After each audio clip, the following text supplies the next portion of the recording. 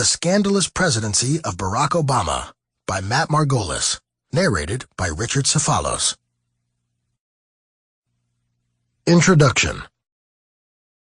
On November 20th, 2016, while speaking at a news conference on the last foreign tour of his presidency in Lima, Peru, Barack Obama claimed, "I'm extremely proud of the fact that over 8 years we have not had the kinds of scandals that have plagued other administrations." He would echo this claim weeks later in an interview on 60 Minutes, telling host Steve Kroft, "I'm proud of the fact that with 2 weeks to go, we're probably the first administration in modern history that hasn't had a major scandal in the White House. In that sense, we changed some things." He actually said those things. It's true that Obama often distanced himself from controversies as they arose in his administration by claiming he heard about them on the news. However, given the volume of scandals from which he distanced himself, such claims are hard to swallow. Yet the mainstream press frequently echoed his dubious sentiments. Obama's top advisor, Valerie Jarrett, told CNN's Fareed Zakaria, "The president prides himself on the fact that his administration hasn't had a scandal." A few days before Obama left office, White House Chief of Staff Dennis McDonough told CNN's Jake Tapper that he was most proud of the fact that the Obama administration was historically free of scandal. This should surprise no one. The press made a habit of pressing the same scandal-free talking point throughout Obama's 2 terms. Rana Foroohar, managing editor of Time magazine, said on MSNBC back in May 2013, "The president has been very rightfully proud of the lack of scandal in his administration so far." The same day, Steve Inskeep, home of NPR's Morning Edition, said, "This administration has been described, I don't even know how many times, as remarkably scandal-free." Here are a few other examples of this remarkable consistency of narrative among the press. The New York Times columnist David Brooks wrote, "The Obama administration has been remarkably scandal-free." In a May 2016 column in The Week, Paul Waldman marginalized Obama's scandals as piddling little scandalettes, later claiming, "As far as we know, whether you like Barack Obama or not, his hands are pretty clean." USA Today's editorial board wrote, "Obama has been a largely classy, mature, and personally scandal-free presence in the White House." Joe Klein wrote in Time magazine, "There would be little melodrama and absolutely no hint of scandal during his time in office." Tom Brokaw, reacting to Obama's farewell address a month later on MSNBC, said, "He's been scandal-free, frankly, in the White House. We haven't had that, for a while." The View's Joy Behar said, "President Obama, for 8 years, was completely scandal-free." This patently absurd claim was actually met with applause. According to Behar, the worst thing he did was smoke a cigarette and put his feet up on his desk. The media could not have been more consistent with their scandal-free messaging if the press operated right out of the Oval Office. Even when the Washington Post fact-checker Glenn Kessler addressed these claims of a scandal-free administration, a bumbling litany of nuances and excuses for various controversies resulted in no rating for a 4 Pinocchio lie. He claims scandals are in the eye of the beholder. Liberal media bias is well documented, but with Barack Obama, something worse is happening. In 2007, Ezra Klein, blogger and columnist for the Washington Post, founded Journalist, the private, invitation-only online forum of several hundred left-wing journalists, academics, and activists served as a conduit for collusion. According to records obtained by the Daily Caller while Obama was running for president in 2008, employees of news organizations including Time, Politico, the Huffington Post, the Baltimore Sun, The Guardian, Salon, and the New Republic participated in outpourings of anger over how Obama was treated in the media and, in some cases, plotted to fix the damage. Members of this group trashed conservative figures, but they also collaborated to protect candidate Obama when stories, such as his association with anti-American pastor Reverend Jeremiah Wright, threatened his campaign. If they failed to kill or bury a story, they tried to smear his critics. Jonathan Strong, a contributor at the Daily Caller, reported, in one instance, Spencer Ackerman of the Washington Independent urged his colleagues to deflect attention from Obama's relationship with Wright by changing the subject. "Pick one of Obama's conservative critics," Ackerman wrote. "Fred Barnes, Karl Rove, who cares, and call them racists." Tucker Carlson, the co-founder and former editor-in-chief of the Daily Caller, said, "Again and again, we discovered members of journalists working to coordinate talking points on behalf of Democratic politicians, principally Barack Obama. This is not journalism, and those who engage in it are not journalists. They should stop pretending to be." Journalist may have disbanded in 2010, but organized left-wing collusion to protect Obama continued unabated, and wasn't limited to the media. Academia also played a role in covering up the scandalous Obama years. When Time magazine asked 10 historians to weigh in on Obama's legacy, their comments often sounded much more like propaganda than analysis. Presidential historian Doris Kearns Goodwin said Obama would be remembered for his dignity, grace, and a lack of scandal. James Grossman, executive director of the American Historical Association, said Obama was virtually scandal-free. Timothy Naftali, clinical associate professor of history and public service at New York University, said Obama would leave office scandal-free. Nikhil Pal Singh, associate professor in the departments of social and cultural analysis and history at New York University, said Obama avoided scandal. Edna Green Medford, a professor of history of Howard University and the academic advisor of C-SPAN's 2017 Presidential Historian Survey, said she was surprised that Obama ranked as 12th best president in the survey, not because 12th was absurdly high, but because she thought Obama would have ranked higher. Amongst other reasons, she said, "I am especially surprised that he was ranked at 7th in moral authority, despite heading a scandal-free administration."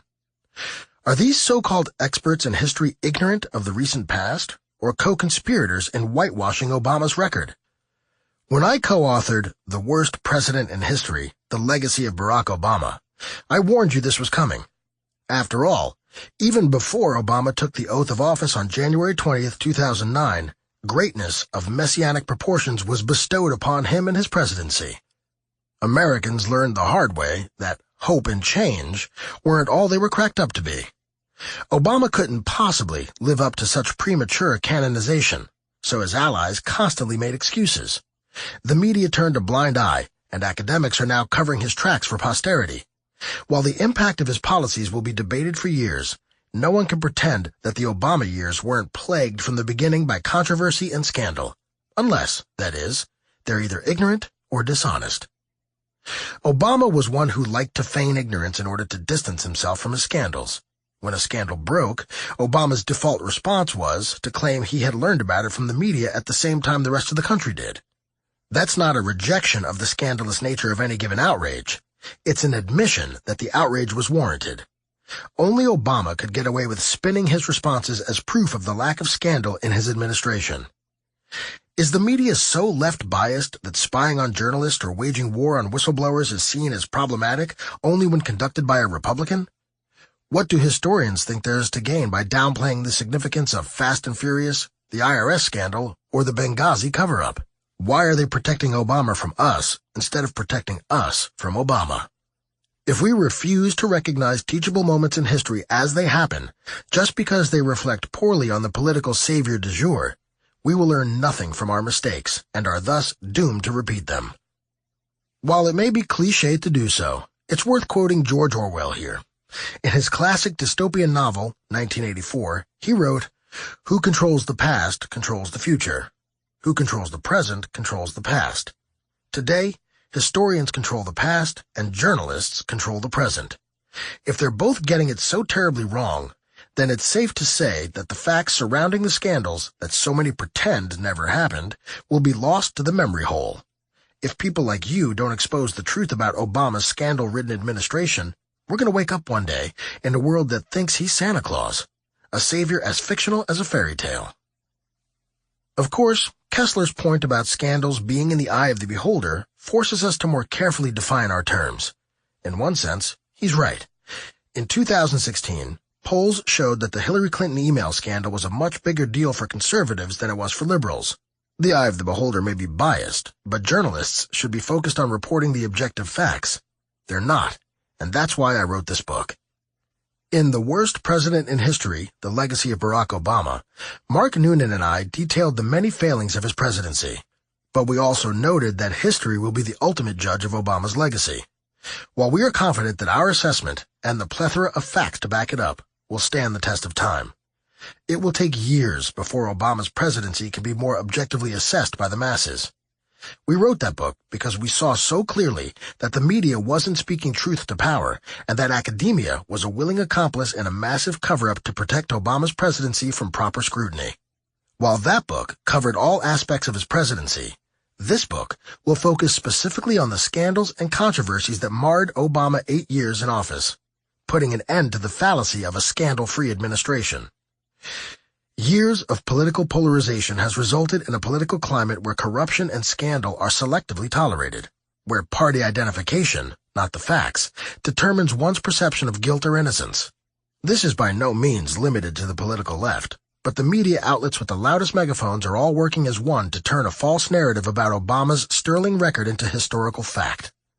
Knowing this, Obama heard from the watchdogs of the press, "Do as you please." And he did. As the following pages will show, Obama's 8 years in office were constantly tainted by scandal and controversy. Not even his presidential transition or his return to the private sector were immune. Many of the scandals and controversies covered in this book could have entire books devoted to them individually, and some of them do, in order to cover everything there is to know about each of them. This book is meant to be a resource covering the most significant scandals and controversies, and the most salient details you need to respond with the next time someone tells you that Barack Obama had a scandal-free presidency. They might not like to hear the facts, but they need to. Leftists, I've noticed, tend to self-segregate ideologically and don't like having their beliefs questioned. So, they may call you a racist for daring to question the conventional wisdom as reported by the media. But don't be discouraged because they won't stop. Obama's supporters in the media, academia, and the grassroots of the Democratic Party are invested in the idea that his presidency was an unparalleled success, and that he was the archetype of presidential ethics. Nothing could be further from the truth, as the following pages prove. But if they repeat their lies often enough, perhaps others will believe them. It's up to conservatives and ethically consistent liberals who approach this book with an open mind to digest the facts and use them to debunk the myths of friends and family members with unflinching Obama messianism. My message is this. Let this book be your reference in that next argument at the dinner table or debate on social media. Each and every little crack in the impenetrable wall of their citadel of denial takes us one step closer to the day when we all wake up and begin standing for truth and moral rectitude. The Blackogate Scandal. December 9th, 2008. Just over a month after Obama's historic victory, Illinois Governor Rod Blagojevich was arrested at his home following a years-long corruption investigation. In the state of Illinois, the governor has the power to fill a U.S. Senate vacancy. Blagojevich was charged with attempting to sell it. In transcripts of tapped phone conversations, Blagojevich called the position a expletive, valuable thing. You don't just give it away for nothing. What did the governor want in exchange for the seat? The criminal complaint claimed he was interested in several positions, including a position in Obama's cabinet or an ambassadorship. If Obama failed to meet his demands, Blagojevich considered appointing himself. Obama distanced himself from Blagojevich when the corruption charges came to light. He claimed he was appalled and disappointed and denied any involvement in the scandal. I have never spoken with the governor on this subject. I am confident that no representative of mine would have any part in any deals related to this seat. There was just one problem with that claim. It turned out that Valerie Jarrett, Obama's top advisor, was interested in his vacant seat and is referred to in the criminal complaint as Senate Candidate 1. Later, on November 3, 2008, Rod Blagojevich spoke with Advisor A. By this time, media reports indicated that Senate Candidate 1, an advisor to the president-elect, was interested in the Senate seat if it became vacant, and was likely to be supported by the president-elect. During the call, Rod Blagojevich stated, "Unless I get something real good for Senate Candidate 1, shit, I'll just send myself, you know what I'm saying?" According to the complaint, Blagojevich offered to appoint Jarrett in exchange for the position of Secretary of Health and Human Services in the president-elect's cabinet. 4 days after the presidential election, CNN reported that a Democratic source close to Barack Obama had confirmed that Valerie Jarrett was Obama's choice to replace him in the Senate. But Jarrett ultimately followed Obama to the White House as an advisor. To nip the brewing scandal in the bud, the Obama transition investigated his connection to Blagojevich, Astonishingly, no improper contact was discovered. In a written statement, Dan Pfeiffer, communications director of the Obama transition, cleared the president-elect. The Obama transition's internal review affirmed the public statements of the president-elect that he had no contact with the governor or his staff, and that the president-elect's staff was not involved in inappropriate discussions with the governor or his staff over the selection of his successor as U.S. Senator. Did anyone really expect that Obama's transition team would conclude that Obama talked to Blagojevich about his Senate seat and violated federal law? Was Pfeiffer really going to say, "Yes, Obama's guilty, but we hope this doesn't change anything"? Of course not. However, their findings contradict both the criminal complaint against Blagojevich and numerous documents obtained by Judicial Watch through a Freedom of Information Act request. Judicial Watch President Tom Fitton explained, "Not only was Team Obama aware of Blagojevich's scheme, but they seemingly participated in illegal negotiations with Blagojevich and his representatives. One of the documents was a letter from President-elect Obama to Governor Blagojevich, dated December 2, 2008, just 1 week before Blagojevich's arrest, thanking him for meeting him the day before. What did they discuss at this meeting? KHQA, a CBS affiliate based out of Quincy, Illinois, published 2 stories about the meeting between Obama and Blagojevich, both acknowledging that the two met to discuss Obama's Senate seat. KHQA withdrew both stories without explanation. Obama's senior advisor, David Axelrod, confirmed that Blagojevich and Obama met and that the Senate was discussed when asked about it on Fox Chicago Sunday on November 28, 2008. "I know he's talked to the governor, and, there are a whole range of names, many of which have surfaced, and I think he has a fondness for a lot of them." Axelrod would later claim he misspoke in a statement released shortly after Blagojevich's arrest. "I was mistaken when I told an interviewer last month that the president-elect has spoken directly to Governor Blagojevich about the Senate vacancy." Testimony during the trial also debunked the internal Obama team's investigation. Barack Obama and his chief of staff, Rahm Emanuel, came up frequently during Blagojevich's trial. In May 2010, Blagojevich's top aide, John Harris, testified that Obama knew he wanted a job in his administration in exchange for appointing an Obama-approved candidate. "The president understands that the governor would be willing to make an appointment of Valerie Jarrett as long as he gets what he's asked for." When Jarrett withdrew from consideration, a list of acceptable candidates to fill Obama's seat in the United States Senate was supplied by Obama. Harris's testimony matched secret FBI recordings of conversations between him and Blagojevich. Governor Blagojevich also wanted Obama to testify, since he had direct knowledge to allegations made in the indictment, and his public statements contradict other witness statements. More damning testimony came from Tom Balinoff, a powerful union official in Chicago, and Obama's emissary to the governor regarding his Senate seat. He claimed that Obama called him the night before the election to talk about what he was looking for in his successor in the U.S. Senate. He said he wouldn't publicly support anyone, but that Valerie Jarrett would fit his criteria. Balinoff then relayed this information to Governor Blagojevich. The Obama transition team's internal investigation failed to mention this conversation. Yet the media treated it as if it were a thorough and honest investigation, sufficient to put the issue to rest.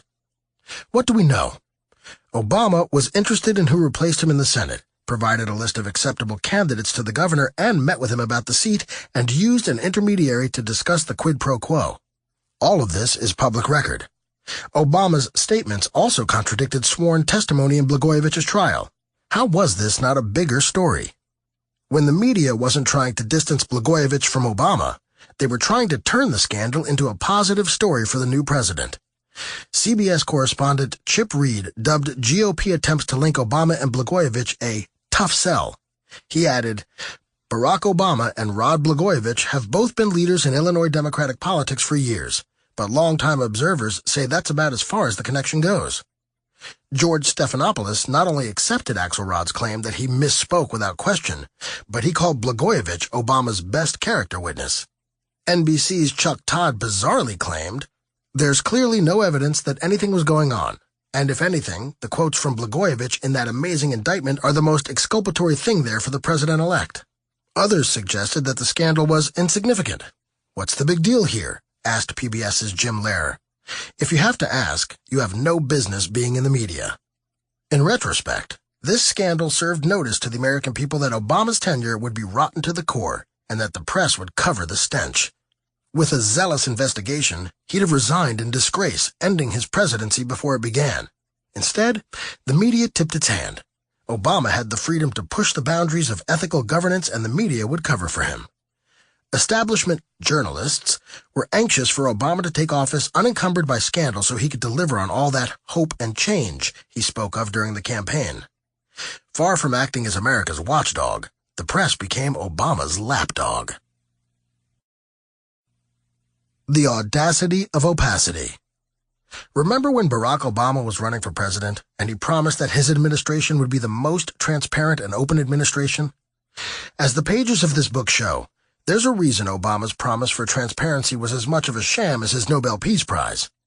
If you believe he sincerely intended to open up the government to public scrutiny, his actions are even more galling. For the record, I don't. From the start, the grandiose platitudes of the campaign proved empty. Obama played the part of a president who desired transparency. On day one of his presidency, he issued a memorandum instructing federal agencies to usher in a new era of open government. How did he do following his own instructions? Prior to entering the White House, Obama promised that all bills would be posted online for the American public to read for 5 days prior to signing them into law. It took him 9 days to abandon that promise when he signed the Lilly Ledbetter Fair Pay Act less than a day after it arrived on his desk. Failing to live up to a relatively minor campaign promise was just the first in a long string of decisions made by the most opaque and guarded administration in American history to undermine all attempts to hold government accountable. Here are several other instances of obfuscation. Remember, this is far from an exhaustive survey. Obama gets praise for his policy of voluntarily releasing White House visitor logs, but he fought hard to keep them secret, only revising the policy after a lawsuit from Citizens for Responsibility and Ethics in Washington, CREW. After that change, the White House conducted many meetings with lobbyists off White House grounds to keep his associations secret. It took losing a lawsuit from Judicial Watch to force the administration to release all visitor logs. As a candidate for president, Obama promised to protect whistleblowers. As president, he waged war against them. The Obama administration used the 1917 Espionage Act to go after whistleblowers who spoke with the media 3 times more than all past presidents combined. In a rare moment of honesty, his promise to offer increased whistleblower protections was deleted off his transition website, change.gov, in the summer of 2013. Transparency on healthcare reform also met an untimely demise at the hands of an ethics death panel. Remember when Obamacare negotiations were supposed to be televised on C-SPAN to demonstrate true openness with the voters?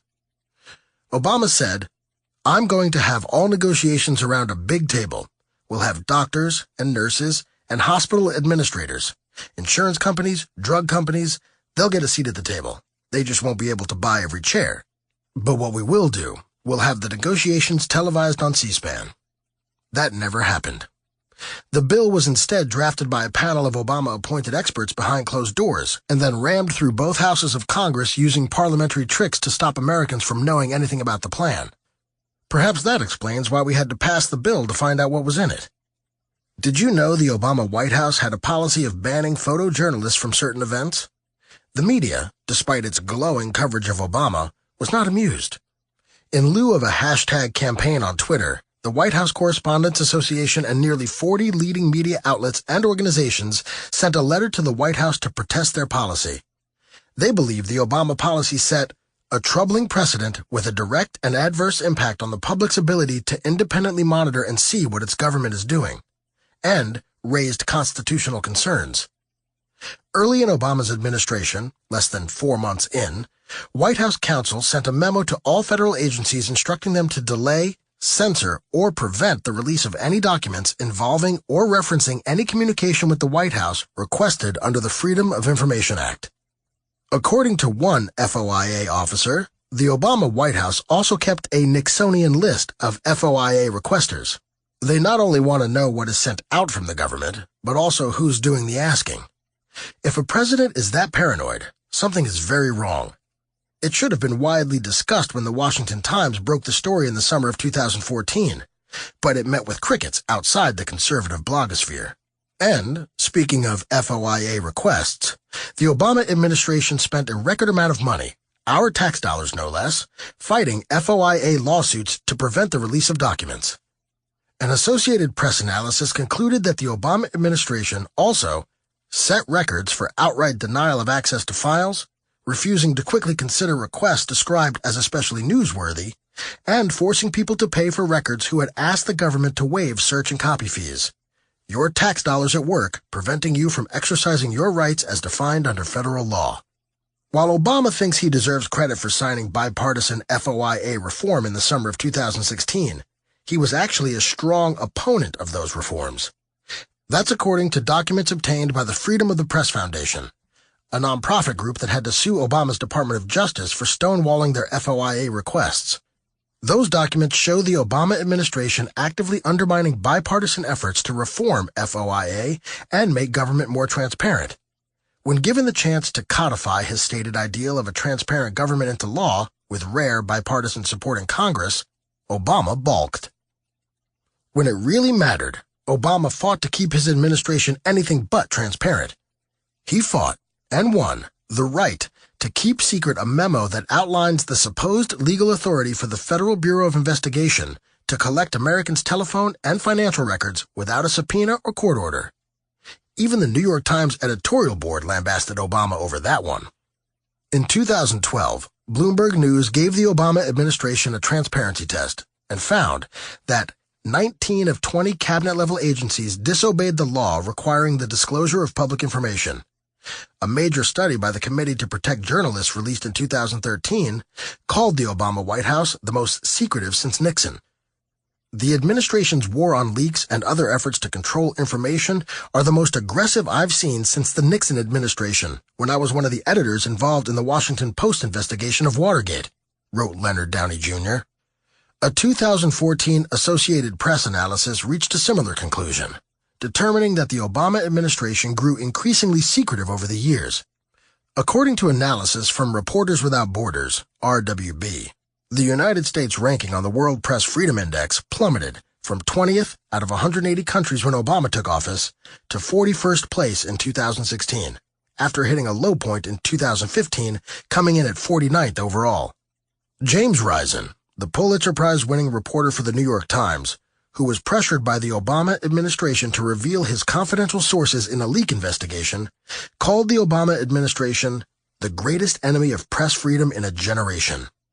The New York Times executive editor Jill Abramson called the Obama White House the most secretive White House that I have ever been involved in covering. The Washington Post was also critical of Obama's record on transparency and secrecy, noting that WAPO reporters had only been given an opportunity to interview Obama during his first year in office. Think about that. The Post is, after all, perhaps the leading news outlet on national government and politics, with no in-depth, on-the-record access to the President of the United States for almost all of his 2 terms, wrote columnist Margaret Sullivan in May 2016. I couldn't get anyone in the White House press office to address this, despite repeated attempts by phone and email, which possibly proves my point.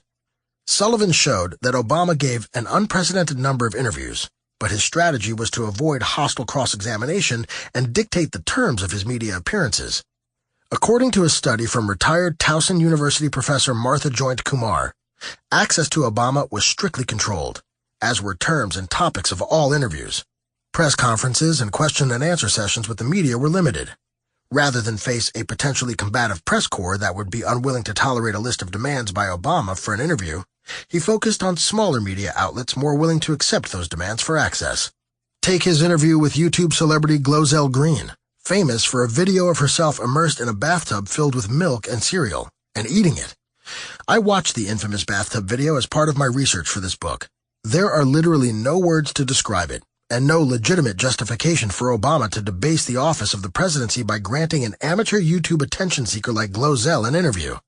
While Obama lauded transparency in public, he avoided transparency like the plague behind the scenes. Even so, he pushed the most transparent administration mythology throughout his presidency. It wasn't enough for Obama to pretend that he was a true advocate for government transparency. He actually demanded credit for it. In what can only be described as a pathetic attempt to rewrite Obama's scandalous record on transparency, Press Secretary Josh Earnest wrote a letter to the editor that appeared in the New York Times on August 31, 2016, claiming Obama improved government transparency and journalists should recognize and acknowledge that. 40 journalism and open government groups responded with a letter explaining how transparency had actually gotten worse. What do you get when you cross the least accessible White House in history with a submissive, fawning press? A transparent scandal that's invisible to the average American. The new Black Panther scandal. On Election Day 2008, members of the new Black Panther Party stood outside a Philadelphia polling place wearing military garb, making racial remarks and discouraging people from voting. The incident was captured on video and uploaded to YouTube, gaining national attention. A voter intimidation case against the new Black Panther Party began weeks before Obama took office, and that's where this open and shut case turned into one of the earliest Obama administration scandals. The case continued under the Obama administration. Between the video evidence and eyewitness accounts, it was a slam dunk.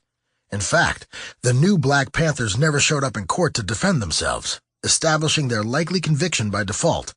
But then, in May 2009, the Justice Department made the controversial decision to drop the case, despite the video evidence of the men using racial slurs, with one of them brandishing a weapon, and witness reports of voters turning away from the poll because of their intimidating presence. The Justice Department claimed the incident was minor and blown out of proportion. They said career attorneys had determined there was no merit to the case. Their excuses were as implausible as the pitch for Obamacare. Many believed Obama's Justice Department was refusing to prosecute minorities for civil rights abuses. As Virginia Congressman Frank Wolf asked, if showing a weapon, making threatening statements, and wearing paramilitary uniforms in front of a polling station doors does not constitute voter intimidation, at what threshold of activity would these laws be enforceable? For the Obama administration, the answer, apparently, was only when the victims aren't white. Around the same time this scandal was growing, Obama got himself in the middle of another race-based controversy by speaking publicly about the arrest of Harvard professor Henry Louis Gates Jr. at his home. He implied that the officers who were responding to a neighbor's 911 call about a possible break-in in progress had suspected the professor based solely on his race. He called together the professor, the police officer, and, of course, the press to hold a beer summit to open a dialogue about race relations in law enforcement. But the scandal at the Justice Department was far more serious. The U.S. Commission on Civil Rights looked into the allegations against the Justice Department. Republicans in Congress demanded answers. The new, open and transparent Obama administration was having none of it. However, if you'll pardon my echoing of Obama here, they acted stupidly. They refused to respond to requests from the commission and congressional inquiries. Obviously, they had nothing to hide, right? Months of stonewalling later, the commission voted to formally investigate the Justice Department's actions. And the obstruction continued. The Justice Department instructed federal attorneys J. Christian Adams and Christopher Coates, who were subpoenaed by the commission, not to cooperate with the investigation. Adams and Coates had both worked on the case against the new Black Panthers and wanted it to move forward. Coates was removed from his position at the Department of Justice and sent to a U.S. Attorney's office in South Carolina. Adams later resigned from his position at the Justice Department because of the corrupt nature of the dismissal, statements falsely characterizing the case, and, most of all, indefensible orders for the career attorneys not to comply with lawful subpoenas investigating the dismissal.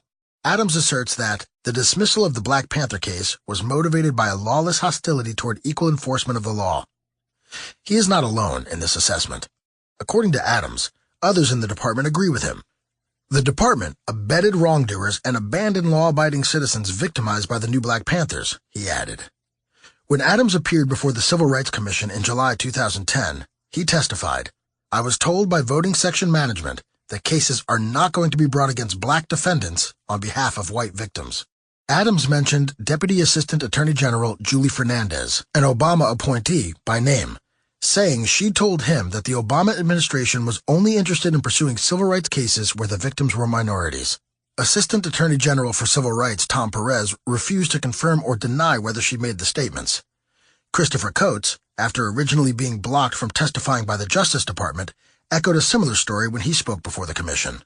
"I had people who told me point blank that they didn't come to the voting rights section to sue African American people.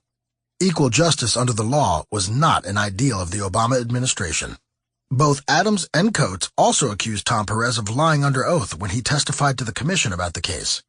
According to documents obtained by Judicial Watch via a Freedom of Information Act lawsuit, they were right. The Justice Department had been claiming for over a year to both Congress and the Commission that career attorneys, not political appointees, had been responsible for dismissing the case. Perez had testified under oath to this point, but according to internal emails, high-ranking political appointees were regularly discussing the case. The Washington Times even reported in 2009 that Associate General Thomas J. Pirelli, the third-ranking official in the Justice Department at the time, was consulted and ultimately approved the decision to drop the case. Attorney General Eric Holder was also being updated on the case, bringing the corruption straight to Obama's cabinet. So, Perez lied under oath. No big deal, right? Obama was pleased. Perez later became Labor Secretary in 2013, serving until the end of Obama's presidency. As of this writing, he is the chairman of the Democratic National Committee. Lying under oath pays if you're an Obama crony. Considering the Democrats already have a president who was impeached for lying under oath and a former chairman who resigned in disgrace after rigging the 2016 Democratic presidential primaries for that president's wife, having a party chairman who lied under oath and got away with it is small potatoes. Not only were senior officials at the Justice Department involved, but, according to an analysis by the Washington Times, there was also evidence of coordination with the White House. Flagrant Justice Department stonewalling of numerous outside inquiries concerning the case already had deepened the suspicion that high-level political interference was involved. Now, a new analysis shows that the top justice political appointee positively identified as having approved the controversial decisions, Associate Attorney General Thomas J. Pirelli, had a strange habit of consulting key White House lawyers in person at exactly the times the key Black Panther decisions were being made, but very rarely visiting the White House when Black Panther matters were not pressing. On January 27, 2011, the U.S. Commission on Civil Rights released their final, damning report on the new Black Panther Party intimidation case. It not only detailed the merits of the case, but also the Obama administration's involvement in the decision to drop it, the stonewalling of the investigation by the Justice Department, including not allowing key witnesses in the department to testify, and unambiguous evidence of a racial double standard in the Civil Rights Division. Despite all the damning evidence, an internal Justice Department investigation concluded that politics played no role in the dismissal of the Black Panther case. Gee, who didn't see that coming? What we had here was an explosive scandal involving accusations of systemic racial bias in the Department of Justice, stonewalling investigations, lying under oath, and evidence of White House involvement. Calling it a scandal is an understatement. Surely the media covered the story with gusto, right? Not even close. There was no coverage of the scandal at ABC, CBS, or NBC. In the summer of 2010, more than a year after the controversy began, the Washington Post's ombudsman skewered the paper for ignoring the scandal, while other papers like the Washington Times and even the New York Times had covered it. Around the same time, CBS anchorman Bob Schieffer interviewed Eric Holder, but never asked him about the scandal, claiming, after the fact, that he didn't know about it during the interview. Even more ridiculous was a claim by MSNBC's Keith Olbermann that the decision not to prosecute the new Black Panther Party was not made by Obama, nor the Obama administration, nor the Attorney General Mr. Holder. It was made during the administration of George W. Bush. Perhaps Schieffer was ignorant of the scandal, which I doubt, since the media gave it little attention, but Olbermann's claim was a verifiable lie. As I've already documented, the decision to drop the case happened after Obama took office and was made by Obama appointees. Soon after the release of the Commission on Civil Rights' final interim report on the scandal, several commissioners' terms expired, and the vacancies filled by Obama's appointees. The commission's investigation was as good as dead. In 2012, the new Black Panthers once again returned to polling places in Philadelphia to intimidate potential voters. With Barack Obama and Eric Holder protecting them from being held accountable, what was stopping them? So much for that post-racial presidency we were promised. Like the rest of the media narrative surrounding Obama's term in office, reality bore little resemblance. The Walpin Firing Scandal. Most people probably don't know who Gerald Walpin was, or why he's important in the grand scheme of Obama's scandals.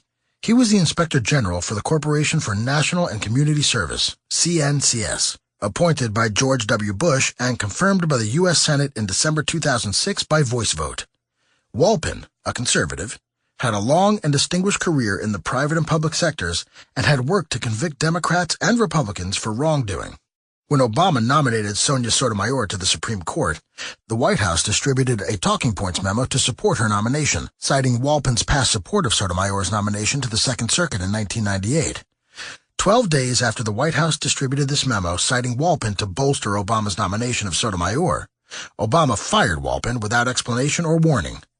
One reporter for the Daily Beast said that the firing might be President Obama's first scandal since taking office. It wasn't the first, obviously, but it would prove to be quite the scandal. Gerald Walpon had been investigating Sacramento Mayor Kevin Johnson, a former NBA basketball star and Obama supporter, for misusing federal grant money from AmeriCorps.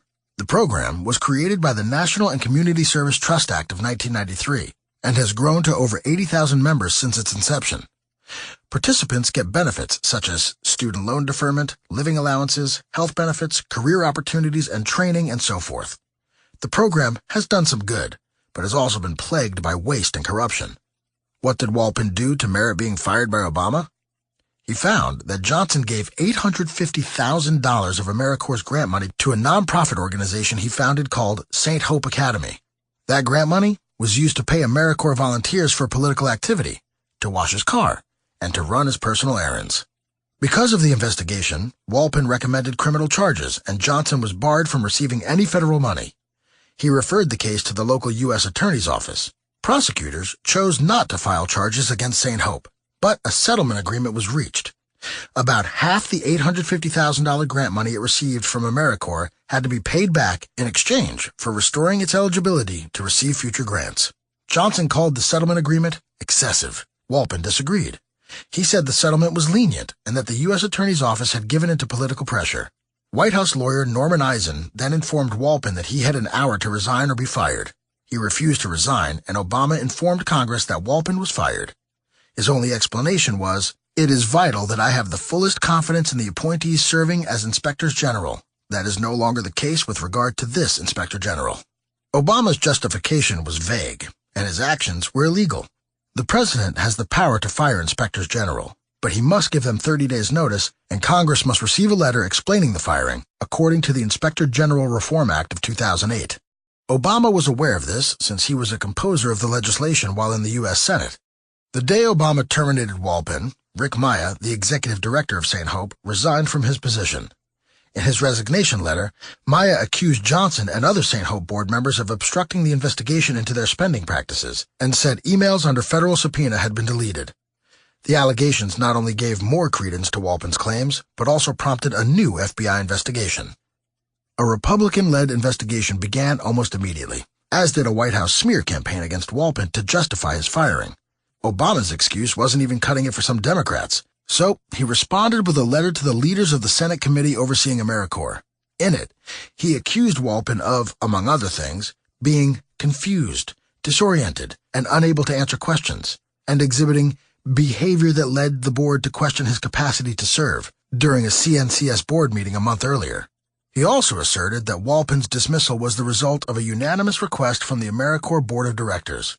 Walpon told Glenn Beck he was amazed at these claims, since a mere 2 days before he was fired, they asked him to go to San Francisco to give a speech. The Republican investigation of Walpon's illegal dismissal concluded that all the accusations against Walpon came after his firing, and were likely part of a cover-up of Obama's illegal actions. The Obama White House never sought the opinion of the board until after the firing, providing them with the talking points on the matter in case the media asked any questions. Documents previously withheld by the White House, released only hours after Senator Charles Grassley and Representative Darrell Issa released their report on their findings, corroborated the report. The only person with any substantive input on Walpon's removal was the board chairman, Alan Solomont, an Obama supporter and big-time Democratic donor. The board's vice chairman, Stephen Goldsmith, was contacted before the firing, but after the decision to fire Walpon had already been made. As Hot Air's Ed Morrissey noted, the White House not only deliberately misled Congress on Walpon's firing, they also withheld these new documents until after Grassley and Issa made their initial report on the investigation. The report also found that concerns about Walpon's fitness to serve as IG lacked merit, and that White House lawyer Norman Eisen's statements to Congress were explicitly contradicted by witness testimony. Walpon's investigation also unearthed an apparent cover-up of sexual abuse allegations against Johnson by 3 female St. Hope Academy students. One student was offered hush money but refused to accept it. This all begs the question, how did Johnson avoid prosecution? Well, acting U.S. Attorney Lawrence Brown was actively seeking a presidential appointment as the U.S. Attorney at the same time he was negotiating a lenient settlement agreement with Kevin Johnson, excluding the Inspector General from the negotiations and filing a complaint against Walpin with the Integrity Committee, according to an update and supplement to Senator Grassley and Representative Issa's initial report on the firing. Walpin was cleared of all the charges made against him. The smear campaign against him failed, and Brown never got the appointment. Nevertheless, Obama broke the law to protect the donor and ally who had misused federal grant money and sexually abused 3 students. Then, he and his appointees misled Congress in an attempt to cover it up. Is that not a scandal? According to the media, it wasn't. Analysis from the Media Research Center shows that, except for the Fox News Channel and a few reports on CNN, the media was silent. Tom Brokaw featured a laudatory profile of Johnson, including his founding of St. Hope, in a documentary called American Character Along Highway 50 that aired in January 2010. Somehow, Tom Brokaw's search of the American character led him to Johnson, despite Johnson's misuse of AmeriCorps grants, the obstruction of the investigation, the FBI investigation of that obstruction, and the allegation of sexual misconduct. Why? Because protecting Obama meant protecting Johnson too. Members of the media had a duty to be government watchdogs, like Gerald Walpin, and expose corruption and abuse of power. Walpin did his job. The only crime he committed was going after Johnson, Obama's friend and donor. And Johnson knew he could rely on the president because he knew the press wouldn't hold Obama accountable for abusing the power and resources of the government to help a friend and donor. The Sestak job offer scandal. In 2016, the Obama administration got in some hot water over reports that hundreds of thousands of tax dollars were sent to an Israeli group with ties to Obama's campaign in an attempt to oust Prime Minister Benjamin Netanyahu. Many found this shocking, but the truth is, Barack Obama was in the business of trying to manipulate elections as early as his first term, and much closer to home. He urged New York Governor David Paterson not to run for re-election over concerns of his unpopularity impacting congressional elections in New York State in 2010. He also attempted to persuade Illinois Attorney General Lisa Madigan and Cook County Sheriff Tom Dart to run for his old Senate seat. Yes, this is the same Senate seat at the center of the Blagojevich scandal. There's nothing wrong with persuading someone to run for office or drop out of the race, but Obama crossed a legal line when he got involved in the 2010 U.S. Senate election in Pennsylvania. In 2009, Senator Arlen Specter, after having spent nearly 30 years in the Senate as Republican, announced he would run for re-election in 2010 as a Democrat. Specter's career in politics began as a registered Democrat, but in 1965 he switched to the Republican Party. Specter had been a moderate Republican and had often sided with Senate Democrats. His announcement came just weeks after Pat Toomey, the former president of the Club for Growth, entered the race to challenge Specter for the Republican nomination. The White House had been trying to convince Specter to switch parties for weeks, but he was reluctant. As poll after poll piled up showing him trailing Toomey, he saw the writing on the wall. I'm not prepared to have my 29-year record in the United States Senate decided by the Pennsylvania Republican primary electorate, Specter said at a press conference. Not prepared to have that record decided by that jury. Specter saw that his career as a Republican was all but over. However, as a Democrat, with Obama's support, he saw a chance at survival. Obama saw a potential 60th vote in the Senate that would leave the Republican Party powerless to stall his agenda. In exchange for switching parties, Obama promised his full support. He would campaign for Specter and help him fundraise. They didn't count on interference from Joe Sestak, Navy veteran and 2-term Democrat congressman from Pennsylvania's traditionally Republican 7th Congressional District. Sestak had been eyeing a run for the U.S. Senate prior to Specter's switch and didn't appreciate Obama and the Democratic establishment backing Specter. In February 2010, Sestak revealed during a radio interview with veteran journalist Larry Kane that he'd been offered a job the previous summer by the Obama administration to put an end to his campaign. When asked by Kane, "Were you ever offered a federal job to get out of this race?" Sestak answered, "Yes," and confirmed the job was offered by the White House. Sestak's allegation was very serious. In fact, he had just accused the Obama White House of committing a federal crime. The cat was out of the bag. And Representative Darrell Issa ranking Republican of the House Committee on Oversight and Government Reform, opened a probe. The White House offered zero cooperation. ICE's attempt to sort out this scandal met with endless deflections. Obama spokesman Robert Gibbs refused to confirm or deny that any job offer was made, claiming to have no information and promising to investigate further. On March 16, 2010, he told reporters, "I've talked to several people in the White House. I've talked to people that have talked to others in the White House. I'm told that whatever conversations have been had are not problematic. I think Congressman Sestak has discussed that this is, whatever happened is, in the past, and he's focused on his primary election." ISA was displeased by the White House investigating itself, saying that the White House is allowing its communications staff to carry out investigative tasks ordinarily conducted by legal professionals in the counsel's office. Such slipshoddness has all the makings of a cover-up. While the White House was stonewalling, legal experts were weighing in. They were split along party lines as to whether anything illegal occurred. Hans von Spakovsky, a former Justice Department attorney, said, "I don't know if I would use the word bribery, but offering a federal job in exchange for a political favor is against federal law." However, Melanie Sloan, the executive director of the left-wing ethics watchdog group Citizens for Responsibility and Ethics in Washington, disagreed, saying, "I don't think there is any issue. I don't see the crime." Others avoided judgment without the benefit of more information, which neither the White House nor Sestak was interested in providing. An investigation was necessary, and, while the Obama administration stonewalled, Republicans requested a special counsel be appointed to investigate the allegations. That request was rejected by Obama's Justice Department. Representative Issa was outraged. The Attorney General's refusal to take action in the face of such felonious allegations undermines any claim to transparency and integrity that this administration asserts. The Obama administration was anything but transparent on the brewing scandal. Despite their claims of no wrongdoing, months of White House stonewalling looked like a cover-up.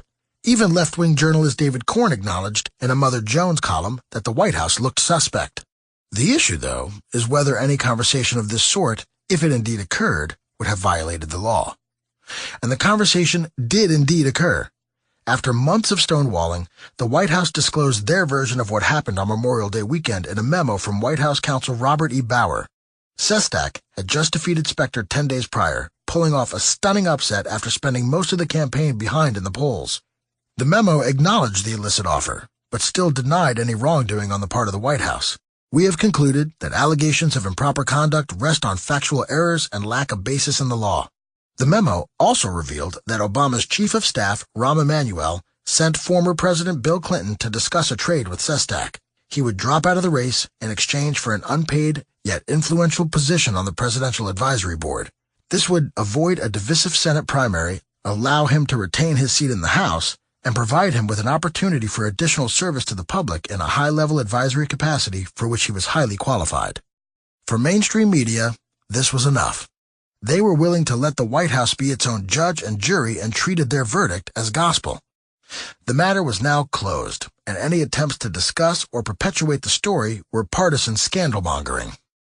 House Republicans requested an FBI investigation, prompting CBS reporter Brian Montopoli to accuse the GOP of trying to keep the Joe Sestak affair alive despite today's White House memo denying wrongdoing. Did he imagine that the Obama White House would admit to committing a federal crime? After 3 months of ignoring the scandal, the media kept right on sweeping it under the rug with a White House broom. In their eyes, the story didn't merit coverage. According to the Media Research Center, the Sestak job offer scandal drew only 9 stories or mentions on 3 networks. NBC offered only 1 evening anchor brief. CBS featured an evening anchor brief, a morning anchor brief, and a Saturday night interview where analyst John Dickerson dismissed the scandal. ABC did the most, with 5 offerings. 3 stories or discussions on world news and 2 on Good Morning America. All 9 segments were contained within the Memorial Day weekend. Even as contradictions in Sestak's story and the White House story raised more questions, the media was silent. During the following week, the White House narrative fell apart, since Sestak could not serve on these advisory boards as a member of Congress. Press Secretary Robert Gibbs obfuscated and dodged reports when peppered with questions, which led to some newspaper and cable coverage. But ABC, CBS, and NBC all blacked out the story as it crumbled. Just like that, Obama got another free pass, even after the White House confirmed Sestak's version of events.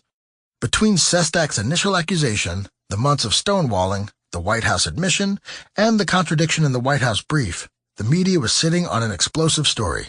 There were countless questions still unanswered, including the extent of Obama's involvement and the specific details of the job with which Obama tried to bribe Sestak. The best excuse Obama's defenders offered was that this kind of horse trading was politics as usual. That's an interesting appeal, given that these same left-wing operatives won the 2008 election by accusing George W. Bush and congressional Republicans of trapping America in politics as usual.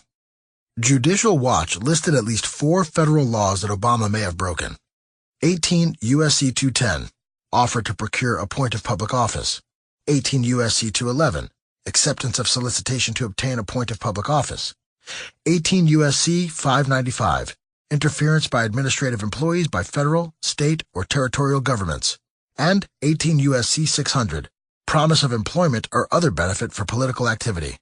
Alas, once Sestak lost the election to conservative firebrand Pat Toomey, Republicans lost interest in pursuing an investigation. Perhaps they'd have had more stomach for a fight if the media wasn't tag-teaming with the guilty party. We'll never know. But we do know that, once again, Obama played a role in dirty, illegal political chicanery and got away with it. The Obamacare fraud. Obamacare may have been Obama's signature achievement, but it was also rife with controversy and scandal. Nancy Pelosi's infamous remark that, "We have to pass the bill so you can find out what's in it," perfectly encapsulates the most scandalous aspect of the legislation. It was a huge fraud. The bill gained support only through the endless repetition of myths and blatant lies by Obama and liberals in Congress.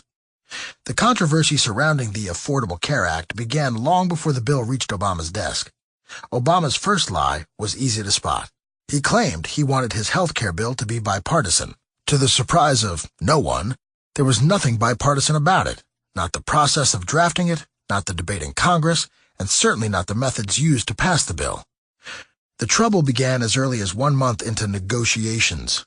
Minority Whip Eric Cantor warned that Obama stopped engaging with Republicans on the health care bill in May 2009. "No matter what the cry is from the White House, no matter what the president claims, they have not engaged with us," he said. With Republicans kicked out of the process and the public unconvinced about the proposed plan, the next step was to negotiate the major details of the legislation in secret. Obama had promised, during his presidential campaign, to broadcast the final negotiations on C-SPAN. Instead, House Speaker Nancy Pelosi declared in January 2010, "The House and Senate plan to put together the final health care reform bill behind closed doors according to an agreement by top Democrats." Obama, according to Press Secretary Robert Gibbs, was in full agreement and wanted to get a bill to his desk as quickly as possible. His promise of transparency and bipartisanship be damned. And then Republican Scott Brown won a special election for the U.S. Senate seat vacated by the late Ted Kennedy in a stunning upset in Massachusetts, breaking the Democrats' filibuster-proof majority. Scott Brown had campaigned on a pledge to be the 41st vote, and the election was seen as a referendum on Obama's plans for health care reform. Without their 60-vote safeguard, Senate Democrats were reluctant to hold a second vote and risk a filibuster. To overcome this hurdle, they abused a Senate rule called reconciliation, designed to reduce spending by allowing the Senate to pass cuts with a simple majority vote. There were no more hearings, and debate ended in a midnight closed-door party-line vote for a bill that would increase spending, not reduce it. The Wall Street Journal editorialized, "What we are about to witness is an extraordinary abuse of traditional Senate rules to pass a bill merely because they think it's good for the rest of us, and because they fear their chance to build a European welfare state may never come again." Not all Democrats were on board when the debate started in the House of Representatives. It took deception to ensure Obamacare's passage, because of language that would allow for taxpayer-funded abortions. To get around this, Obama promised to issue an executive order, after the final House bill passed, that would prevent taxpayer money from being used to fund abortions. This promise satisfied the pro-life Democrats, who would now vote for Obamacare and pave the way for its passage. Obama then abandoned his promise, violating his own executive order, and the Department of Health and Human Services issued a mandate requiring coverage of contraception and abortion-inducing drugs. Adding insult to injury, the requirement had no exemption for religious groups. Former Congressman Bart Stupak, who negotiated the executive order with Obama, realized he'd been lied to. "I am perplexed and disappointed that, having negotiated the executive order with the president, not only does that HHS mandate violate the executive order, but it also violates statutory law. I think it is illegal, he said at Democrats for Life Forum at the 2012 Democratic Convention.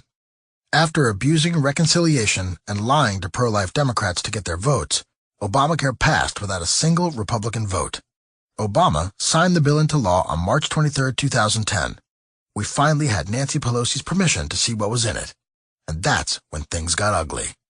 The employer mandate, by law, was to go into effect on January 1, 2014.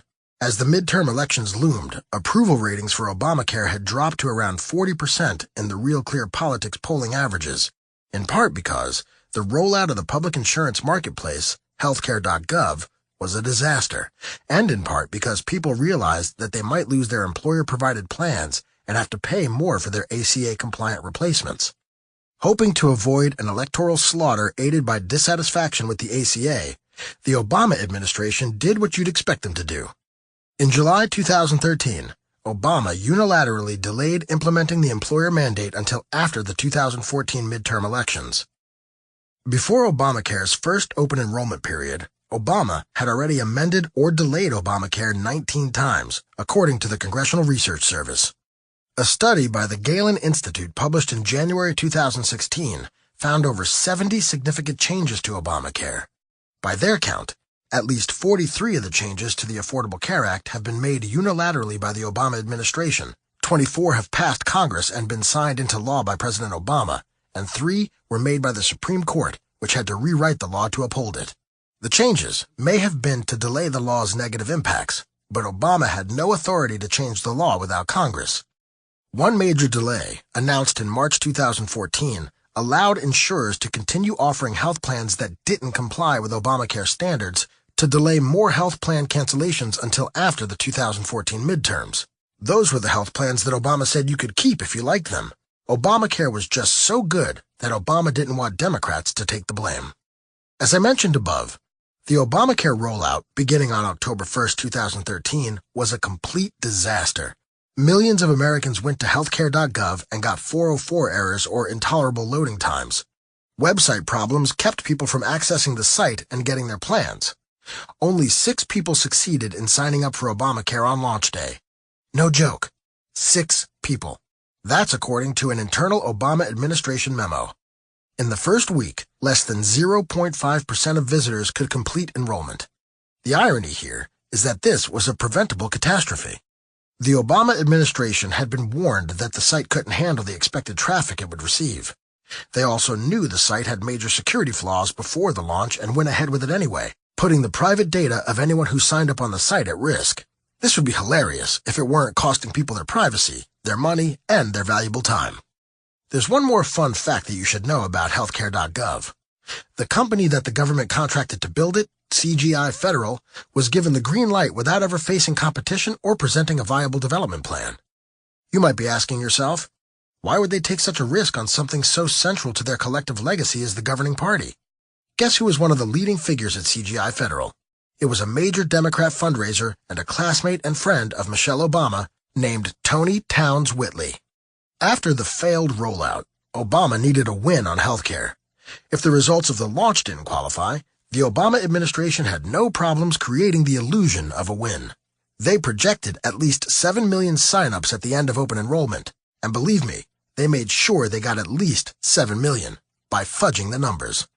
Of course, saying they fudged the numbers is both an understatement and an insult to chocolate confectionaries. On April 1, 2014, the end of Obamacare's first open enrollment, Obama announced that 7.1 million Americans had signed up on the Obamacare exchanges. Included in his announcement was the declaration that the Affordable Care Act is here to stay. It turned out it was appropriate that he made that announcement on April Fool's Day. While health insurers only count people as being enrolled in a health plan when they've submitted a payment, the Obama administration was using their own broad definition for what counted as an enrollee. According to the Washington Post, the Obama administration counted those who have purchased a plan, as well as those who have a plan sitting in their online shopping cart but have not yet paid. Guy Benson of Town Hall called the enrollment numbers incomplete to the point of deception. In addition to the incredibly loose definition of what makes an enrollee, There were also a significant number of duplicates after problems with the healthcare.gov website caused large numbers of enrolled people to create new accounts and re-enroll, sometimes more than once. That's why the administration's enrollment statistics are useless in the aggregate, Benton wrote. They just manufactured the largest sounding number possible and heralded it as exciting proof that the law is working and the debate is over. The Rand Corporation put the real number of enrollees at 3.9 million. Only 36% of those enrollees, about 1.4 million, were previously uninsured. Another study, this one by McKinsey & Company, found that of the people signing up for new ACA plans in 2014, only 22% were previously uninsured individuals who have paid for coverage and therefore enrolled in health insurance. Obama and members of his administration knew they were touting bad enrollment numbers, but pushed them anyway because they were desperate to declare Obama's signature legislation a success. And that's just part of the story. Don't forget that people who liked their existing healthcare plans were supposed to be able to keep them. Obama made this promise repeatedly while making the case for Obamacare. At least 37 times, without caveat, Obama promised, if you like your healthcare plan, you can keep it. When people started getting cancellation notices, the Obama administration tried to shift blame from the law to the insurance companies, but to no avail. Eventually, Obama changed his script and, if you like your healthcare plan, you can keep it, period, became, you can keep it if it hasn't changed since the law passed. It was a big enough lie that the left-wing fact-checking site PolitiFact crowned, if you like your healthcare plan, you can keep it, the lie of the year for 2013. At least that was an accolade Obama truly deserved, unlike his Nobel Peace Prize. Obama's policy advisors knew people would lose their plans, but Obama kept lying to the American people anyway to sell Obamacare to the people. In fact, the Obama administration knew, back in 2010, that millions could lose their plans despite Obama's repeated promises to the contrary. So, how many people lost their plans? 6 years after Obamacare became law, a net 9 million people had lost their private health plans because of the law, the Weekly Standard reported. The bottom line is that Obama lied, and that lie probably got him reelected. According to a poll taken after the botched Obamacare rollout, if voters had known they'd lose their healthcare plans because of Obamacare, Mitt Romney would have defeated Obama in 2012. As the years passed, things didn't improve with Obamacare either. Like many others, I'm still waiting for the $2,500 decrease in premiums Obama promised. Of course, Obama knew that number was malarkey, just like many of the other promises he made about his healthcare plan. They were fairy tales meant to sell the idea to the public with no intention of delivering. For example, Obamacare established a series of nonprofit healthcare co-ops intended to provide more choices for Americans, but they proved to be unsustainable. As of this writing, 19 of the original 23 co-ops have failed, leaving just 4 in operation for 2018. That, combined with huge, unprecedented premium increases, 25% from 2016 to 2017, have many saying Obamacare is in a death spiral. From the passage of Obamacare to its launch to its current dreadful state, the law has been blemished by controversy, deception, and incompetence. Through it all, the mainstream media did its part to keep public opinion of the law as positive as possible. Media research president Brent Bozell likened the media's coverage of Obamacare to a cover-up. Perhaps the best example of this is the media blackout of the viral video that showed Obamacare architect Jonathan Gruber admitting that deceiving the public was key to making Obamacare pass. Lack of transparency is a huge political advantage, Gruber said during a discussion of Obamacare at University of Pennsylvania on October 17, 2014. And, basically, call it the stupidity of the American voter or whatever, but basically that was really, really critical in getting the thing to pass. The media, including big newspapers, mostly ignored the video and this shockingly candid remark about Obamacare. Those that covered it downplayed Gruber's role in the crafting of Obamacare. What benefit is there to covering up the very real faults of a bill impacting a huge chunk of the economy? Was protecting Obama's legacy really worth it? The American people will still have to figure out how to make ends meet after they pay their higher premiums, regardless of whether Obama or the complicit media concede that Obamacare was a scandalous disaster. The BP oil spill response and cover-up. In the summer of 2010, the Deepwater Horizon offshore oil rig exploded, sending vast quantities of oil spilling into the Gulf of Mexico. This was one of the worst environmental disasters of the 21st century. Just as Americans judged George W. Bush by his handling of Hurricane Katrina, some might say unfairly judged, Obama knew his response would be scrutinized. Unfortunately for the Gulf Coast, he was not up to the task. He formed the National Commission on the Deepwater Horizon oil spill to oversee the administration's cleanup efforts. That body repeatedly faulted Obama for underestimating the magnitude of the spill and for slowing the federal response. Obama is not the first president to oversee a federal disaster recovery effort that didn't live up to expectations, but that isn't what earned this event a place in my book. The reason I wrote about the spill is the Obama administration's repeated lies to the American public about the severity of the spill and the cleanup efforts. Obama wanted us to believe he was in charge and handling the situation with precision, but the facts on the ground told another story. The aforementioned commission reported that the federal government created the impression that it was either not fully competent to handle the spill or not fully candid with the American people about the scope of the problem. Ouch! One example of Obama's dishonesty is his mischaracterization of the resources he made available to emergency managers. Republicans on the House Oversight and Government Reform Committee noted that the White House had claimed 140 skimmers were cleaning up oil in the Gulf when only 31 were actually deployed. They found that Obama was more concerned with public relations than actual cleanup and resource management. This becomes obvious when you compare reports from credentialed scientists with public comments by Obama and his supporters. While BP officials and government scientists believed the flow rate of the oil spill could be as high as 110,000 barrels per day, the Obama administration was claiming, for over a month, that the flow rate was 5,000 barrels per day. 3 months after the spill, Carol Browner, Obama's energy advisor, claimed that scientists had found that more than 75% of the oil was gone, when the government's own data suggested otherwise. Browner also claimed data on the cleanup had been peer-reviewed, even though it hadn't. Misleading the public is a serious ethical breach, and the Obama administration's lowball estimates raised lots of questions. One watchdog group, Public Employees for Environmental Responsibility, which represents whistleblower government scientists, sued the Obama administration after they stonewalled FOIA requests to find out why the Obama administration was making such lowball claims. In 2012, we found out why. The White House didn't just mislead the public about the spill. The White House, according to emails released following the lawsuit, had pressured government scientists to underestimate the size of it. Next, the White House tweaked an Interior Department report to give the false impression that an independent panel of scientists and engineers had supported Obama's 6-month drilling moratorium in the wake of the Deepwater Horizon explosion.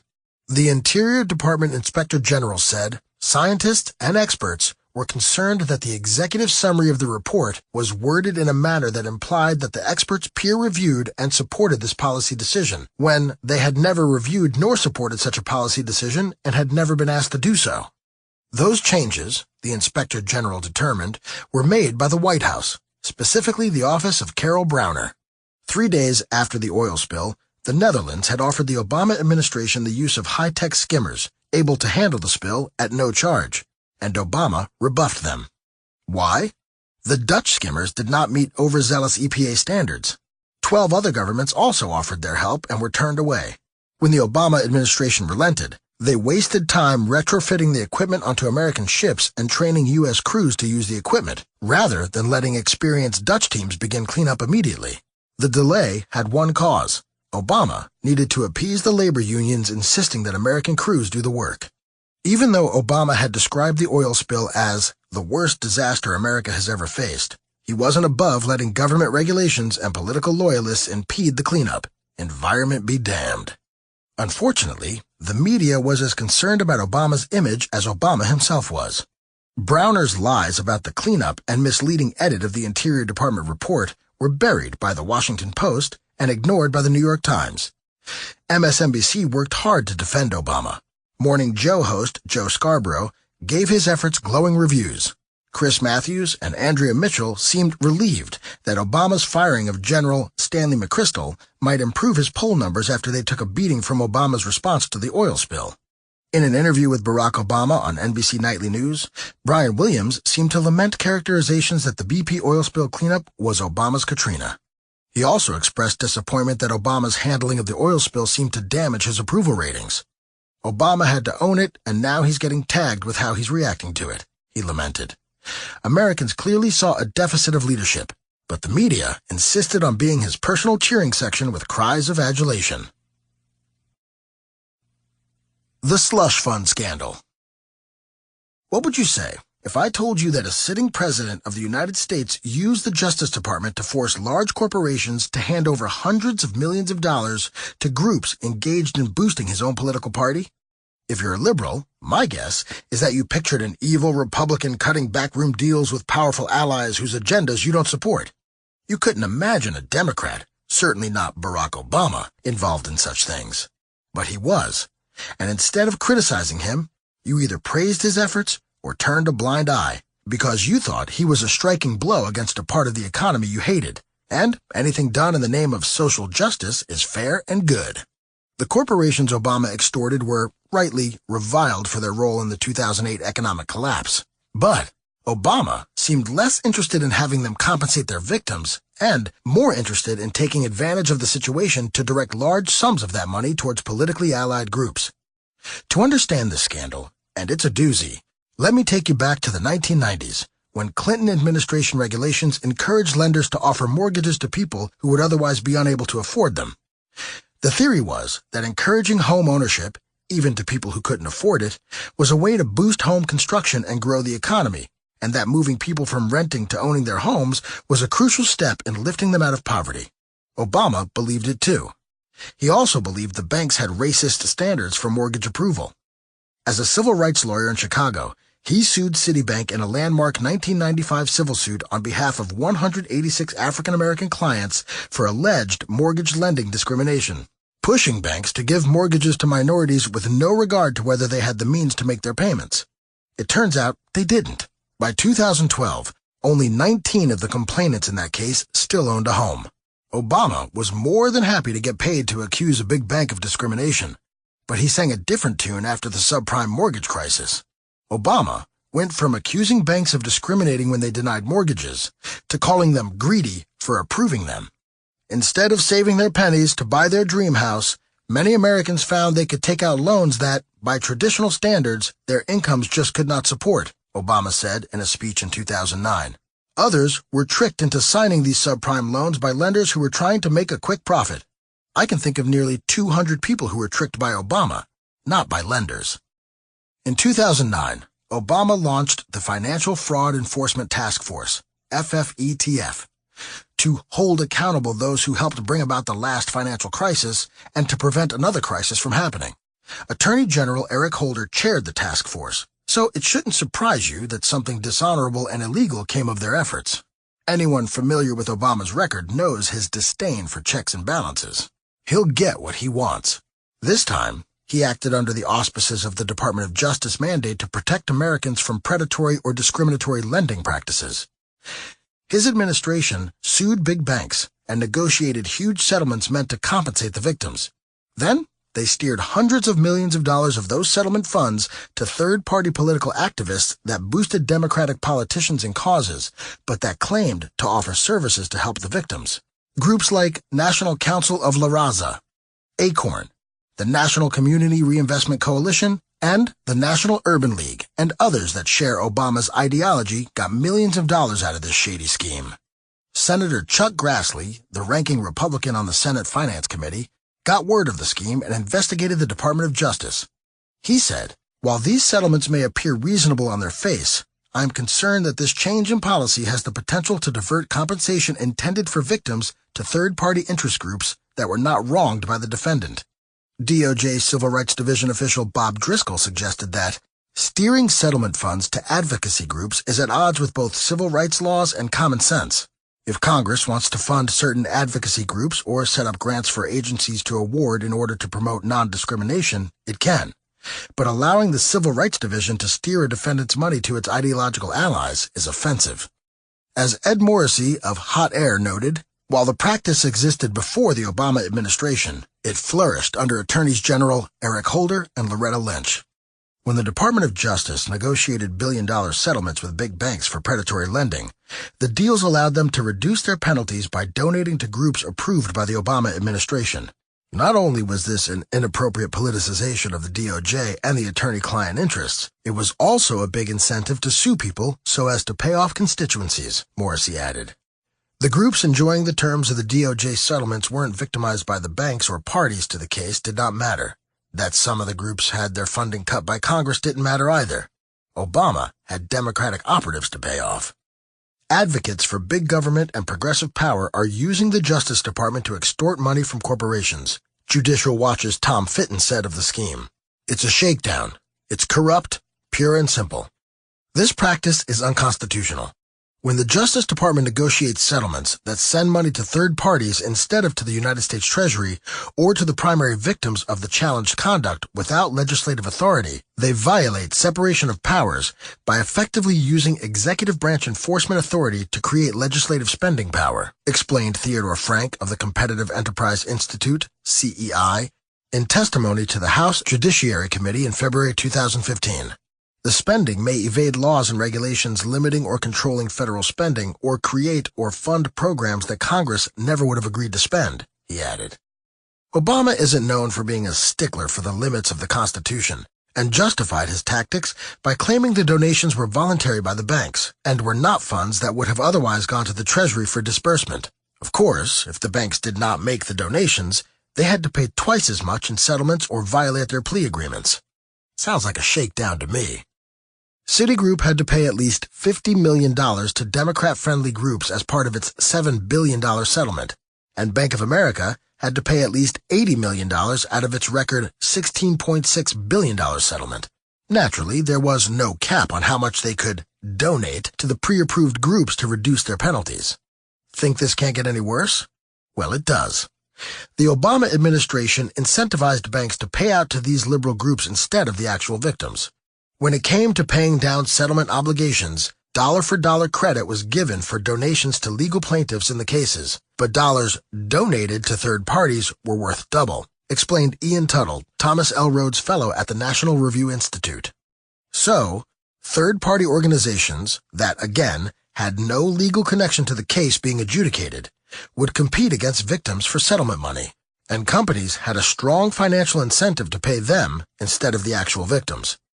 To put an end to the slush fund scheme, Representative Bob Goodlatte introduced the Stop Settlement Slush Funds Act of 2016.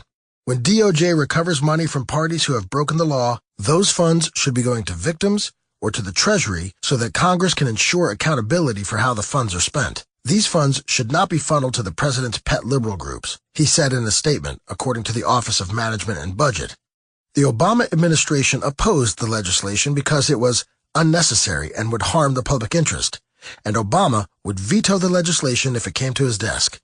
This story has a happy ending, though.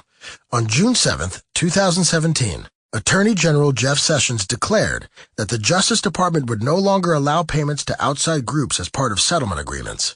When the federal government settles a case against a corporate wrongdoer, any settlement funds should go first to the victims and then to the American people, not to bankroll third-party special interest groups or the political friends of whoever is in power, he said in a statement.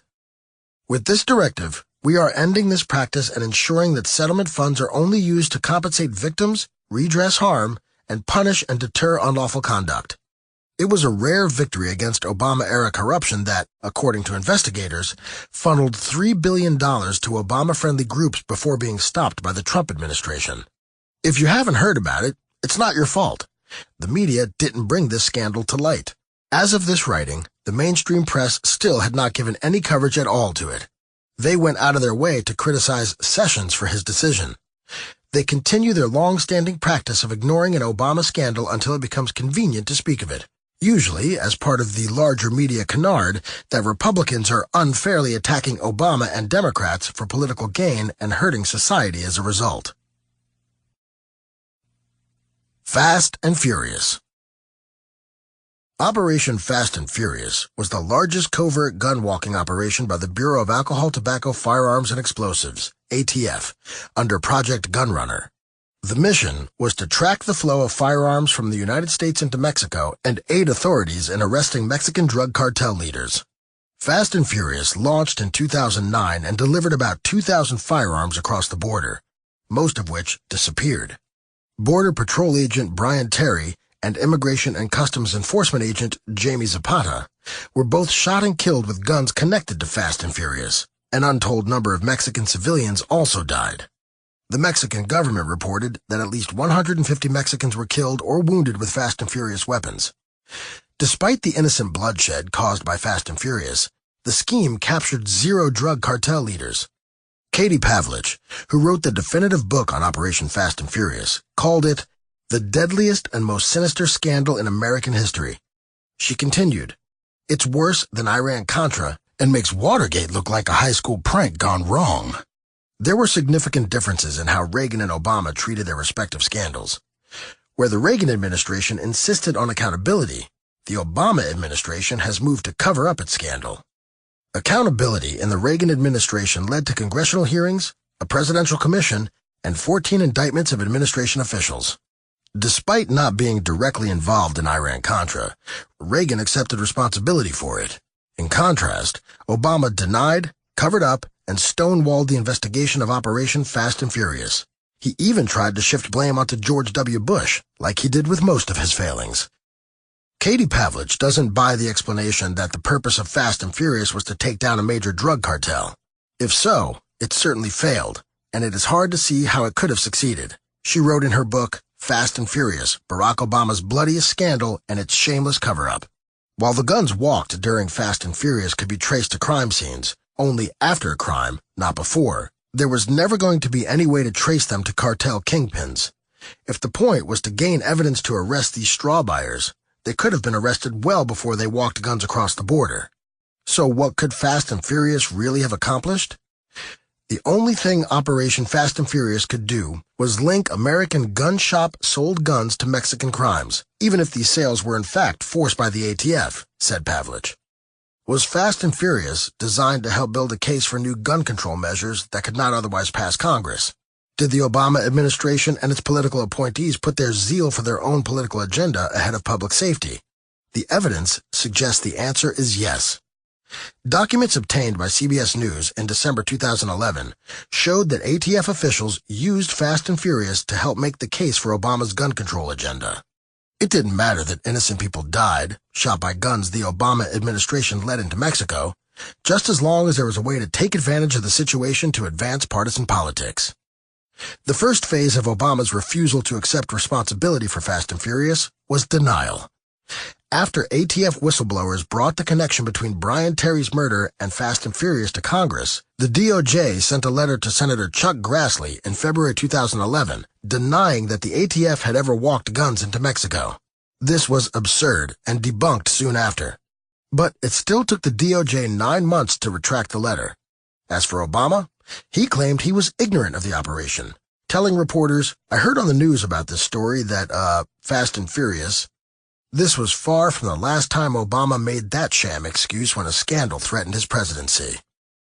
On May 3, 2011, Attorney General Holder took a page out of Obama's How to Play Dumb playbook when he testified before House Judiciary Committee that he'd heard about Operation Fast and Furious only recently. "I'm not sure of the exact date," he claimed, "but I probably heard about Fast and Furious for the first time over the last few weeks." However, documents obtained by CBS News investigative reporter Cheryl Atkinson that October revealed that Holder was briefed on the program at least as far back as July 2010, 10 months before the hearing. After being caught lying to Congress, Holder backtracked, claiming he had misunderstood the question he was answering, that he knew of Fast and Furious but not the details of the plot. But playing dumb wasn't enough. Once you're caught lying to Congress, you need a plan B. For Democrats, that meant stonewalling, to delay any further investigation. The operation was a total failure that killed a Border Patrol agent and an ICE agent, but that didn't stop them from accusing Republicans of playing politics for daring to hold an investigation. House Democrats conducted their own investigation. Wonder of wonders, they absolved the Obama administration of any wrongdoing. Contrary to repeated claims by some, the committee has obtained no evidence that Operation Fast and Furious was a politically motivated operation conceived and directed by high-level Obama administration political appointees at the Department of Justice, wrote Elijah E. Cummings in the report. The problem for Democrats was that the report contradicted known information.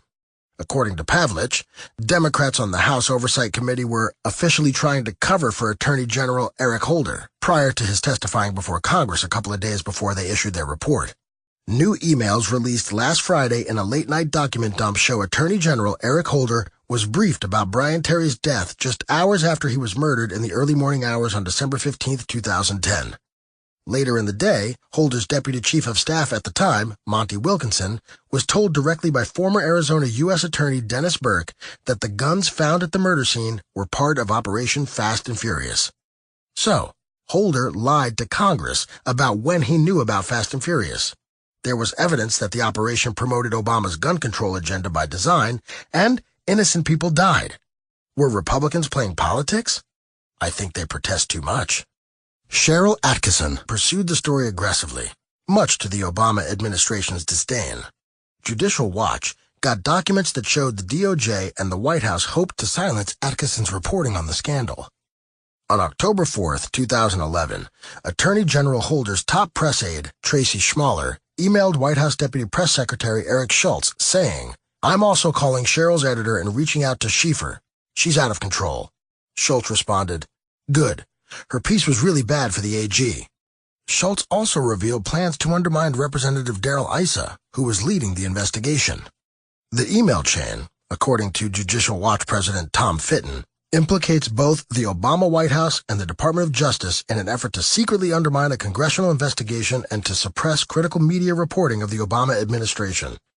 On the Laura Ingraham show, Atkinson revealed that both Schmaler and Schultz yelled at her over a damaging story that exposed Attorney General Holder's lies to Congress. "He literally screamed at me and cussed at me about it." Despite the Obama administration's attempt to kill the bad coverage, the investigation continued, and the Obama administration continued to stonewall. They refused to turn over subpoenaed documents and stopped witnesses from testifying. When these efforts got them into trouble, they denied that they intended to mislead investigators. "There's no attempt at any kind of cover-up," Holder told Congress in February 2012. "We're not going to be hiding behind any kind of privileges or anything." Guess what? They hid behind Obama's executive privilege. In response to a request from Attorney General Holder on June 20, 2012, Obama asserted that documents related to Fast and Furious requested by Congress in their investigation fell under executive privilege and would not be released. In response to the unprecedented stonewalling, the House of Representatives voted on June 28, 2012, to hold Attorney General Holder in contempt of Congress. It was the first time in history an Attorney General was held in both civil and criminal contempt of Congress. While there was bipartisan support for both measures, many Democrats walked out in protest, and there were charges of racism against Republicans for daring to think Holder should have cooperated with an investigation into a failed operation that resulted in 2 deaths at home and dozens abroad. There was a Department of Justice Inspector General investigation of Fast and Furious, which Attorney General Holder personally requested. That fact alone raised red flags. ATF whistleblowers predicted it would absolve DOJ leadership and blame the operation on rogue employees. And they were right. The Inspector General investigation concluded, in September 2012, that DOJ officials misled Congress about Fast and Furious when they claimed that they did not knowingly permit straw buyers to take guns into Mexico, but that Attorney General Holder was unaware of the operation. From the report, we determined that Attorney General Holder did not learn about Operation Fast and Furious until late January or early February 2011, and was not aware of allegations of gun walking in the investigation until February. We found no evidence that Department or ATF staff informed the Attorney General about Operation Wide Receiver or Operation Fast and Furious prior to 2011. The watchdogs were also the suspects, and the result was a fraudulent investigation. Shocking, I know. It is a fact that Attorney General Holder got briefed on Fast and Furious in the summer of 2010, much earlier than he claimed under oath before Congress. He also knew the murder of Brian Terry involved Fast and Furious guns within hours, yet the liberal media still claimed the IG report exonerated Holder. The congressional investigation continued, as did the stonewalling, until, in January 2016, a federal judge rejected Obama's claim of executive privilege over Fast and Furious documents, and, 3 months later, the White House withdrew Obama's executive privilege claim, making the documents available to Congress. The House Committee on Oversight and Government Reform released their final report on the matter in February 2017. In it, they determined that Attorney General Holder played a major role in covering up the scandal and obstructing Congress. Documents obtained by Congress demonstrate the department's failure to adequately supervise field offices or to focus on fixing the problems brought to light in the controversy over Operation Fast and Furious. Instead, senior leaders of the department, including Attorney General Eric Holder, were disproportionately fixated on countering the congressional investigation, massaging the media, and protecting the department's public image. They added, Holder was most active at times of heightened congressional scrutiny or media attention. Emails sent to the Attorney General regarding ongoing media and congressional matters ranged from the mundane to the strategic stonewalling of Congress. Holder and other DOJ officials also showed disdain for congressional oversight. With support and direction from senior leaders, staff in DOJ's Office of Legislative Affairs consistently deployed tactics to delay and withhold information from Congress. Perhaps the most shameful thing in the report is how the DOJ treated slain Border Patrol agent Brian Terry's family. The DOJ, according to the report, viewed the Terry family as a public relations nuisance and failed to provide the family with answers regarding Brian's murder. The report also determined the DOJ investigation, which had cleared Attorney General Holder of being a part of the cover-up, was largely a sham, and it prioritized politics and spin over public safety. It wasn't just the Obama administration that covered up the scandal. The media did their part. This was a big scandal to cover, but this was an Obama scandal, so they didn't dig too far. According to analysis from the Media Research Center, coverage on ABC and NBC was rare. CBS News, however, did great reporting, thanks to the efforts of Cheryl Atkinson, who, as I mentioned earlier, became an enemy of the Obama administration. Remember how the DOJ and the White House wanted to pull the plug on Cheryl Atkinson's investigative reporting?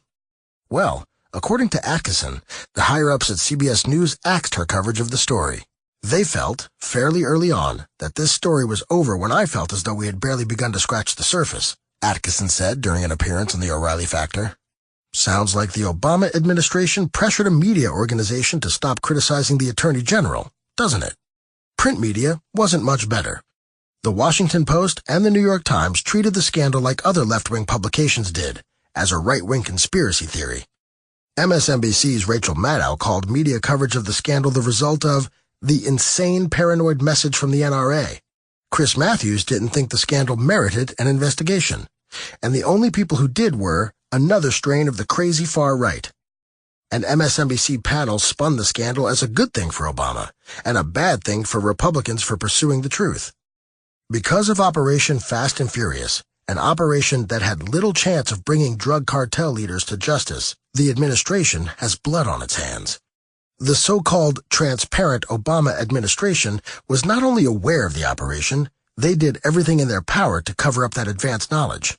Many played dumb. Attorney General Eric Holder lied to Congress and got away with it. The White House and the Department of Justice even tried to kill damaging coverage in connection with the scandal.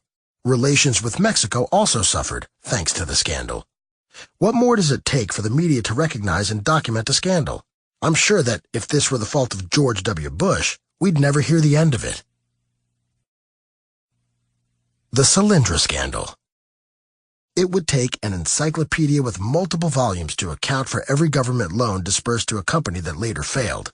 One such company was Solyndra, a solar power manufacturer based in California that received a $535 million loan guarantee from the Department of Energy. The loan was part of an $80 billion initiative under Obama's economic stimulus to invest in renewable energy. In fact, it was the first loan issued. It later collapsed and filed for bankruptcy, taking $500 million tax dollars with it to the void. What happened? Why does this matter? See, Obama wanted Solyndra to be an example of both the promise of a green energy economy and the success of the stimulus itself. Obama praised the company as an example of the future of America's economy and a success story of his economic policy. The true engine of economic growth will always be companies like Solyndra, will always be America's businesses, he said in May 2010 at Solyndra's new facility in Fremont, California, built with federal loan money. Less than a year ago, we were standing on what was an empty lot, but through the Recovery Act, this company received a loan to expand its operations. This new factory is the result of those loans. If this was just an unwise investment that failed due to misplaced optimism, I wouldn't have bothered covering it in this book. But Solyndra was a special case. The administration approved the loan despite concerns from a Department of Energy employee who reviewed the loan that the company would run out of money by September 2011. The DOE employee who made that prediction nailed it. That very month, Solyndra filed for bankruptcy and 1,100 employees lost their job. The White House had all the information it needed to spot this bad investment before it wasted our tax dollars on it.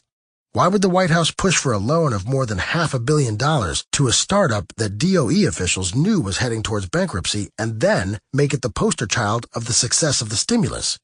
Dig a little deeper and you'll find that Democrats have a habit of supporting companies run by powerful Democrats, including Solyndra. The company's leading representatives in the loan application process were donors to the Democratic Party, and one of Solyndra's largest investors, billionaire George Kaiser, was a fundraising bundler for Obama in 2008. In fact, according to author and investigative journalist Peter Schweitzer, 80% of the renewable energy companies that received Department of Energy loans were run by or primarily owned by Obama financial backers, individuals who were bundlers, members of Obama's National Finance Committee, or large donors to the Democratic Party. White House visitor logs showed Kaiser made 4 visits to the White House in 2 days, just before Solyndra got the DOE green energy loan. Kaiser visited the White House 16 times between March 2009 and April 2011, often to speak with Obama's Chief of Staff Rahm Emanuel and top advisor Valerie Jarrett. After the scandal broke, Obama's rosy optimism about Solyndra turned overnight. He needed someone to blame. Guess who he picked? Yep, he tried to pass the buck to George W. Bush. Jonathan Silver, executive director of the U.S. Department of Energy's loan programs, claimed, by the time the Obama administration took office in late January 2009, the loan program's staff had already established a goal of, and timeline for, issuing the company a conditional loan guarantee commitment in March 2009. But the Bush administration rejected Solyndra's loan request 2 weeks before Obama took office. In fact, the Energy Department's credit committee unanimously voted to deny them a loan. Nice try. Silver later resigned from his position because of the scandal, as questions over the vetting process for loan applicants intensified. Before Solyndra collapsed, as the 2010 midterm elections approached, the Obama administration covered up the company's financial woes. Solyndra planned to lay off workers in October of that year, but the Obama administration urged them to delay those layoffs until after the midterm elections to protect the Democratic majority in Congress. Obama had been aggressively touting Solyndra as a success story. Job losses would damage his claims that the stimulus was working. Solyndra bowed to the pressure, and the layoffs weren't announced until the day after the elections. The Washington Post added that, even though Solyndra wasn't meeting the key terms of the loan, the Energy Department continued to give Solyndra their loan installments. The Democrats may have lost the House in the 2010 midterm elections, but Solyndra still played ball with the Obama administration's demands and reaped a taxpayer-funded reward. An Energy Department Inspector General investigation, with help from the FBI, determined that Solyndra executives repeatedly misled federal officials and omitted information about the firm's financial prospects. Solyndra was not the only bad investment made by the Obama administration in renewable energy companies. In January 2012, a CBS News investigation by Cheryl Atkinson identified 11 green energy companies besides Solyndra that, together, got billions of tax dollars and then declared bankruptcy or are suffering other serious financial issues. By October, the number of failing or bankrupt green energy firms jumped to 34, according to the Heritage Foundation, though other estimates had it as high as 50. Of the $80 billion earmarked in Obama's stimulus for green energy companies, at least 10% went to companies that filed for bankruptcy or were in dire financial straits. Why were there so many bad or risky investments? If you guessed politics played a role, you'd be right. Internal DOE emails uncovered during an investigation showed that Obama was personally involved in approving loans for green energy products in Nevada in order to help Harry Reid's 2010 re-election campaign. DOE officials were concerned about Obama's desire to fast-track loan approvals considering tax dollars were at risk. Other emails released during the investigation showed that George Kaiser, the billionaire Solyndra investor and Obama bundler, worried that his connections to both Solyndra and Obama might be controversial. He advised associates on how to get more federal assistance for the failing Solyndra. These emails contradicted public statements by Obama, who said, "And these are decisions, by the way, that are made by the Department of Energy. They have nothing to do with politics." I guess you could say, Obama lied. Green energy firms died. Given the American public's loathing for cronyism and government waste, the media must have been interested, right? As National Review's Rich Lowry observed, President Bush was flayed for the Enron bankruptcy, based on his tenuous ties to the firm. If the same media rules applied, Solyndra would be Obama's Enron, given his active promotion of the company and his lavish funding of it. But, according to analysis from the Media Research Center, the media did everything they could to prevent Solyndra from becoming Obama's Enron. In the 6 weeks after Solyndra filed for bankruptcy in 2011, the evening newscast ran just 8 stories, 4 full reports, plus brief mentions in 4 additional stories. News coverage in 2012, the same year Obama was running for re-election, was even worse. A few brief mentions of the scandal between the big 3 networks resulted in the cumulative evening news coverage of 1 minute and 43 seconds for the entire year. The 3 networks ignored the revelation that the Obama administration had urged Solyndra to postpone layoffs until after the midterm elections, and that they continued to give them loan money despite their bleak financial prospects, and violating the terms of the loan. I'm sure that this was simple oversight. The GSA Scandal. When conservatives talk about reckless spending under Obama, they usually mean the enormous debt accrued or the unwise choices made when distributing stimulus money. This next scandal, though, is an example of unlawful spending that occurred on Obama's watch and the lengths to which his administration went to cover it up. On April 2, 2012, a GSA Inspector General audit exposed lavish spending at a 2010 training conference in Las Vegas that cost taxpayers $823,000 for 300 GSA employees. The conference featured a clown, a mind reader, and a reception costing $31,208. 6 scouting trips for the conference cost $130,000, and a party in the suite of Public Buildings Service Chief Robert Peck cost $2,000, amongst many other extravagances. Those expenses violated federal limits on conference spending. After the IG report became public, videos of the conference surfaced and made the scandal even worse. One video featured a GSA employee playing the ukulele and singing about excessive government spending during a talent show at the conference. The employee sang, "Spend BA 61 all on fun. ATF can't touch GS-15 guns. 'Cause I buy everything your field office can't afford. Every GS-5 would get a top hat award. Donate my vacation, love to the nation, I'll never be under OIG investigation," to the tune of "Billionaire" by Travis McCoy. Oops. Several GSA officials resigned, were put on administrative leave, or were fired hours before the release of the audit. They knew they were about to feel the wrath of the taxpayers. GSA Administrator Martha Johnson, who had promised to run the agency as ethically as possible, resigned. Johnson's top advisor Stephen Leeds and Robert Peck were also forced out. Western Regional Commissioner Jeffrey Neely, the organizer of the conference, was placed on administrative leave when photos surfaced showing him in a hot tub at the resort during a scouting trip for the conference. Emails released during a congressional investigation of the conference showed Neely had even invited his friends to live it up with him on the taxpayers' dime. Since he wasn't fired, he was still making $179,000 a year and getting a $9,000 annual bonus. Neely didn't resign until May 24, 2012, after a congressional inquiry discovered he was charging personal expenses to a government account, making him the target of bipartisan criticism. He was indicted in September 2014 and pled guilty in March 2015 to submitting false expense claims in connection to the infamous GSA conference in Las Vegas. In true Obama fashion, the administration's response to the scandal was to blame Bush by pointing out that GSA costs were rising before Obama took office. One White House official tried to spin the scandal as a positive for the Obama administration.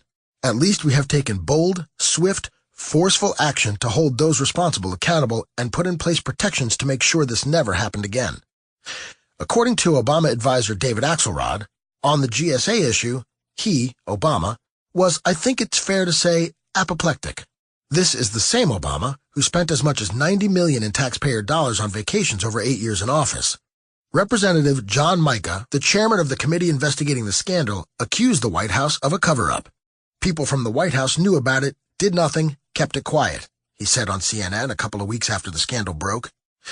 "We have hundreds of pages of testimony, and some of that will come out in today's hearing, and in fact, people did let the White House know, and the White House did not choose to intervene or take action early on. GSA Chief of Staff Mike Robertson testified that the White House counsel's office knew of the ongoing investigation into the GSA's excessive spending 9 months before the scandal broke, but did nothing. After the hearing, Robertson, a former Obama staffer when Obama was in Senate, later walked his testimony back, claiming he mentioned the investigation in passing to a White House staffer. While both sides of the aisle expressed outrage by the scandal, congressional Democrats weren't willing to acknowledge that the cover-up involved the White House, and the White House denied being a part of it. Not only were Democrats unwilling to accept responsibility for the waste of the GSA, they tried to stop anyone from investigating.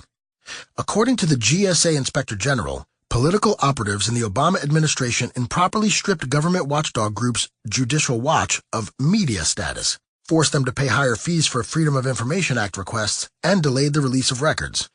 Determined to keep a lid on the situation, the GSA denied Judicial Watch's subsequent appeal. The same person who denied the first request, a White House political appointee, denied the appeal, violating GSA procedures. "Why are White House liaisons involved in our FOIA request?" asked Tom Fitton, the president of Judicial Watch. Of course, we all know the answer to that. A top GSA administrator also attempted to keep the GSA Inspector General's audit under wraps months before the report was released. "Is there something we can do to prevent another potential embarrassing episode from unfolding and keep this report from being made public?" wrote Ruth Cox, the GSA regional administrator who worked on Obama's presidential transition team, in an email to a colleague in Washington, D.C. The GSA excused her emails by saying she wrote them before the release of the report and before having any knowledge of the findings. It's ironic that the second excuse makes the quoted email look worse. Having not seen the report, Ms. Cox was already in damage control mode. How is that exculpatory? The Vegas conference wasn't the only example of wasteful spending at the GSA. Documents obtained through a Freedom of Information Act request by Fox News showed similar excessive spending at as many as 77 other GSA conferences. One conference, held in Crystal City, Virginia, in 2010, was allegedly part of a team-building exercise featuring employees drumming together for hours. It turned out to be an excuse to hand out $1,000 bonuses for 3,700 GSA employees. Several GSA conferences had no record of spending, making it impossible to reconcile those costs. The lack of accountability is so bad that it's impossible to fire anyone, according to Tom Schatz of Citizens Against Government Waste. It takes a hot tub scandal to get rid of people at these agencies. So, how did the media respond to the scandal? ABC and CBS waited days after the IG audit was released to report on it. NBC didn't touch it until 2 weeks after. Reports didn't connect the scandal to Obama or his appointees. They offered his supposed outrage over the lavish spending as fact, without any irony. Melanie Sloan of the left-leaning watchdog group Citizens for Responsibility and Ethics in Washington dismissed the investigation as redundant and wasteful. Surely there are far better uses for Congress's time than investigating $823,000 in waste, an amount aptly characterized by NPR's On the Media as less than a rounding error in the budget of the executive branch. CBS News parroted those talking points, questioning whether investigating the GSA's wasteful spending amounted to its own form of government waste. Perhaps a better question would be, does ignoring a cover-up amount to a cover-up of a cover-up? The Benghazi attack and cover-up. On September 11, 2012, a group with connections to al-Qaeda attacked the U.S. consulate in Benghazi, Libya. 4 Americans, including U.S. Ambassador Christopher Stevens, died. The timing couldn't have been worse for Barack Obama or Hillary Clinton. During an AFL-CIO Labor Day rally in Detroit just before this act of terror, Vice President Joe Biden said, "I've got a little bumper sticker for you. Osama bin Laden is dead and General Motors is alive." Most of Obama's signature policies were unpopular among the American people, but the attack on bin Laden was a rare victory, so it became a central theme of his re-election campaign. To ensure that the attack didn't undercut his dubious claim that he had crippled al-Qaeda, Obama and his appointees engaged in a wide-reaching cover-up, misleading Americans about the attack for weeks and denying their duplicity thereafter. Obama's re-election wasn't the administration's only concern. Then Secretary of State Hillary Clinton's political prospects were also threatened. She was the driving force behind the Obama administration's decision to intervene in the Libyan civil war, and our involvement tore the country apart and left it wide open for terrorism. If the public saw the attack as further evidence that their policy in Libya was failing and making us less safe, both Obama and Clinton were in trouble. The deception, therefore, began immediately. In defense of her policy, Clinton's first public statement on the attack blamed a little-known YouTube video called "Innocence of Muslims" for the events in Benghazi, saying, "Some have sought to justify this vicious behavior as a response to inflammatory material posted on the internet." 2 days after the attack, she blamed the video again. I also want to take a moment to address the video circulating on the internet that has led to these protests in a number of countries. Let me state very clearly, and I hope it is obvious, that the United States government had absolutely nothing to do with this video. We absolutely reject its content and message. The lie became plain old despicable when Secretary Clinton spoke at the ceremony for the transfer of the remains of the 4 dead Americans. We've seen rage and violence directed at American embassies over an awful internet video that we had nothing to do with. The rest of Obama's representatives quickly picked up the false talking point. Not long after Clinton's first claims that the attack in Benghazi was in response to a YouTube video, Obama spokesman Jay Carney said, "We have no information to suggest that it was a pre-planned attack. The unrest we've seen around the region has been a reaction to a video that many Muslims, find offensive." UN Ambassador Susan Rice hit the Sunday talk shows that weekend to repeat the lie. The best information and the best assessment we have today is that this was not a pre-planned, premeditated attack. What happened initially was that it was a spontaneous reaction to what had just transpired in Cairo as a consequence of the video, she said on Fox News Sunday. On NBC's Meet the Press, she parroted, "This is a response to a hateful and offensive video that was widely disseminated throughout the Arab and Muslim world. It's not dissimilar, but perhaps on a slightly larger scale, than what we have seen in the past with the Salman Rushdie's novel, The Satanic Verses, with the 2006 Danish newspaper cartoon of the Prophet Muhammad." Obama himself repeated the lie many times. During his weekly radio address a few weeks after the attack, he alluded to the video as being the cause. "We reject the denigration of any religion, including Islam," he said. A few days after that, now a full week after the attack, Obama was on The Late Show with David Letterman, and where Letterman asked him about it, he replied, "Here's what happened. You had a video that was released by somebody who lives here, sort of a shadowy character who made an extremely offensive video directed at Muhammad and Islam." He referenced the video again later. As offensive as this video was, and obviously we've denounced it and the United States government had nothing to do with it, that's never an excuse for violence. The Obama administration's explanation for the Benghazi attack was as honest as an email from a Nigerian prince. The absurd blame the video strategy fell apart and the official story evolved. During a September 25th appearance on The View, co-host Joy Behar expressed some confusion to Obama about what the official cause of the attack was. She asked, "It was reported that people just went crazy and wild because of this anti-Muslim movie, or anti-Muhammad, I guess, movie. But then I heard Hillary Clinton say it was an act of terrorism. Is it? What do you say?" While Hillary had called it terrorism at this point, Obama, now a month and a half away from the election, was unwilling to call the attack what it really was, a pre-planned terrorist attack. "Well, we're still doing an investigation," he told her. Once Obama was re-elected, the focus of his administration was the defense of Hillary Clinton. In January 2013, Hillary testified for 6 hours before the Senate Foreign Relations Committee, during which she shrugged off suggestions that the Obama administration had misled the public about the cause of the attack. Was it because of a protest, or was it because of guys out for a walk one night who decided they'd go kill some Americans? What difference at this point does it make? What difference does it make? If it didn't matter what caused the attack, why did she, Ambassador Rice, President Obama, and others claim the attack was caused by the video even though they all knew the video had nothing to do with the attack? And let me be clear, they knew from the beginning the attack was pre-planned by an al-Qaeda-linked group. A little over a week after Obama won re-election, former CIA Director David Petraeus testified to Congress behind closed doors that the Obama administration knew the attack was an act of terrorism committed by an al-Qaeda-linked group early on. On April 29, 2014, Judicial Watch released stunning evidence proving that White House public relations helped craft the Benghazi talking points for administration officials in the wake of the attack. One of these documents was a recently declassified email showing then White House Deputy Strategic Communications Advisor Ben Rhodes and other Obama administration's public relations officials attempting to orchestrate a campaign to reinforce President Obama and to portray the Benghazi consulate terrorist attack as being rooted in an internet video and not a failure of policy.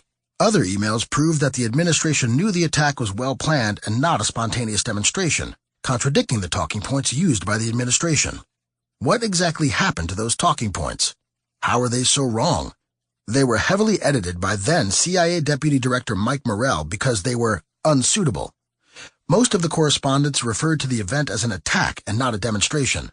To Judicial Watch President Tom Fitton, these documents were a smoking gun. Now we know the Obama White House's chief concern about the Benghazi attack was making sure that President Obama looked good, he said in a statement. And these documents undermine the Obama administration's narrative that it thought the Benghazi attack had something to do with protests or an internet video. In May 2015, Judicial Watch released more documents from the Defense Department and State Department that showed that the Obama administration knew within a day of the attack that it was planned at least 10 days in advance by an Al-Qaeda and Muslim Brotherhood-linked group. Yet they still pushed the nonsense story about the YouTube video long afterwards. A month later, even more State Department documents appeared, showing just how much effort went into the blame the video strategy. The released materials revealed that the Obama administration engaged domestic and foreign Islamist groups and foreign nationals to push the internet video narrative. According to notes and emails produced by the Select Committee on the Benghazi investigation, Hillary knew an Al-Qaeda-linked group was responsible almost immediately. In a conversation with Egyptian Prime Minister Hesham Kandil a day after the attack, Hillary told him that there had not been a protest in Libya and the internet video was unrelated to the attack. It was a planned attack, not a protest, she said, according to a record of the conversation. Based on the information we saw today, we believe the group that claimed responsibility for this was affiliated with Al-Qaeda. She also told her daughter Chelsea in an email the night of the attack that it had been an Al-Qaeda-like group responsible. Yet she still pushed the bogus internet video story publicly and shamelessly to the family members of those killed in the attacks. Competent management from the State Department could have prevented the loss of American life. The Senate Intelligence Committee found that safety conditions in the area had been deteriorating for months, but the State Department didn't increase security. Ambassador Stevens even made reported requests for security to no avail. In one cable from August 16, 2012, less than a month before the attack, Stevens specifically stated that the consulate could not withstand a coordinated attack. A House Armed Services Committee report released in February 2014 also faulted the White House for dropping the ball in Libya. Among the report's key findings, the White House failed to comprehend or ignored the dramatically deteriorating security situation in Libya. The Defense Department also knew it was a terrorist attack, nearly from the outset. As with any investigation into corrupt Obama administration actions, the stonewalling was legendary. After the attack, the administration put Benghazi survivors under a federal gag order, thus preventing them from discussing or even testifying about the attack. Hillary Clinton stonewalled a congressional investigation by not turning over emails that were under subpoena from her private server. Congressional Democrats did their part to protect Hillary from what they claimed was a partisan witch hunt. This committee's thorough, fact-centered investigation has been repeatedly stonewalled by the Obama administration, Ranking Member Elijah Cummings, and committee Democrats, said Representative Trey Gowdy, the chairman of the Select Committee on Benghazi in May 2016. Not only have they failed to identify a single administration witness worth talking to or a single document worth accessing in the past 2 years, they have affirmatively delayed the identification of witnesses and the production of unquestionably relevant documents. Committee Democrats have not lifted a finger to help the Select Committee speed up its investigation and release a report. The Senate Intelligence Committee's report on the attack also blasted the White House and the FBI for their lack of cooperation with their investigation. Important questions remain unanswered as a direct result of the Obama administration's failure to provide the committee with access to necessary documents and witnesses, the report said. We have also learned that the Federal Bureau of Investigation has developed significant information about the attacks and the suspected attackers that is not being shared with Congress, even where doing so would not in any way impact an ongoing investigation. How can there be accountability in the executive branch if the executive branch wields such power to cover for itself? With the presidential election of 2016 on the horizon, the media worked tirelessly to protect Hillary Clinton and Barack Obama from being tainted by the Benghazi cover-up scandal, and framed the various investigations and coverage of the scandal as partisan. Andrea Mitchell of NBC Nightly News dismissed the hearings as having an obvious political undercurrent. The Associated Press downplayed a May 2013 hearing featuring testimony from whistleblowers by labeling it a partisan GOP hearing. The Huffington Post didn't cover any hearings, but had ample criticism for Fox News' coverage of the scandal. When, thanks to a FOIA request, the State Department released emails showing the White House knew the attack was premeditated, contrary to their past public statements, ABC World News gave it a dismissive 20 seconds of lip service. Former CBS investigative reporter Cheryl Atkinson accused her former network of hiding a clip of Obama refusing to call the Benghazi attack an act of terrorism in order to help him get reelected. Brent Bozell, the president of the Media Research Center, called the mainstream media accessories to the Benghazi cover-up for not covering explosive and damaging developments in the scandal. Patricia Smith, the mother of the slain Sean Smith, spoke at the Republican National Convention and declared, "I blame Hillary Clinton personally for the death of my son." She accused Hillary of lying to her about the cause of the attack. Even I was stunned at the brutality and fervor of the media effort to discredit the grieving mother. What happened in Benghazi, Libya, on September 11, 2012, was tragic and preventable. Rather than hold the perpetrators accountable or accept responsibility for the failure of their policy in Libya and, perhaps, learn something, the Obama administration was more concerned with protecting Obama and his heir apparent to the White House. No act was too low or deplorable for them in their zeal to shield themselves from the fallout of a bad policy and a worse execution of that policy. EPA transparency scandals.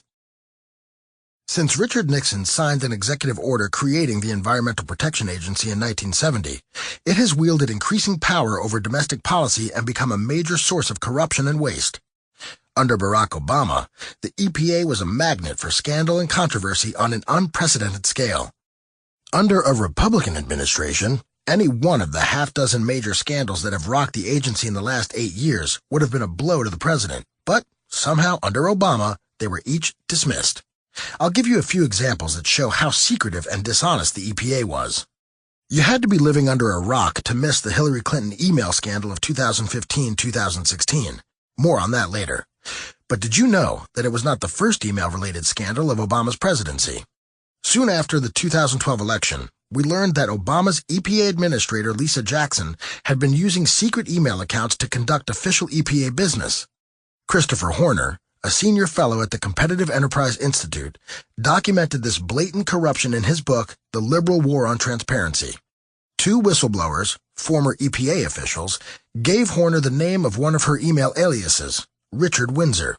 When the news broke, congressional Republicans launched an investigation. Using private emails to conduct official business violates federal law, unless those emails are properly archived and tracked. The obvious reason to use an alias or a private email account is to avoid transparency. Jackson must have thought the best way to make the story go away was to resign her post, which she did on December 27, 2012. After leaving the EPA, Lisa Jackson joined the Clinton Foundation, continuing a grand tradition of corrupt government officials moving over to corrupt PACs and charities that act as organizing arms for the Democratic Party. As of this writing, she still sits on the board of directors for the Clinton Foundation. Richard Windsor didn't join her on the board. Perhaps he was just too busy receiving accolades at the EPA. Richard Windsor was more than an alias, you see.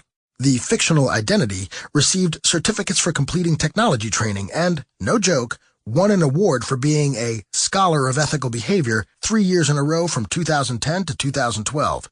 You can't make this stuff up. The story didn't end with her departure. The CEI and congressional Republicans continued to dig, and the EPA responded with classic Obama-style stonewalling. In January 2013, the EPA agreed to release 3,000 Richard Windsor emails thanks to an FOIA request made by CEI. Instead, they released mostly mundane emails to and from Jackson on her government account. The more Congress and the CEI learned, the more the EPA's excuses for using the aliases fell apart.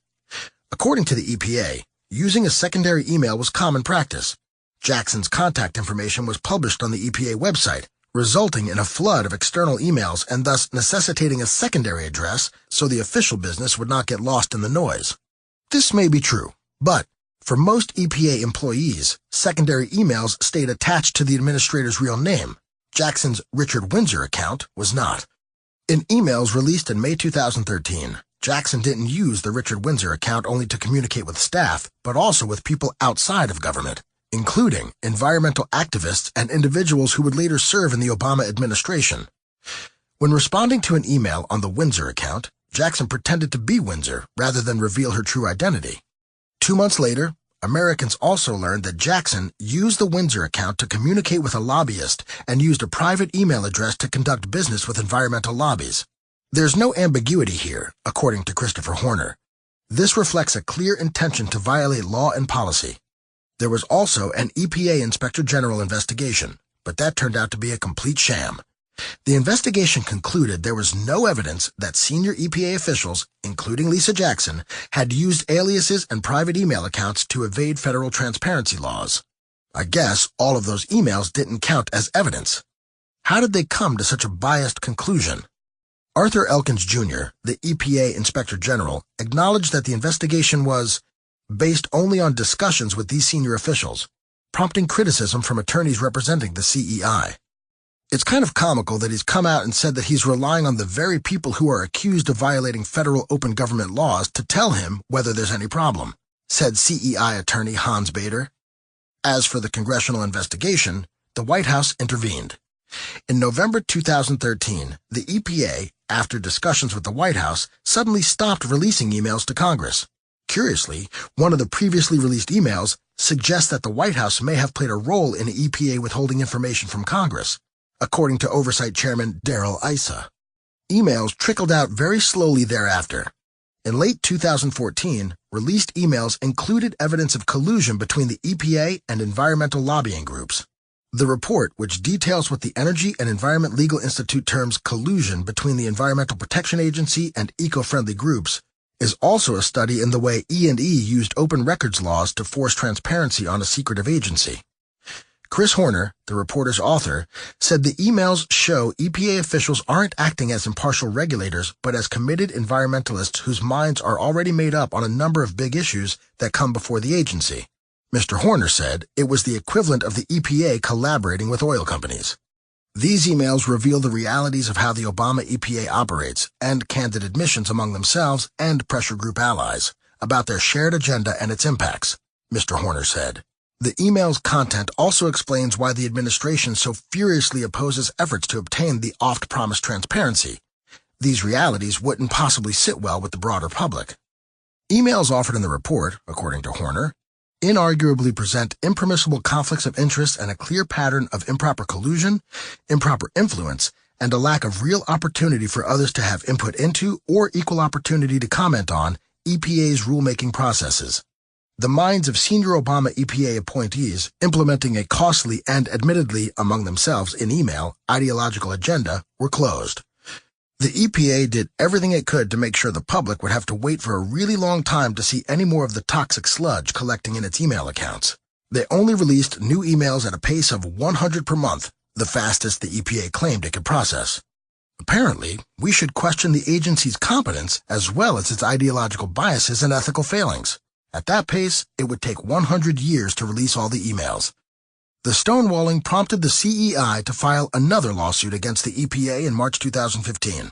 According to the CEI, the EPA also refused to process other FOIA requests by the group until they finished processing the Windsor emails.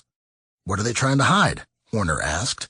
If previously uncovered Windsor emails are any indication, it ranges from the embarrassing to the unlawful. The same month, a U.S. District Court judge condemned the EPA for destroying emails sought by a 2012 FOI request by conservative radio host Mark Levin's Landmark Legal Foundation. In his decision, Judge Royce C. Lambert called the EPA offensively unapologetic for their discriminatory handling of FOIA requests. Either EPA intentionally sought to evade Landmark's lawful FOIA request so the agency could destroy responsive documents, or EPA demonstrated apathy and carelessness toward Landmark's request. Given what we know about Obama's EPA, and frankly, his entire administration, I'm leaning towards the former. Lambert's ruling also stated, this court would implore the executive branch to take greater responsibility in ensuring that all EPA FOIA requests, regardless of the political affiliation of the requester, are treated with equal respect and conscientiousness. I doubt Obama and his agency heads noticed or cared. Contrary to being the most open and transparent in history, Horner believes the Obama White House was one of the most secretive administrations ever. Obama's EPA was notorious for a lack of transparency. While they were fighting to keep the Windsor emails out of the public eye, in May 2013, another scandal broke after documents obtained by the CEI showed that the EPA was discriminating against conservative groups that filed FOIA requests with the agency.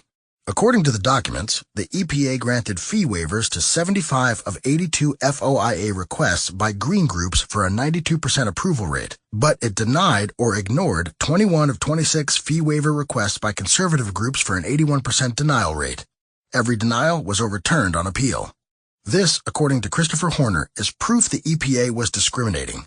That these denials are ritually overturned on appeal, not after I presented any new evidence or made any new point, but simply restated what was a detailed and heavily sourced legal document to begin with, reaffirms the illegitimacy of these hurdles EPA places in the way of those who cause it problems.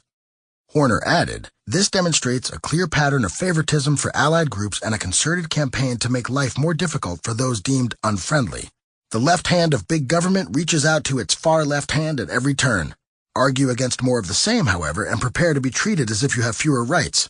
Senator David Vitter, Republican Louisiana, called this new scandal no different than the IRS disaster. Even after Lisa Jackson's departure from the EPA, this aversion to transparency continued. The CEI filed another lawsuit in 2013 accusing the EPA of using text messages to conduct official business in another attempt to avoid transparency laws.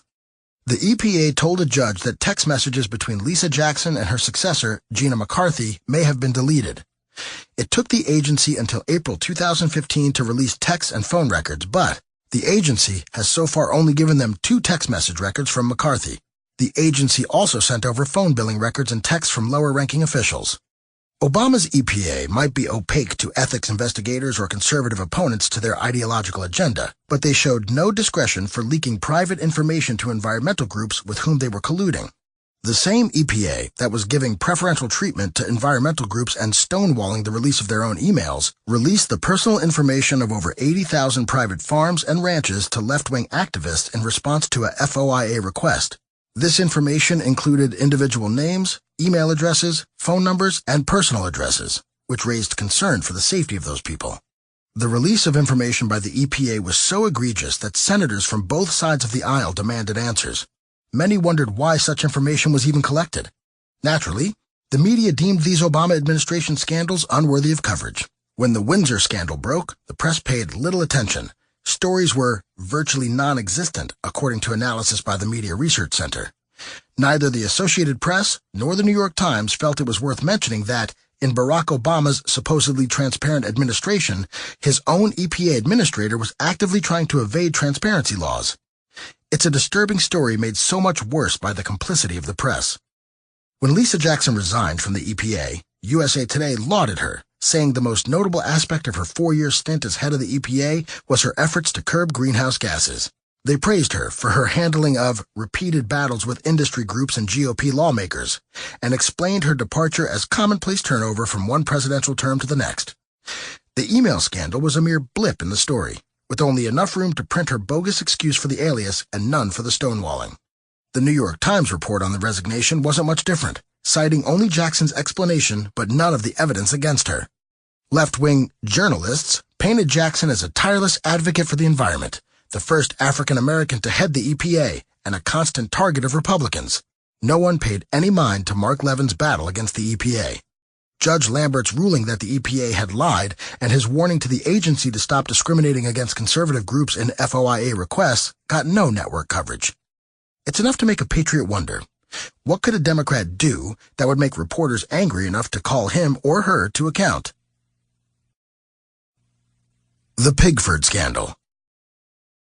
Pigford versus Glickman was a 1997 class action lawsuit against the United States Department of Agriculture, USDA, alleging African Americans were victims of racial discrimination when the USDA denied their loan applications.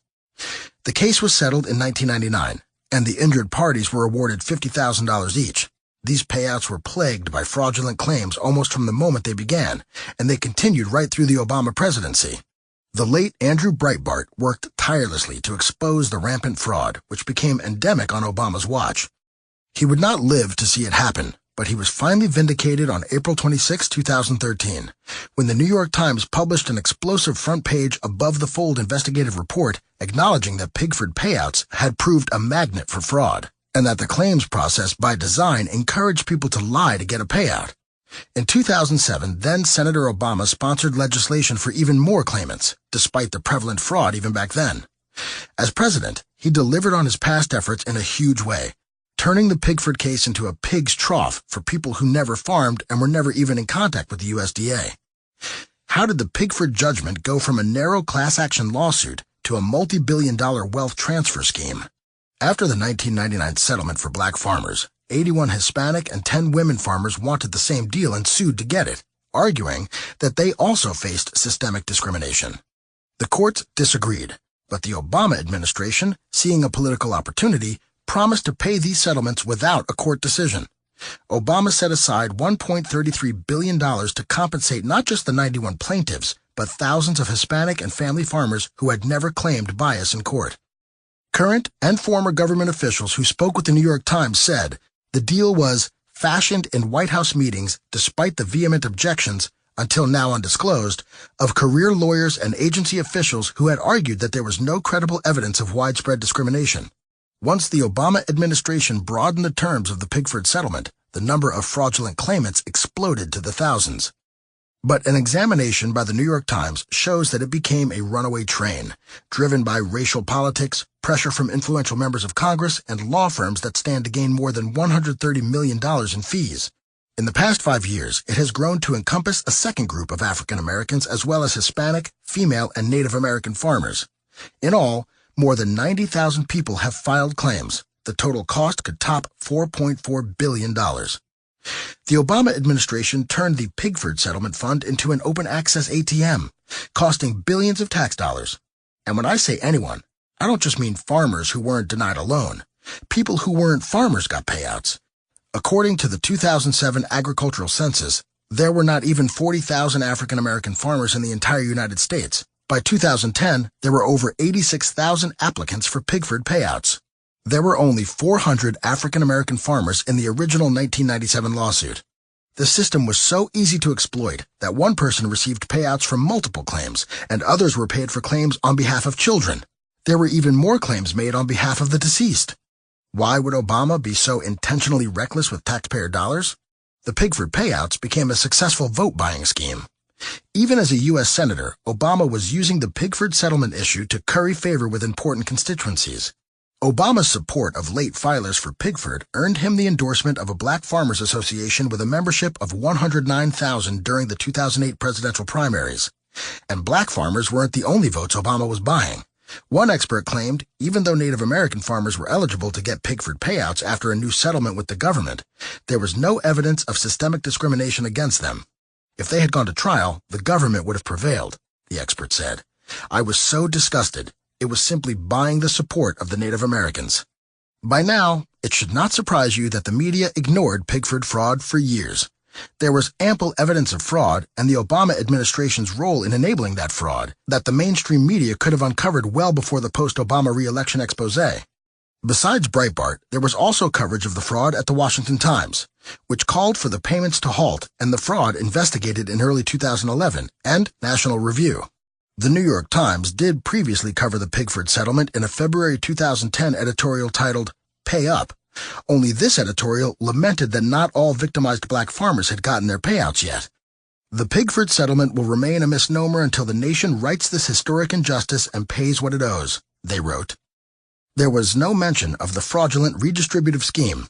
I wonder, would they and the rest of the mainstream media have been so blasé if a Republican administration was buying votes with unearned tax money? The IRS scandal. In May 2013, the scandal-free Obama administration was rocked by another huge scandal when America learned that the Internal Revenue Service was targeting conservative groups seeking tax-exempt status as nonprofits for unfair scrutiny from 2010 onward. Groups with Tea Party or Patriot in their names or mission statements applying for 501c4 status found their applications denied or delayed, and the applicants often found themselves abusively audited. A preemptive apology from Lois Lerner, the director of the IRS Exempt Organizations Division, did little to prevent the controversy from blowing up into a huge scandal. Despite the partisan nature of the abuses, Lerner claimed the targeting, which she concluded was absolutely inappropriate, resulted from an attempt to streamline the processing of applications for organizations requesting tax-exempt status and had no partisan motives. And I'm sure the fact that this happened during the 2012 presidential campaign and ensnared few left-wing groups was just a bizarre coincidence. Damage control was now in order. Attorney General Holder ordered a criminal investigation. We are examining the facts to see if there were criminal violations. Obama also spoke out. It's inexcusable, and Americans are right to be angry about it, and I'm angry about it, he said in a statement. I will not tolerate this kind of behavior in any agency, but especially in the IRS, given the power that it has and the reach that it has into all of our lives. He also promised that the guilty parties would face consequences. Neither Holder nor Obama won an Academy Award for their portrayals of shocked bystanders demanding accountability, though it was a close call. Obama next tried to distance himself from the scandal by claiming, I first learned about it from the same news reports that I think most people learned about this.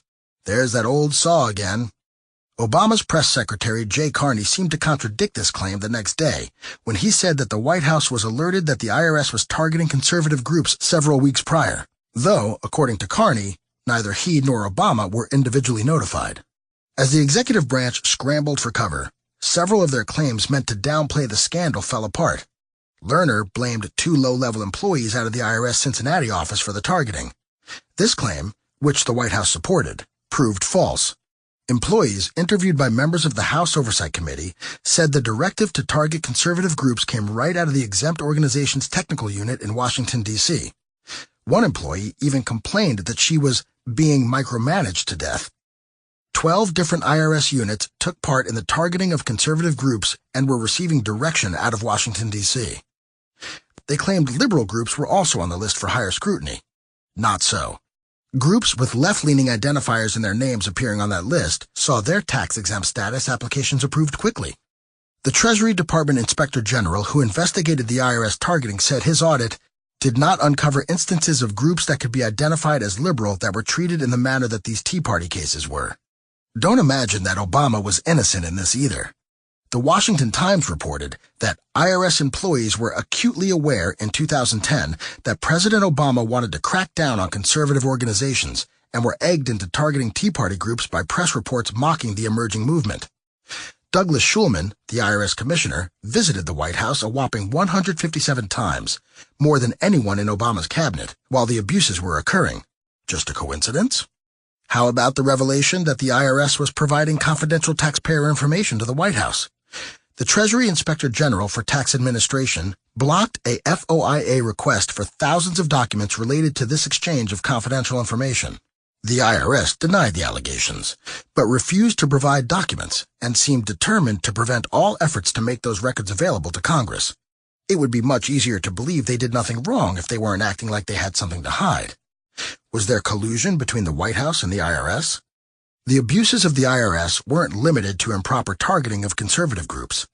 Individual donors to Mitt Romney's presidential campaign also found themselves the target of IRS audits, some within weeks of donating to Romney's campaign. Eric Bolling of Fox News said he was audited by the IRS after criticizing Obama. When Dr. Ben Carson criticized Obama during his speech at the 2013 National Prayer Breakfast, the White House demanded an apology. When Carson refused, the IRS audited him too. A cancer patient who appeared on Fox News to discuss how Obamacare cost him his health insurance was audited shortly after his interview aired. Hollywood's only conservative group, Friends of Abe, became another target. Their tax-exempt status was kept under review for over 2 years, and the IRS even demanded to see their membership list. Yet Obama still had the audacity to tell Bill O'Reilly in an interview that there was not even a smidgen of corruption. In all, the IRS audited a whopping 10% of Tea Party donors, a rate 10 times higher than the national average. So, what became of the investigation that Holder ordered? With all the damning revelations that poured out, Obama kept his promise of accountability, right? Wrong. The FBI investigation turned out to be a complete sham. First, Holder appointed DOJ lawyer Barbara Bosserman to lead the investigation. Her primary qualification to handle this investigation was that she was an Obama donor. On January 13, 2014, just days after Bosserman's role in the investigation and her conflict of interest were exposed, law enforcement officials announced that even though the investigation was still ongoing, the FBI was not planning to file any criminal charges related to the scandal. Perhaps they held back because the FBI wasn't doing much investigating.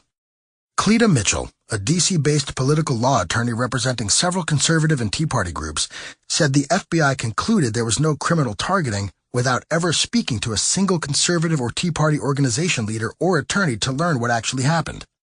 Mitchell called it a new low for the FBI, which appears to have been completely silenced by this administration, starting with the president's appointment of the very political Eric Holder, who in turn appointed Barbara Bosserman. The investigation by the House Committee on Oversight and Government Reform, however, determined that Lois Lerner was keenly aware of acute political pressure to crack down on conservative-leaning organizations. She created unprecedented roadblocks for Tea Party organizations, worked surreptitiously to advance new Obama administration regulations that curtail the activities of existing 501c4 organizations, all the while attempting to maintain an appearance that her efforts did not appear, in her own words, per se, political. The committee found that she gave many false statements during the investigation. Another explosive revelation came in April 2014, when Judicial Watch released emails previously hidden from Congress and obtained by a Freedom of Information Act lawsuit, showing Lerner not only shared confidential tax information with Democrat Congressman Elijah Cummings, but she also discussed pursuing criminal investigations of conservative groups with Obama's Justice Department the day before the scandal broke. So, Obama's Department of Justice that was investigating the scandal had a conflict of interest from the moment it broke. That explains a lot. Efforts to stonewall the investigation continued as Lois Lerner refused to testify and was found in contempt of Congress. Then came a truly Nixonian cover-up. After stonewalling for a year, the Obama administration claimed it had lost 2 years of Lerner's emails in a computer crash. The excuse fooled no one. Isn't it convenient for the Obama administration that the IRS now says it has suddenly realized it lost Lois Lerner's emails request by Congress? Asked Representative Darrell Issa. Do they really expect the American people to believe that, after having withheld these emails for a year, they're just now realizing the most critical time period is missing? The committee also accused IRS Commissioner Josh Koskinen of making false statements under oath and obstructing the investigation. He nearly faced impeachment. Sadly, the Obama administration wasn't alone in hiding the scandal. The media did their part. As the scandal grew, the media's interest remained virtually nil. According to an analysis by the Media Research Center, ABC, CBS, and NBC covered the scandal in May and June 2013, but soon tried to forget it. After producing 136 stories on their morning and evening news show during the first 7 weeks of the scandal, broadcast news coverage dried up, with just 14 more reports over the next 10 months, as the Big Three ignored numerous damning developments in the case. CBS only broke their embargo after the FBI said they didn't expect to file any charges. Remember the 2 years of Lois Lerner's emails that were supposedly lost in a crash? Remote backup tapes containing those emails later surfaced, conveniently forgotten by the IRS. The emails proved the decision to target conservative groups came out of Washington, D.C., not Cincinnati, and the IRS was trying to cover up the scandal well before it became public. Even when the FBI ended their sham investigation in fall of 2015, ABC, CBS, and NBC pretended like the scandal didn't exist.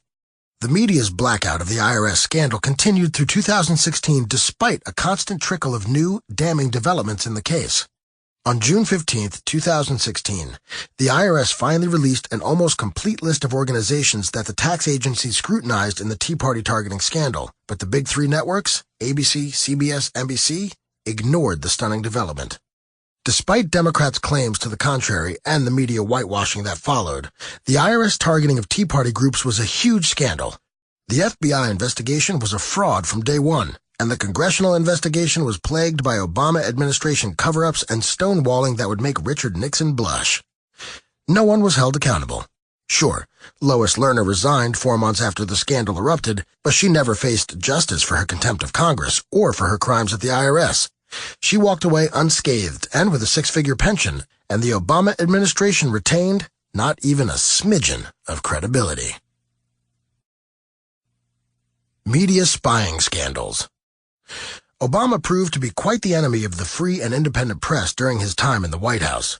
We learned of several high-profile abuses in May 2013, around the same time the IRS scandal broke.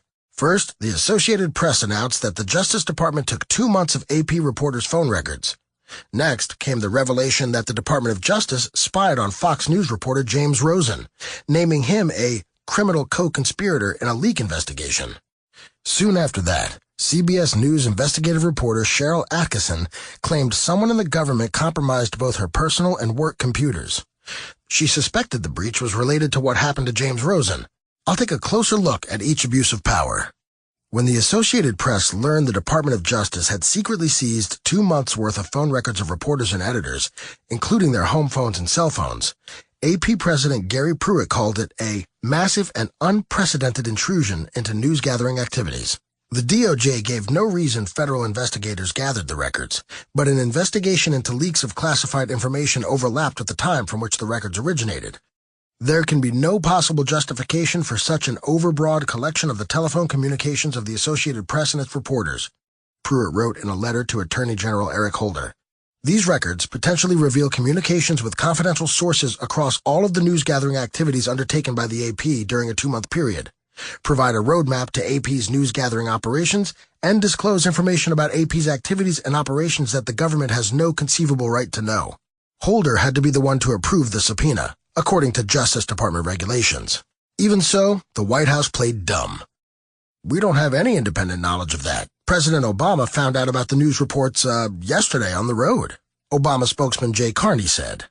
After the story broke, S.E. Cupp, a conservative columnist for the New York Daily News, explained what was so frightening about the AP spying scandal, not just for the media, but for all Americans.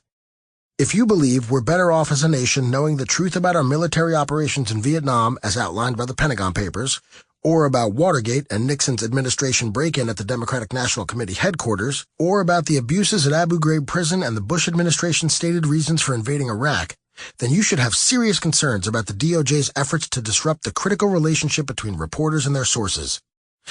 The AP spying scandal was still a fresh bombshell when the Washington Post reported that James Rosen, the chief Washington, D.C. correspondent at Fox News, was also a target of the Obama administration. The DOJ monitored his activities and collected phone records and emails while investigating leaks of classified information by State Department contractor Stephen G. Woo Kim about North Korea's nuclear ambitions. To obtain a secret search warrant, the Justice Department went much further than they had with the Associated Press as they named Rosen a co-conspirator in the investigation, invoking the Espionage Act of 1917. The same law used by the Nixon administration after the leak of the Pentagon Papers to go after the New York Times and the source of the leak, Daniel Ellsberg. We are outraged to learn today that James Rosen was named a criminal co-conspirator for simply doing his job as a reporter, said Fox News executive producer Michael Clemente. In fact, it is downright chilling. It gets worse. The DOJ monitored over 30 different phone numbers connected to Rosen and Fox News, including the home phone of Rosen's parents. Their own documents confirmed this. Although the DOJ claimed there was probable cause to conclude Rosen had committed a crime, a law enforcement official said they had no plans to charge Rosen. Attorney Jesselyn Raddick, Director of National Security and Human Rights with the Government Accountability Project, expressed concern that the Obama administration was only using the Espionage Act to get access to Rosen's communications. We should take a hard look at how the Espionage Act, a favorite tool of Nixon, is being used to go after any organization who's saying things the administration doesn't like. Recall, the Obama administration used the Espionage Act to target whistleblowers and journalists more than any White House in history, and it wasn't even close. On May 15, just days before the Rosen story broke, Attorney General Holder appeared before Democratic Congressman Hank Johnson of Georgia at a congressional hearing to answer questions about the targeting of reporters by the Justice Department. He said, "With regard to the potential prosecution of the press for the disclosure of material, that is not something I've ever been involved in, heard of, or would think would be wise policy. Remember the secret warrant naming Rosen a co-conspirator? Guess who approved that warrant? I know, you'll be stunned to learn that it was Attorney General Eric Holder." On the Friday before Memorial Day weekend, the Justice Department confirmed that senior officials, including Attorney General Eric Holder, vetted a decision to search an email account belonging to a Fox News reporter, James Rosen, whose story on North Korea prompted a leak investigation. Holder and the DOJ had to explain Holder's apparent perjury, which prompted a formal investigation by the House Judiciary Committee. The DOJ defended Holder's felonious statement by saying he had no intention of charging Rosen with a crime. No big deal. They were just accusing him of espionage, which the United States has imprisoned and executed people for. Move along, nothing to see here. The committee's investigation concluded that Holder, in fact, gave deceptive and misleading testimony before the committee, which is a fancy way of saying, yes, he committed perjury. The committee also determined that the Justice Department inappropriately interpreted the Privacy Protection Act of 1980 to obtain a search warrant for Mr. Rosen's emails. In other words, Holder lied, and the DOJ twisted the law to get the search warrant. The report also said the committee took little comfort in Mr. Holder's assurances to us now that the department never intended to prosecute Mr. Rosen when it labeled him a criminal suspect in 2010. If the Department of Justice makes bogus accusations of espionage against journalists for doing their job, what will stop them from spying on anyone they want? All they need to do is accuse you of a crime, and you could be next. Think about that. Lastly, there's the curious case of the hacking of Cheryl Atkinson's computers. Atkinson's investigative reporting on the Fast and Furious gun-walking scandal and Benghazi did not earn her any friends in the Obama administration. And according to Atkinson, the Obama administration fought back. Atkinson said, on a Philadelphia-based radio station affiliated with CBS, that she believed her home and work computers were compromised since at least February 2011, and possibly further back. If true, it meant that someone was watching her computers while she was investigating Fast and Furious. Though she didn't go into specifics, she said there could be some relationship between these things and what happened to James Rosen.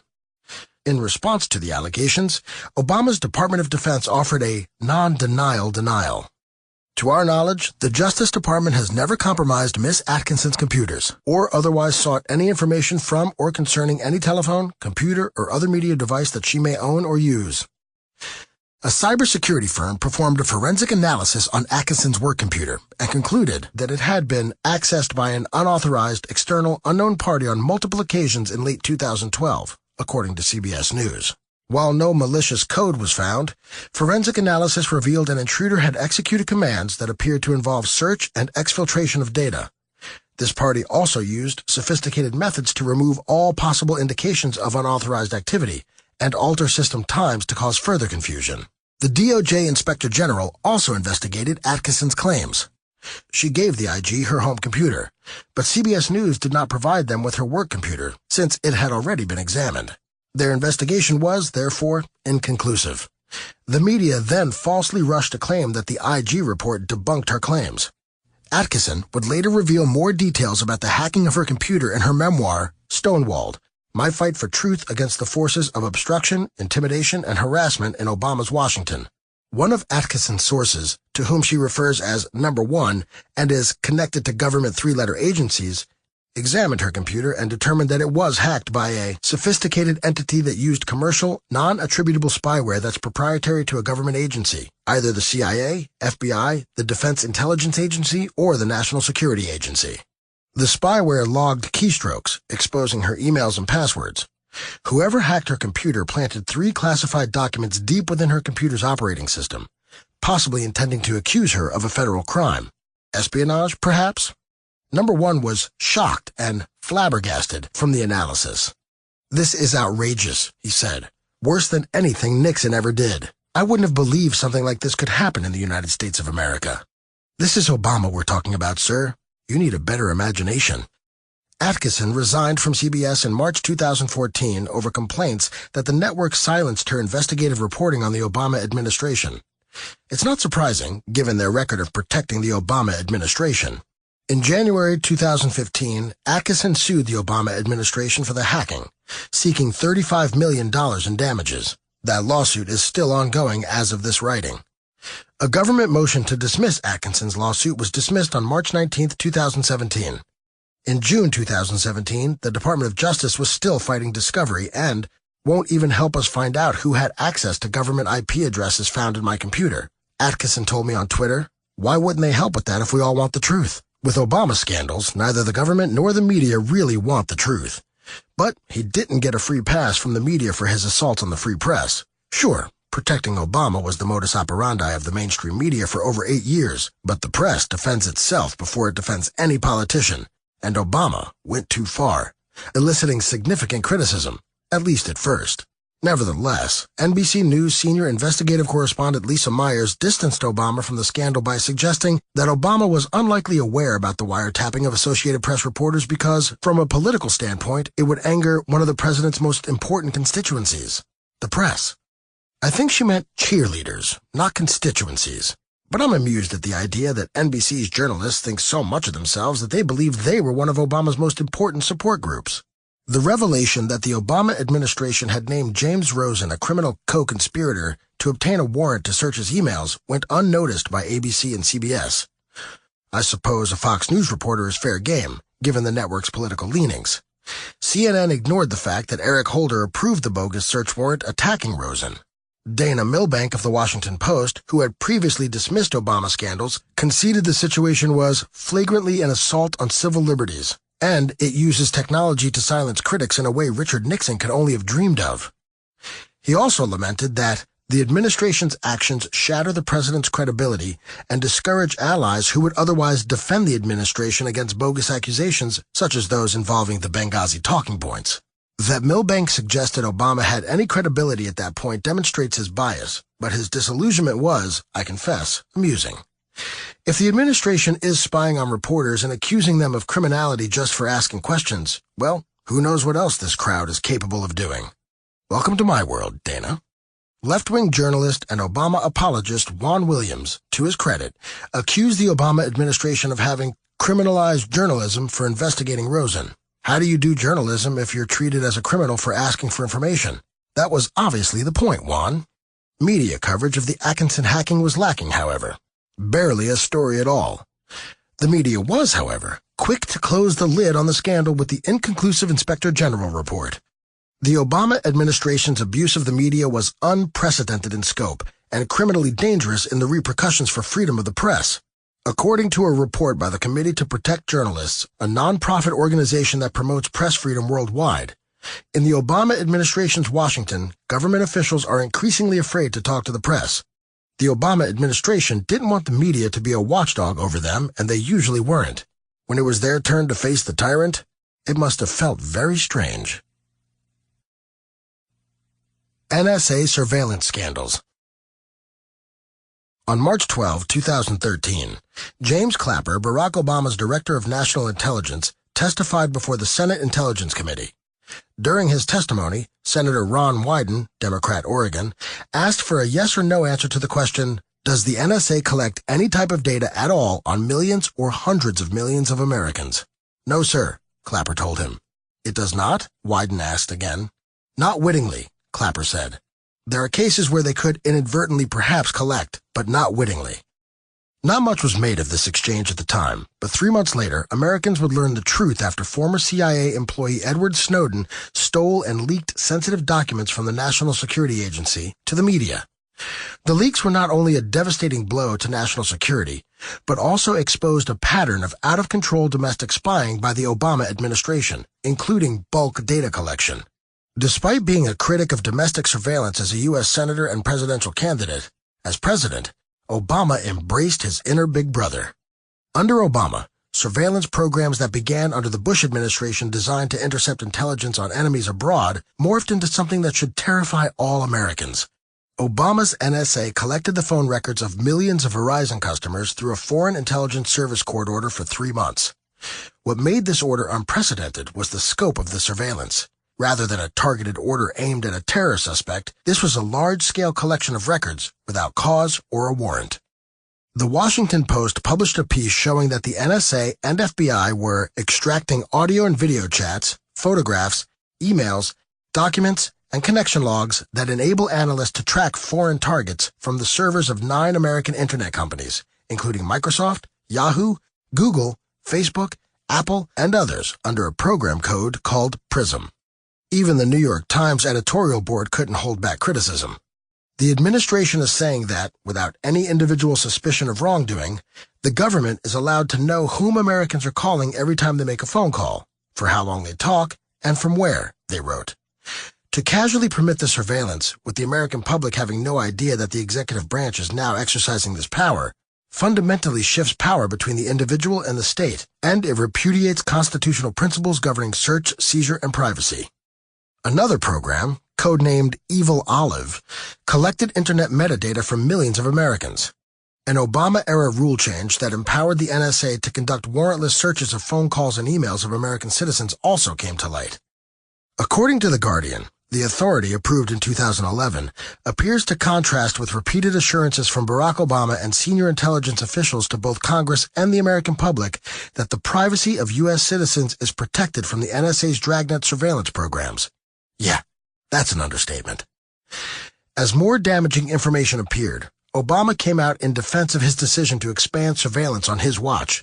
You can shout Big Brother or program run amok, but if you actually look at the details, I think we've struck the right balance, he said. Obama's Attorney General, Eric Holder, even tried to spin the leaks as a positive. You know, we can certainly argue about the way in which Snowden did what he did, but I think he actually performed a public service by raising the debate that we engaged in and by the changes that we made. Despite assurances from the Obama administration that the program was in our national security interests, the White House had to admit that there was no evidence the bulk collection of phone data ever prevented a terrorist attack. So the government violated our privacy for nothing. In May 2015, a federal appeals court ruled that the bulk collection of Americans' phone records was illegal, finding the Patriot Act provision known as Section 215, which Obama used to support his claim the spying was legal, cannot be legitimately interpreted to allow the bulk collection of domestic calling records. When Americans learned that the U.S. government was spying on the U.S. allied world leaders of France, Spain, Mexico, and Germany, Obama played dumb yet again, claiming he only learned about it from the leak. How many times have we heard that one? That excuse turned out not to be true. Imagine my surprise. Both the White House and State Department signed off on surveilling friendly foreign leaders, according to intelligence agency staffers who weren't amused by Obama's attempt to distance himself from the controversy. According to intelligence officials, the State Department has input on any decision to spy on a foreign leader, and the White House is given any useful intelligence gleaned from it. So, Obama graduated from playing dumb to being dumb. After this embarrassing revelation, Obama publicly claimed the NSA would stop surveilling friendly foreign leaders. Except they didn't. Big Brother Obama needed that intelligence, and he had no intention of giving it up. In December 2015, the voters found out that the NSA also spied on Israeli Prime Minister Benjamin Netanyahu during the Iran nuclear talks. The White House claimed the surveillance was for national security purposes. That was another lie. The White House was attempting to gain information to counter Netanyahu's campaign against Obama's deal with Iran. Netanyahu's conversations with members of Congress were also monitored, violating the bonds of trust between the executive and legislative branches and sparking vitriol across the political spectrum. The White House knew they could be accused of spying on Congress, so they covered their tracks. From the Wall Street Journal, White House officials believed the intercepted information could be valuable to counter Mr. Netanyahu's campaign. They also recognized that asking for it was politically risky, so, wary of a paper trail stemming from a request, the White House let the NSA decide what to share and what to withhold, officials said. We didn't say, do it, a senior U.S. official said. We didn't say, don't do it. Beautiful. What a tidy arrangement. Fred Fleitz, Senior Vice President for Policy and Programs with the Center for Security Policy, said this suggests major misconduct by the NSA and the White House of a sort not seen since Watergate. The comparisons to Nixon keep mounting. According to Fleitz, these intercepts should have never been provided to the White House in the first place because they involved a policy dispute between Congress and the President. Fleitz also said, the White House bears significant responsibility for this scandal. By encouraging and accepting this intelligence, the White House used the NSA as an illegitimate means to undermine its legislative opponents. This represented a major abuse of presidential power, since it employed the enormous capabilities of an American intelligence service against the U.S. Congress. It also probably violates the U.S. Constitution's separation of powers principle and the Fourth Amendment, since surveillance may have been conducted against U.S. citizens without a warrant. When the details of Obama's aggressive intelligence-gathering campaign surfaced, the media covered the growing spying scandal but did its best to make sure it wasn't connected to Obama in any way. Often, the discussion at roundtables and in commentaries about the NSA's abusing spying program centered on George W. Bush and the Patriot Act. Whatever your view on the Patriot Act, it's difficult to avoid the conclusion that Obama abused the law far, far more than Bush did. Domestic surveillance didn't start with the Obama administration, but it grew exponentially on his watch, and Once they realized it, an already skeptical American citizenry lost what little faith they had in their government. The fallout from the NSA spying scandal also had both political and economic ramifications. American tech companies lost business worldwide, including with foreign governments, out of concern that the Obama administration was spying on them. Intelligence and diplomatic relationships with European countries also suffered because of the scandal. So, what about James Clapper? The exposure of mass data collection by the NSA proved he had given false testimony under oath. According to Citizens for Responsibility and Ethics in Washington, a left-leaning government watchdog group, Director Clapper appears to have violated laws prohibiting false statements and obstruction of congressional inquiry. In 1977, in an analogous situation, DOJ prosecuted the CIA Director Richard Helms for lying to a congressional committee about CIA operations in Chile. Spoiler alert, Clapper never faced prosecution for lying to Congress. Like many Democrats who find themselves in trouble, survived with a simple apology. "My response was clearly erroneous, for which I apologize," he wrote in a letter to Senator Dianne Feinstein, then chairman of the Senate Intelligence Committee. "Mistakes will happen, and when I make one, I correct it." Mistakes? That's one hell of a mistake, Jim. Are we to believe you simply forgot about the most expansive and outrageous domestic spying program in U.S. history? That excuse would never work for everyday people, especially when it proved to be impossible. After the Snowden leaks exposed Clapper's lies, Senator Wyden said, "So that he would be prepared to answer, I sent the question to Director Clapper's office a day in advance. After the hearing was over, my staff and I gave his office a chance to amend his answer." Mistake indeed. Despite the scandal created by Clapper's false testimony and many calls for his resignation, Clapper didn't submit his resignation until after the 2016 presidential election, and remained in his position as Obama's Director of National Intelligence until Obama left office. Obama didn't care enough about Clapper's dishonesty to demand his resignation when it would have mattered. I don't know about you, but I don't see that as a great way to encourage transparency. The VA scandal. Obama made many promises during his 2008 campaign, and, believe it or not, I agree with a few. Reducing the backlog of benefits claims through the Veterans Health Administration was one such honorable promise. Even though the VA has struggled with backlog issues for decades, on the campaign trail, Obama attacked George W. Bush for the state of VA hospitals, accusing him of ignoring the deplorable conditions and failing to plan for the care of military personnel returning home from the wars in Afghanistan and Iraq. American veterans deserve a president who will fight for them not just when it's easy or convenient, but every hour of every day for the next 4 years, Obama said. Sadly, he didn't make that promise out of genuine concern for the brave men and women who fought for our country, but rather from a desire to exploit their suffering for political gain. What happened with the VA on Obama's watch was appalling. When Obama took office, the backlog was in decline. Outstanding claims fell by nearly 100,000 during George W. Bush's second term. This trend did not continue under Obama, however. Instead, it more than doubled during his first term, from approximately 390,000 outstanding claims, with 22% backlogged over 180 days, to roughly 884,000 outstanding claims, with 65.8% backlogged for over 125 days, increasing by 116,000 outstanding claims in 2011 alone. Under Obama, the number of veterans who died while waiting to receive care because of the backlog also skyrocketed. As the problem spiraled out of control, Obama VA Secretary General Eric Shinseki promised to end the backlog by 2015. Obama and Shinseki ignored the problem until, in April 2014, even more disturbing details came to light. Whistleblowers surfaced claiming at least 40 veterans in a Phoenix VA hospital died waiting for care after being placed on a secret list designed to hide long wait times for medical appointments. Internal VA emails obtained by CNN showed management at the Phoenix VA hospital knew of the secret list and defended it. Officials in D.C. received an abridged official list that gave the impression veterans were receiving care within the required 14 to 30 days. To hide the backlog, doctor's appointments weren't scheduled on the VA computer system. They enter information into the computer and do a screen capture hard copy printout, explained Dr. Sam Foote, a retired doctor out of the Phoenix VA hospital. They then do not save what was put into the computer, so there's no record that you were ever here. That information was kept on a secret list, and the hard copy indicating when the appointment was supposed to have been scheduled was destroyed. According to Foote, they wouldn't take you off that secret list until you had an appointment time that was less than 14 days, so it would give the appearance that they were improving greatly the waiting times, when in fact, they were not. The secret list contained an estimated 1,400 to 1,600 sick veterans waiting for care. Sadly, this problem wasn't isolated to the Phoenix hospital. Whistleblowers came forward, alleging that at least 7 other VA hospitals around the country were also manipulating wait lists.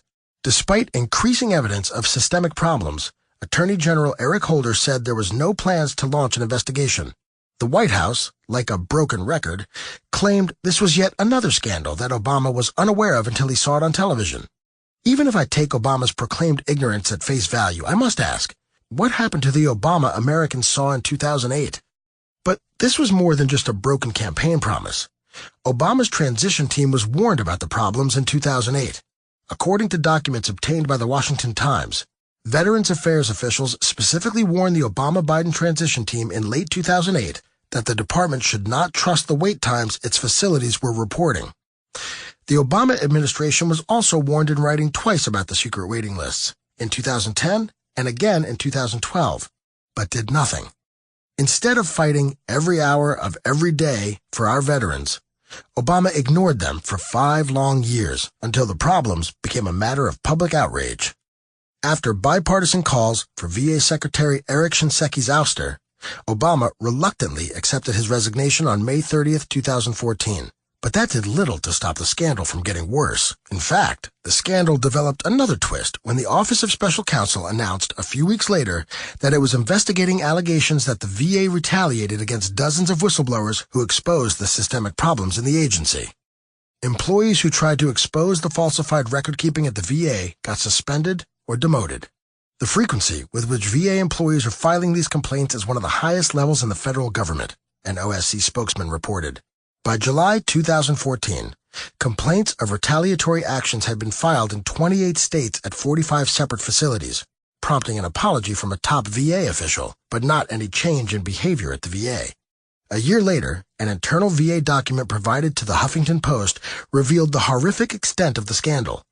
Of the 847,822 veterans waiting for care in the VA system, a staggering 238,647 of them, nearly a third, died before receiving treatment. In a final, heartbreaking indignity to our brave men and women of the military, as late as 2016, nearly a third of all calls to the VA's suicide prevention hotline went unanswered, according to the hotline's former director, Greg Hughes.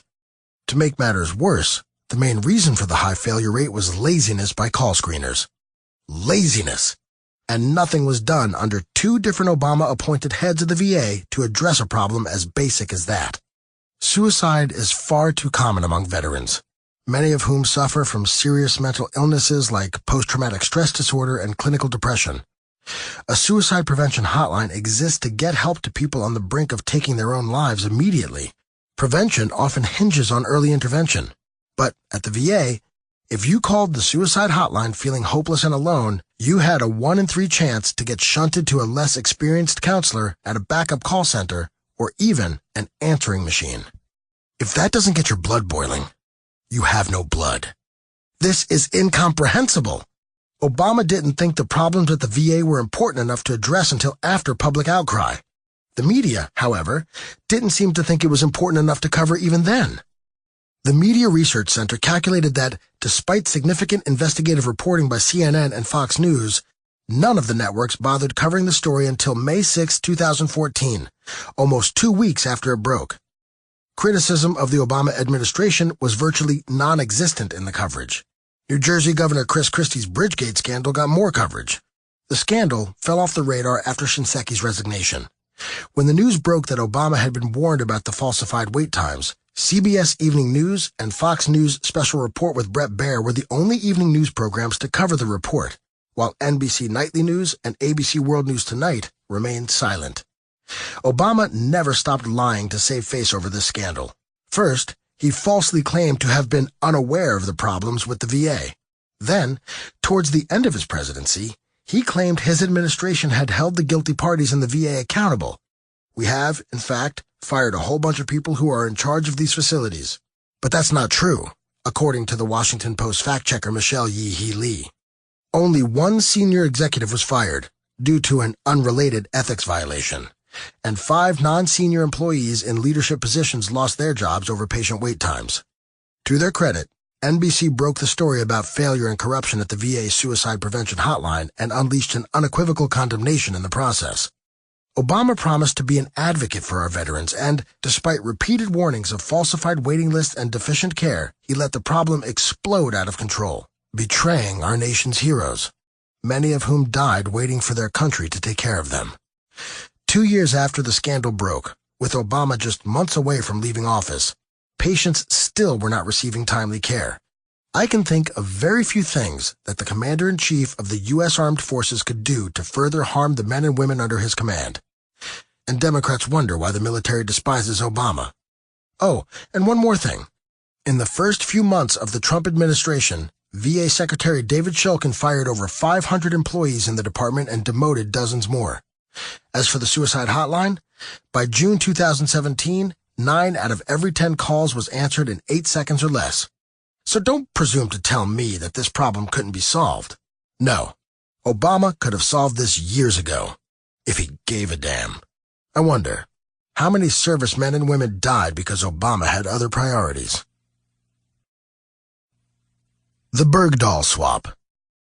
To say Obama is a horrible deal-maker would be an understatement. The nuclear deal with Iran comes to mind as the chief example. A sworn enemy of the United States, the world's #1 state sponsor of terrorism, got everything it wanted, and the U.S. got nothing. There are others, but right now I want to focus on the terrible deal that quickly became a scandal. In 2014, Obama released 5 senior Taliban leaders to Qatar in exchange for Army Sergeant Bo Bergdahl, captured by the Taliban in 2009. Soldiers who served with him say that Bergdahl was a deserter who voluntarily left his post. The Obama administration wanted to keep reports of Bergdahl's desertion secret, and his fellow soldiers were forced to sign non-disclosure agreements. But many spoke out anyway. Josh Cornelison, the medic in Bergdahl's platoon, explained that the men who defied Obama and speak out made their choice when President Obama spoke at the White House with Bergdahl's parents, presenting Bergdahl as a hero. He said, "When the president was there with Bergdahl's parents, we got this feeling that the American people needed to be told the truth. We were there. This is not hearsay. We were on the ground, the first ones to go looking for him. The American public needs to know the truth about Bergdahl before treating him like any kind of war hero, because that is completely false." Former Sergeant Matt Vierkant, a member of Bergdahl's platoon, also spoke out. "I was pissed off then, and I'm even more so now with everything going on. Bo Bergdahl deserted during a time of war, and his fellow Americans lost their lives searching for him." Another member of the platoon, former U.S. Army Sergeant Josh Corder, was similarly upset. "Any of us would have died for him while he was with us, and then for him to just leave us like that, it was a very big betrayal. I don't think I could have continued to go on without being able to share with you and the people the true things that happened in this situation. Because if you guys aren't made aware of it, it will just go on, and he'll be a hero, and nobody will be able to know the truth." The Eclipse Group, a private intelligence agency and subcontractor of the Department of Defense, investigated Bergdahl. They learned that, while in captivity, Bergdahl converted to Islam and called himself a warrior for Islam. Their reports contained amazing detail, including eyewitness accounts. Conditions for Bergdahl have greatly relaxed since the time of the escape. Bergdahl has converted to Islam and now describes himself as a mujahid. Bergdahl enjoys a modicum of freedom and engages in target practice with the local mujahideen, firing AK-47s. Bergdahl is even allowed to carry a loaded gun on occasion. Bergdahl plays soccer with his guards and bounds around the pitch like a madman. He appears to be well and happy, and has a noticeable habit of laughing frequently and saying "salam" repeatedly. Retired General Stanley McChrystal, who was commander of U.S. troops in Afghanistan at the time Bergdahl left his post, confirmed the Army knew Bergdahl was a deserter. "I had been in command about a month or so when he left in 2009. My initial understanding, based upon the reporting I got, is that he had walked off intentionally." Despite the questions surrounding Bergdahl's disappearance, the Obama administration seemed intent on presenting him as a hero, not a deserter. Bergdahl's parents had joined Obama for a media event at the White House Rose Garden to celebrate the prisoner swap. Obama's National Security Advisor Susan Rice claimed Bergdahl served the United States with honor and distinction, and that he was an American prisoner of war captured on the battlefield. Who wrote these absurdities? They remind me of the Benghazi talking points. Obama shrugged off the brewing scandal, saying, "I'm never surprised by controversies that are whipped up in Washington." Right? That's par for the course. When you are as corrupt and incompetent as Obama, perhaps. The administration also gave every signal that they would not pursue punishment for Bergdahl for his act of desertion. An anonymous senior defense official told CNN that 5 years in captivity was enough for Bergdahl not to face punishment. Pentagon spokesman Rear Admiral John Kirby said, "We really don't know why he left the base and under what circumstances." However, when the Obama administration realized that the Bergdahl swap was backfiring on them, there was a concerted effort to distance Obama from it and make Defense Secretary Chuck Hagel the fall guy. Administration officials told Congress that it was Hagel who made the final call, despite the fact that Hagel had previously explained on Meet the Press that Obama had made the final call. "I signed off on the decision. The president made the ultimate decision. We did spend time looking at this," he told host David Gregory. Though Obama and his cabinet appeared to prefer not to punish Bergdahl, on March 25, 2015, the U.S. Army Forces Command charged him under the Uniform Code of Military Justice with desertion with intent to shirk important or hazardous duty, and misbehavior before the enemy by endangering the safety of a command, unit, or place. Under the latter charge, Bergdahl faces a possible life sentence. To the surprise of many in the military, Obama elected not to pardon Bergdahl, though he granted a commuted sentence to former Army Private Bradley Manning, now called Chelsea Manning, who compromised national security by leaking thousands of classified documents. Perhaps if Bergdahl was transgender, he would have had more luck. I guess we'll never know. Bergdahl pleaded guilty to desertion in October 2017. There have also been 2 verdicts on the Obama administration's actions. The Government Accountability Office found that the Pentagon violated the 2014 Defense Appropriations Act by swapping the 5 Taliban leaders for Bergdahl. The law states that Congress must be alerted at least 30 days before any detainee may be transferred from the prison at Guantanamo Bay. The Obama administration gave no such warning. It is extremely troubling that the president chose to ignore this notification requirement despite the previous bipartisan opposition to this ill-conceived swap, said Senator Susan Collins after the release of the GAO report. "It is highly likely that these men will return to the fight against our country after their year in Qatar. That is the assessment of the administration's own intelligence experts." Collins was not swayed by the administration's argument that informing Congress could have compromised the negotiations because dozens in his administrations had advanced knowledge of the swap. "The president's decision is part of a disturbing pattern where he unilaterally decides that he does not have to comply with provisions of laws with which he disagrees," she added. An investigation by the House Armed Services Committee released more than a year later also concluded that the Obama administration broke the law and went to great lengths to keep the negotiations secret, even lying to the media and to Congress about it. Some Department of Defense officials who would typically be involved in the negotiations weren't informed. Both Republicans and Democrats in Congress were angry at the actions of the Obama administration, not just for hiding the negotiations from them, but for violating U.S. policy not to negotiate with terrorists, thereby incentivizing more hostage-taking. The 5 Taliban leaders weren't even eligible for transfer at the time of the swap. The report speculated that the Obama administration kept the negotiations secret to help Obama achieve his 2008 election campaign promise of closing Guantanamo Bay. Democrats on the committee concurred that Obama violated the law, but issued their own dissenting report because they objected to language that implied the Obama administration broke the law for political reasons. I suppose they deserve credit for not debating that Obama broke the law. And what happened to the Taliban leaders exchanged for Bergdahl? The House Armed Services Committee investigation found that they were welcomed as heroes in Qatar and resumed threatening activities. The committee added, despite the current restrictions of the Memorandum of Understanding, it is clear that the 5 former detainees have participated in activities that threaten U.S. and coalition personnel and are counter to U.S. national security interests, not unlike their activities before they were detained on the battlefield. According to the Counter-Extremism Project, a nonpartisan and nonprofit international policy organization, Qatar likely influenced former Guantanamo detainees, including those exchanged for Bo Bergdahl, to return to terrorist activities. So, how is this trade a good deal for the United States? Leaders in the press certainly did their part to paint the deal as a triumph and a foreign policy success, even as the facts came to light and the swap backfired on Obama. The New York Times was so eager to come to Obama's defense that they whipped up a hastily written editorial titled, "The Politics of the Bergdahl Case." It was so poorly written that the editorial team revised it 5 times after it appeared on their website. They even changed the title to the more derisive, "The Rush to Demonize Sergeant Bergdahl." The editorial, according to the Media Research Center, impugned the motives, integrity, and basic decency of Bergdahl's comrades in Afghanistan and sympathizers who have had the unmitigated gall to help them tell their story to the press. When politicians who originally expressed joy over Bergdahl's release began backtracking, the New York Times editorial board became outraged, exclaiming, "This duck-and-cover response is the result of the outrageous demonization of Sergeant Bergdahl in the absence of actual facts. Republican operatives have arranged for soldiers in his unit to tell reporters that he was a deserter who cost the lives of several soldiers searching for him." The Times later published another hit piece against Bergdahl's unit in an attempt to discredit their claims against him.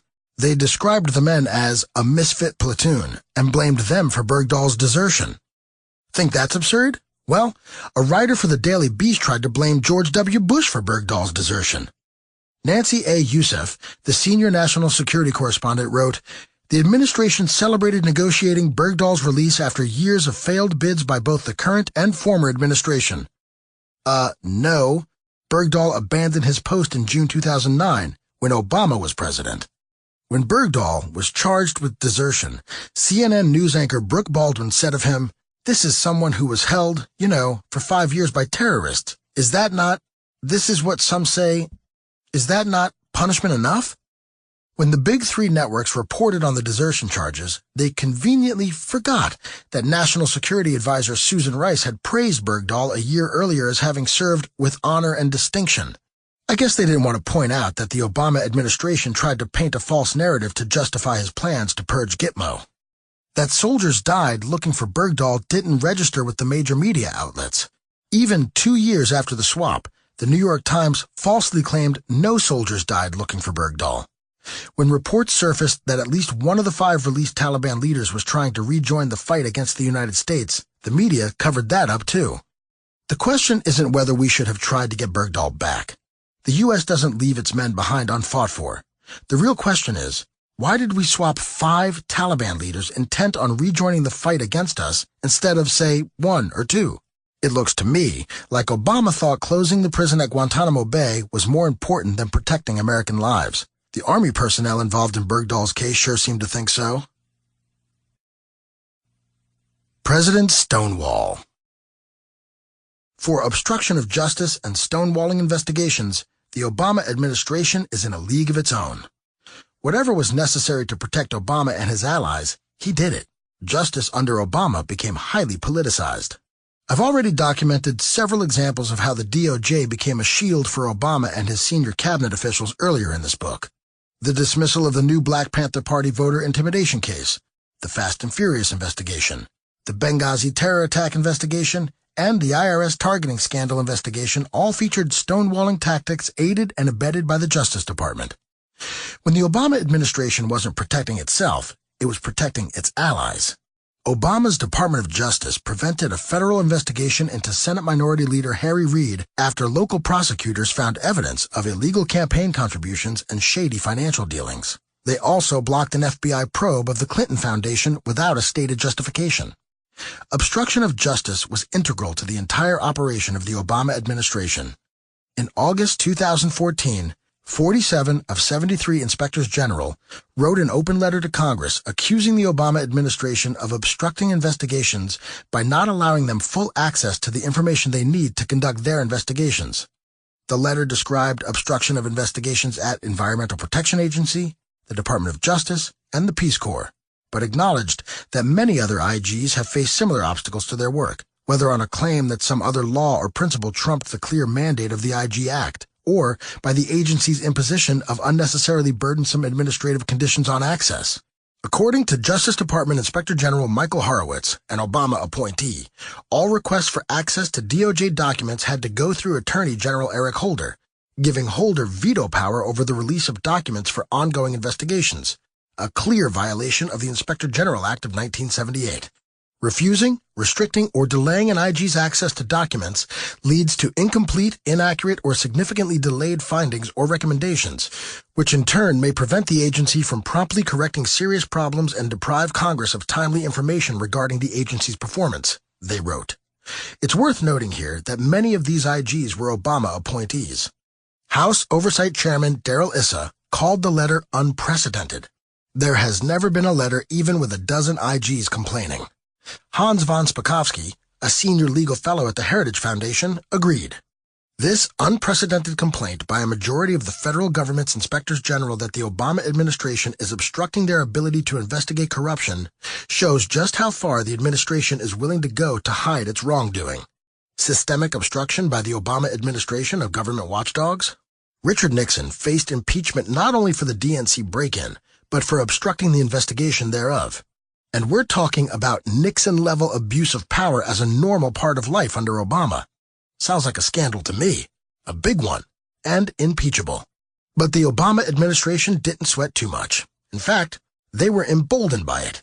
In the summer of 2015, the Obama administration imposed new restrictions on the investigative powers of inspectors general.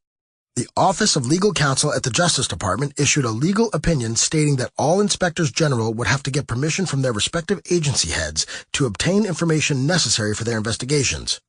To clarify, the new rule forced IGs to ask permission of an agency head before they could conduct an investigation that potentially involved that agency head. I hope you can see the problem here. The DOJ's opinion received criticism from both sides of the aisle.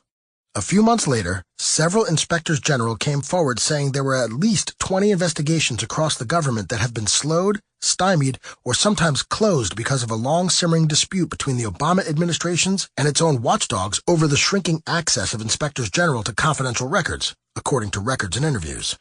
These new restrictions had the result Obama intended. Among the investigations hampered by the Obama administration were NSA spying, intelligence sharing before the 2013 Boston Marathon bombing, Fast and Furious, and the deadly 2012 Honduran drug raid. The Obama administration's antipathy for independent watchdogs was so egregious that, once again, Republicans and Democrats united in their criticism. Considering how rare bipartisanship is these days, it's hard to deny that the Obama administration was up to no good if Obama's own party, which so often blindly defended him, questioned his administration's actions. The culture of obstruction in the Obama administration was such a problem that it literally took an act of Congress to address it. The Inspector General Empowerment Act of 2016 was drafted in response to the aforementioned 2015 legal opinion from the Justice Department Office of Legal Counsel and passed by unanimous consent in both the House and Senate. Obama signed the bill into law on December 16, 2016, a month before he left office. No doubt he figured he didn't need to worry about watchdogs once he left the White House. In a statement announcing the signing, Obama's press secretary, Josh Earnest, ironically called the legislation a continuation of the commitment to transparency in government that has been a hallmark of this administration from day one. It takes a lot of gall to spin legislation written in response to the Obama administration's obstruction as a positive aspect of Obama's legacy. Intelligence manipulation scandals. When Obama ran for re-election, he leaned heavily on the successful raid of Osama bin Laden's Pakistani hideout in May 2011 to position himself as strong on terrorism and to claim that al-Qaeda was on the path to defeat. But this claim was false, and the administration's effort to manipulate intelligence reports to confirm his talking points began a pattern of deception and selective disclosure that dogged Obama's entire second term in office and, worse, slowed America's response as both al-Qaeda and the Islamic State in Iraq and Syria, ISIS, or ISIL, expanded, leading to countless attacks the world over. Thanks to the raid on Osama bin Laden's compound, which resulted in his death, the U.S. uncovered a treasure trove of intelligence on al-Qaeda operations across the globe. Millions of documents, the best collection of terrorist material ever collected in one place, were now in the hands of the United States government. Exploitation of these documents could have given us an edge in the fight to eradicate al-Qaeda if we used it properly. We didn't. Stephen Hayes of the Weekly Standard reported, over 3 years after the raid, that a comprehensive analysis of the intelligence never took place. In the days immediately following the bin Laden raid, The document haul was taken to a triage center where a CIA-led interagency team of analysts and subject matter experts began to comb through it for perishable intelligence. It was, by all accounts, a fruitful effort. The initial scrub took several weeks. It was never meant to be comprehensive. It was more data mining than analysis, says one intelligence official with knowledge of the project. Researchers and analysts searched the documents for key names, phone numbers, and addresses that could be used by U.S. troops to target senior al-Qaeda leaders. In subsequent congressional testimony, James Clapper, Director of National Intelligence, reported that there were over 400 intelligence reports that were issued in the initial aftermath immediately after the raid. Then, the document exploitation stopped. According to sources with detailed knowledge of the handling of the documents, the CIA did little to build on the project after the initial burst of intelligence reports. What happened next was inexcusable. Obama's CIA limited access to the documents, declassifying only hand-picked information that reflected the administration's public narrative that al-Qaeda was on the run. But, as Hayes noted, as the public heard this carefully managed story about al-Qaeda, analysts at CENTCOM had documents that showed something close to the opposite. The exploitation by the CENTCOM team, though far from comprehensive, generated hundreds of additional reports on al-Qaeda that were distributed throughout the intelligence community, according to congressional testimony from Lieutenant General Michael Flynn, then director of the Defense Intelligence Agency. The findings were briefed to senior intelligence and military officials, including Robert Cardillo, Deputy Director of National Intelligence, and Admiral Michael Mullen, former chairman of the Joint Chiefs of Staff. Several members of Congress were briefed as well on the findings. Derek Harvey, who supervised the team of analysts from the United States Central Command, CENTCOM, and the Defense Intelligence Agency, DIA, said the conclusions they reached contradicted what the Obama administration was telling the public. They were saying that al-Qaeda was on the run. We were telling them al-Qaeda was expanding and growing stronger. Next came a cover-up. Analysts on the CENTCOM DIA team were told they could not include information from the bin Laden documents in finished intelligence products. As word of the contents of the documents began to circulate informally in intelligence circles, one official on the team was summoned to Washington and ordered to quit analyzing the documents. DIA intelligence analyst Michael Pregent said Obama's National Security Council canceled an opportunity for DIA and CENTCOM analysts to more thoroughly review the documents and gave no explanation for the change of plans. Hayes asked, why would the President's National Security Council intervene to block access to the bin Laden documents for analysts from the DIA and CENTCOM? Analysts who are providing intelligence to those on the front lines of America's battles with jihadists. The answer is political. 4 sources with knowledge of the bin Laden documents tell TWS that the White House was intimately involved in limiting access to them. NSC officials hand-picked the first set of documents released to the public, chosen to reinforce the impression that bin Laden was weak and isolated when he was killed and that al-Qaeda was in disarray. The release of those documents, 6 months before the 2012 presidential election, coincided with a push by the White House and the Obama campaign to position Obama as strong on terror. As Hayes noted, the allegations that intelligence on ISIS was being manipulated at CENTCOM are not noteworthy because they're new. In this case, they're noteworthy because they're not. Covering up the intelligence also meant not acting on the threat. 3 months before the presidential election, a classified Defense Intelligence Agency report warned that al-Qaeda in Iraq, which became ISIS, was poised to make a comeback due to the deteriorating situation in Syria. The White House ignored the report because, according to Lieutenant General Michael Flynn, who was Obama's DIA director at the time, it didn't meet the narrative. Obama also received warnings from the CIA, State Department, the Iraqi government, and others, but ignored those warnings and refused to act. Let's not forget that Democrats, Barack Obama included, spent years falsely accusing George W. Bush of manipulating pre-war intelligence about Iraq's weapons of mass destruction. Many on the left still believe it. Yet, when it was Obama's turn at the helm of the ship of state, he and his administration did exactly that to save his re-election. Obama's scandalous deception and inaction came at a major cost, the rise of ISIS, yet his allies on the left see no problem with his actions. In 2014, Barack Obama said, "If a JV team puts on Lakers uniforms, that doesn't make them Kobe Bryant." ISIS had just captured Fallujah, Iraq, much to the surprise of his administration. This analogy haunted him for the rest of his presidency as ISIS, under his watch, grew in strength and number, carrying out successful terror attacks around the globe. Obama later claimed his comment wasn't specifically referring to ISIS, a claim PolitiFact rated false and the Washington Post gave 4 Pinocchios. Obama's pathetic deflection meant to distract Americans from his failure to understand the threat posed by ISIS was bad, but it pales in comparison to what he did next to improve his image as Commander-in-Chief. In an interview on CBS's 60 Minutes, correspondent Steve Kroft asked Obama, "How did ISIS end up where they are, in control of so much territory? Was that a complete surprise to you?" Rather than accept responsibility for underestimating the threat of ISIS, he blamed his Director of National Intelligence. "Well, I think our head of intelligence community, Jim Clapper, has acknowledged that I think they underestimated what had been taking place in Syria." Soon after Obama threw the intelligence community under the bus, many stepped forward, eager to refute his claim. Unless someone very senior has been shredding the president's daily briefings and telling him that the dog ate them, highly accurate predictions about ISIL have been showing up in the Oval Office since before the 2012 election, one national security staffer told the Daily Mail. "We were seeing specific threat assessments, and many of them have panned out exactly as we were told they would." Senior intelligence officials told the Daily Beast similar stories. "Either the president doesn't read the intelligence he's getting or he's bullshitting," said one former senior Pentagon official. A military intelligence official told Fox News that the ISIS threat was well documented in the president's daily brief for over a year, but the White House failed to act. Obama was lying when he blamed the intelligence community for failing to catch the threat of ISIS. The media, however, didn't think this was worth mentioning. The day after Obama's interview aired, Newsbusters documented a complete lack of interest by the major networks. ABC World News Tonight with David Muir chose to ignore the story altogether, while the CBS Evening News with Scott Pelley simply re-aired Obama's comments from 60 Minutes the night prior without acknowledging the criticisms since the interview aired.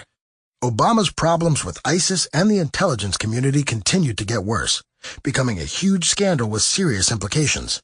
An explosive report in August 2015 by the New York Times revealed that the Pentagon Inspector General was investigating allegations that military officials have skewed intelligence assessments about the United States-led campaign in Iraq against the Islamic State to provide a more optimistic account of progress. 2 weeks later, the Daily Beast revealed that this investigation was prompted by complaints from intelligence analysts from CENTCOM that their reports on ISIS and al-Qaeda's branch in Syria were being inappropriately altered by senior officials. The purpose of the manipulation was to ensure the intelligence did not conflict with the administration's public statements that the United States was winning against the so-called JV team. Despite the severity of the scandal, only CBS and Fox News covered the story. It only merited a brief 18-second mention on ABC's Good Morning America and was skipped entirely by NBC.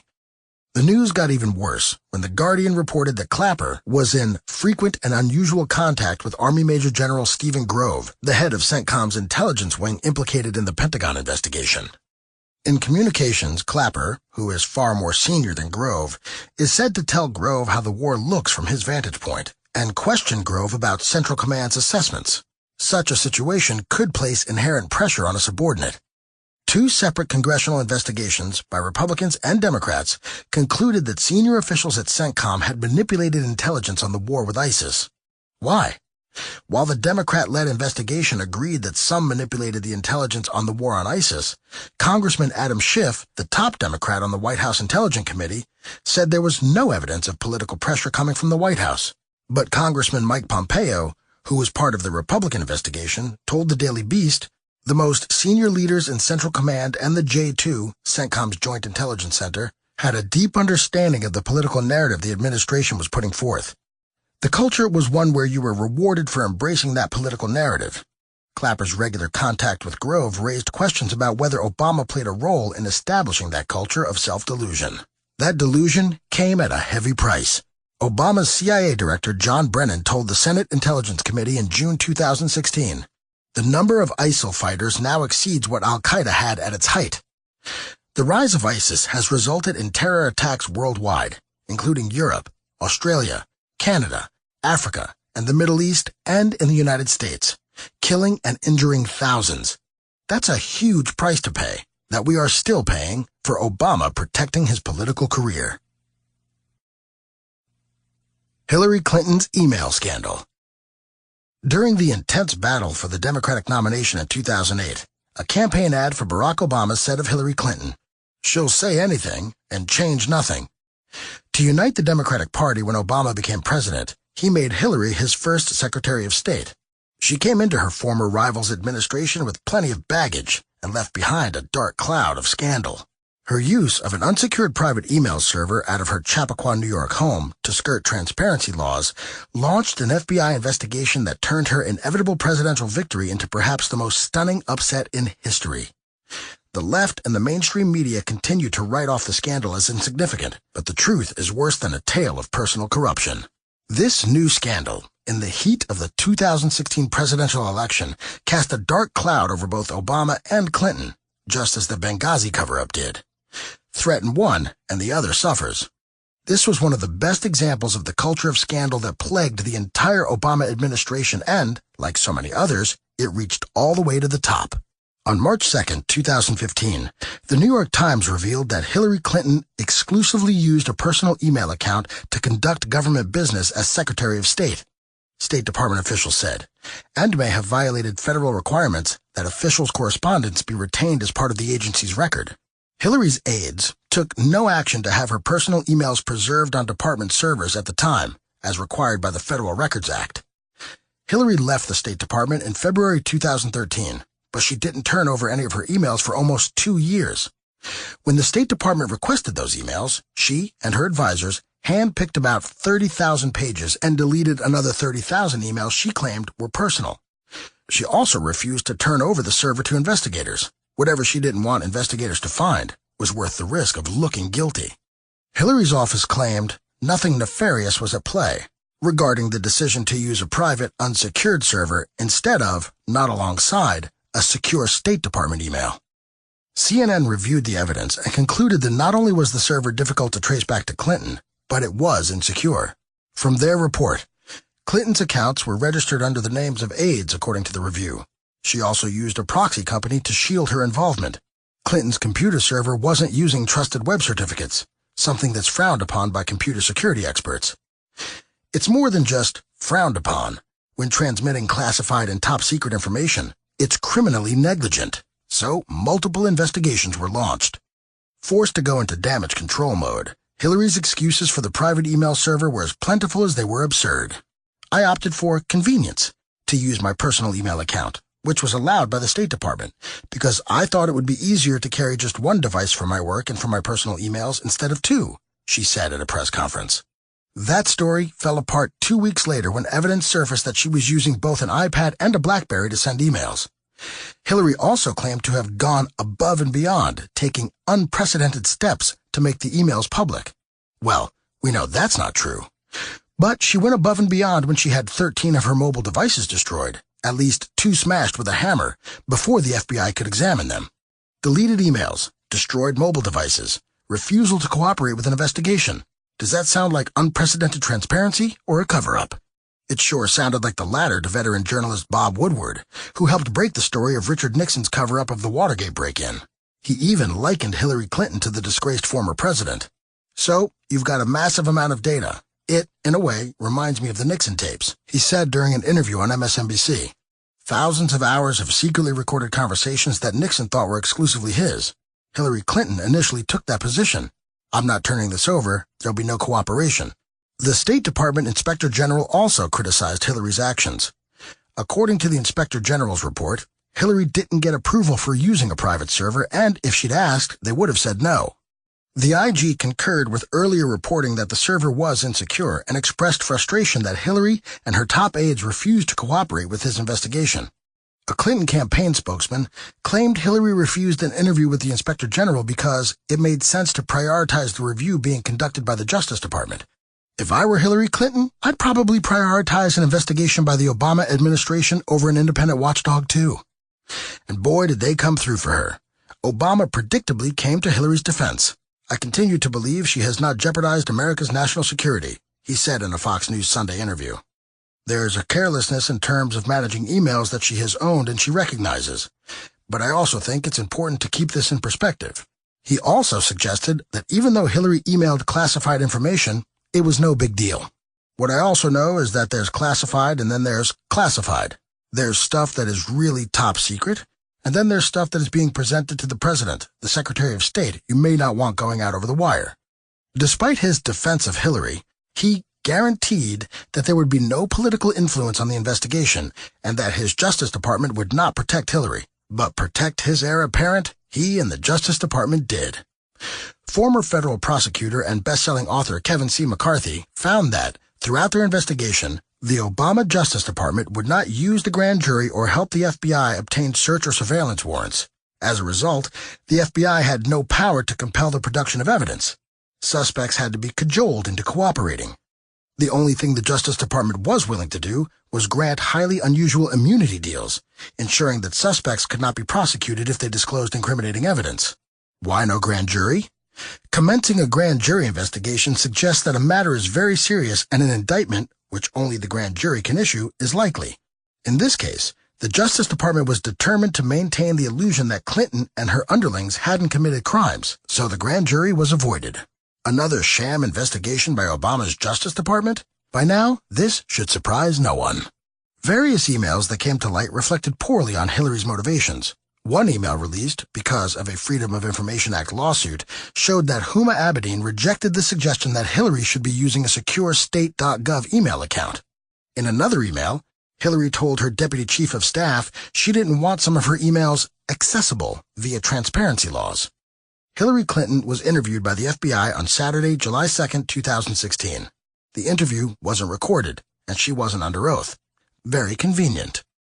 The details of the interview weren't released until 2 months later, when we learned that, amongst other things, she claimed she couldn't recall any training on how to handle classified information, and that she didn't understand that the C before a paragraph meant classified. She claimed she thought it indicated alphabetical order. It's amazing the absurd things you'll say when you're not under oath.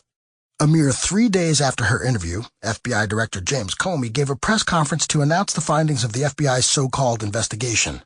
Although we did not find clear evidence that Secretary Clinton or her colleagues intended to violate laws governing the handling of classified information, there is evidence that they were extremely careless in their handling of very sensitive, highly classified information.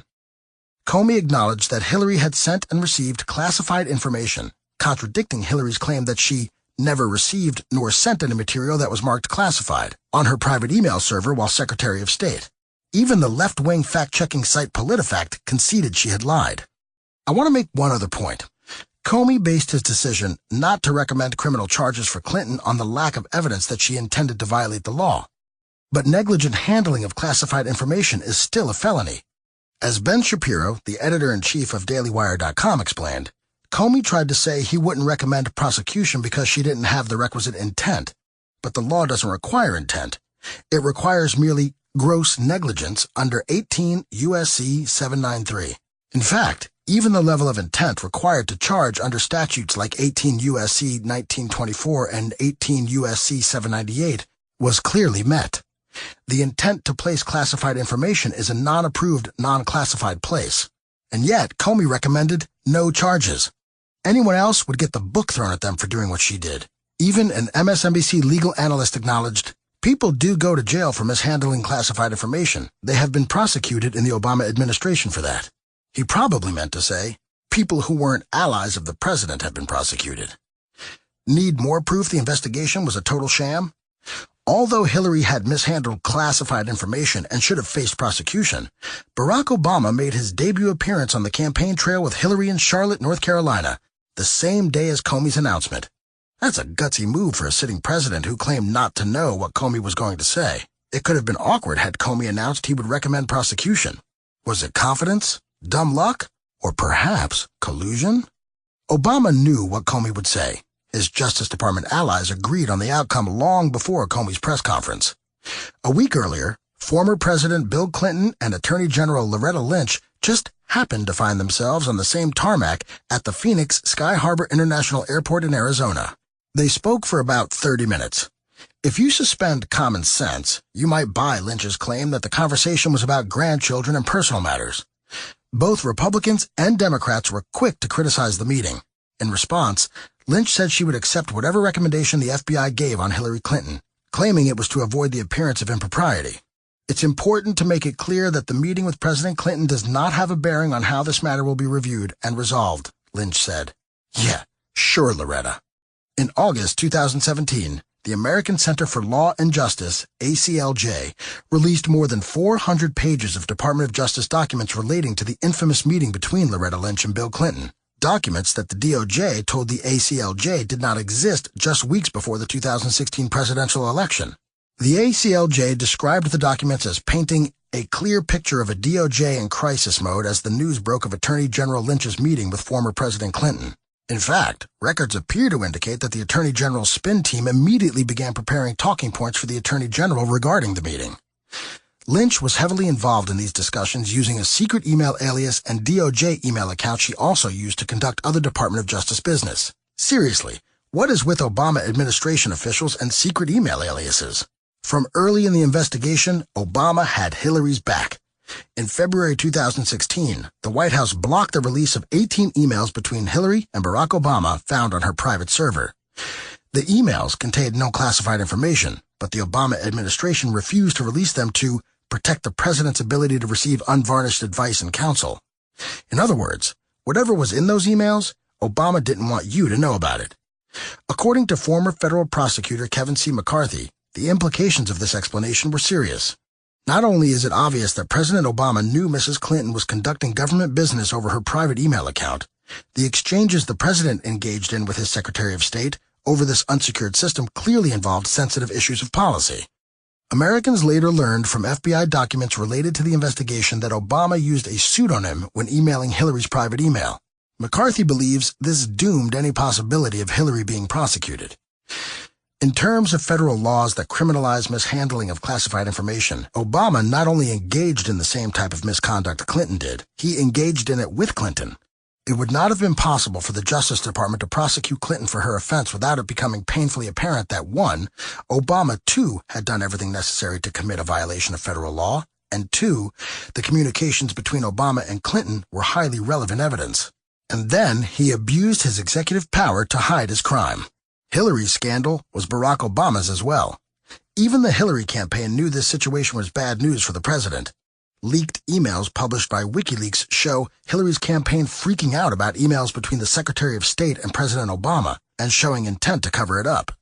Emails obtained by Judicial Watch via Freedom of Information Act lawsuit also suggest that the State Department knew about Hillary's email problem for 3 years, but covered it up. Want to take a guess why? The same day the House Select Committee on Benghazi subpoenaed Hillary's emails, John Podesta emailed Cheryl Mills, an attorney for the Clinton campaign. Think we should hold emails to and from POTUS? That's the heart of his exec privilege. We could get them to ask for that. They may not care, but seems like they will. A few days later, Mills emailed Podesta, concerned over Obama's claim he found out about Hillary's private email server on the news. We need to clean this up. He has emails from her. They do not say state.gov. They did a poor job cleaning up their mess, but they sure tried. Later that month, Trey Gowdy, Republican South Carolina, chairman of the House committee investigating the 2012 terror attack on the U.S. consulate in Benghazi, revealed that Hillary's private server was wiped clean in 2014 after the State Department requested she turn over her emails to comply with the Federal Records Act. Hillary was under a House committee subpoena order to provide all documents, including emails relating to the attack. According to an FBI report, an employee of Platte River Networks, a Denver-based IT company managing Hillary's email server, deleted Hillary's email archive using software designed to prevent the recovery of data. Hillary's actions and her litany of excuses weren't even convincing to people in her circle. Another Clinton attorney, Erica Rotenberg, questioned Hillary's use of the private email server and Hillary's taking it upon herself to review them and delete documents without providing anyone outside her circle a chance to weigh in. When one of your own attorneys acknowledges that you acted inappropriately, you've got problems. Rotenberg's exact words, according to the leaked email, were, "It smacks of acting above the law." You think? Comey's refusal to recommend charges in July 2016 made less and less sense with time. Congress asked for a new investigation, which Comey rejected. Then, on October 28, 2016, less than 2 weeks before Election Day, the investigation reopened after emails relevant to the case were discovered on the laptop of Anthony Weiner and Huma Abedin during a separate investigation involving Weiner's sexting an underage girl. Comey felt it was necessary to inform Congress of the new development. For nearly a week, the scandal again dominated news coverage. Huma Abedin had been forwarding emails, including ones marked classified, to her husband Anthony Weiner to print out. Some of us hoped that Hillary might now be held accountable, but it didn't happen that way. She was cleared again. To my relief, she lost an election that most people believed she was destined to win. She paid a huge price for her arrogance, but, as far as I'm concerned, she got off easy. She still hasn't been held accountable for her crimes.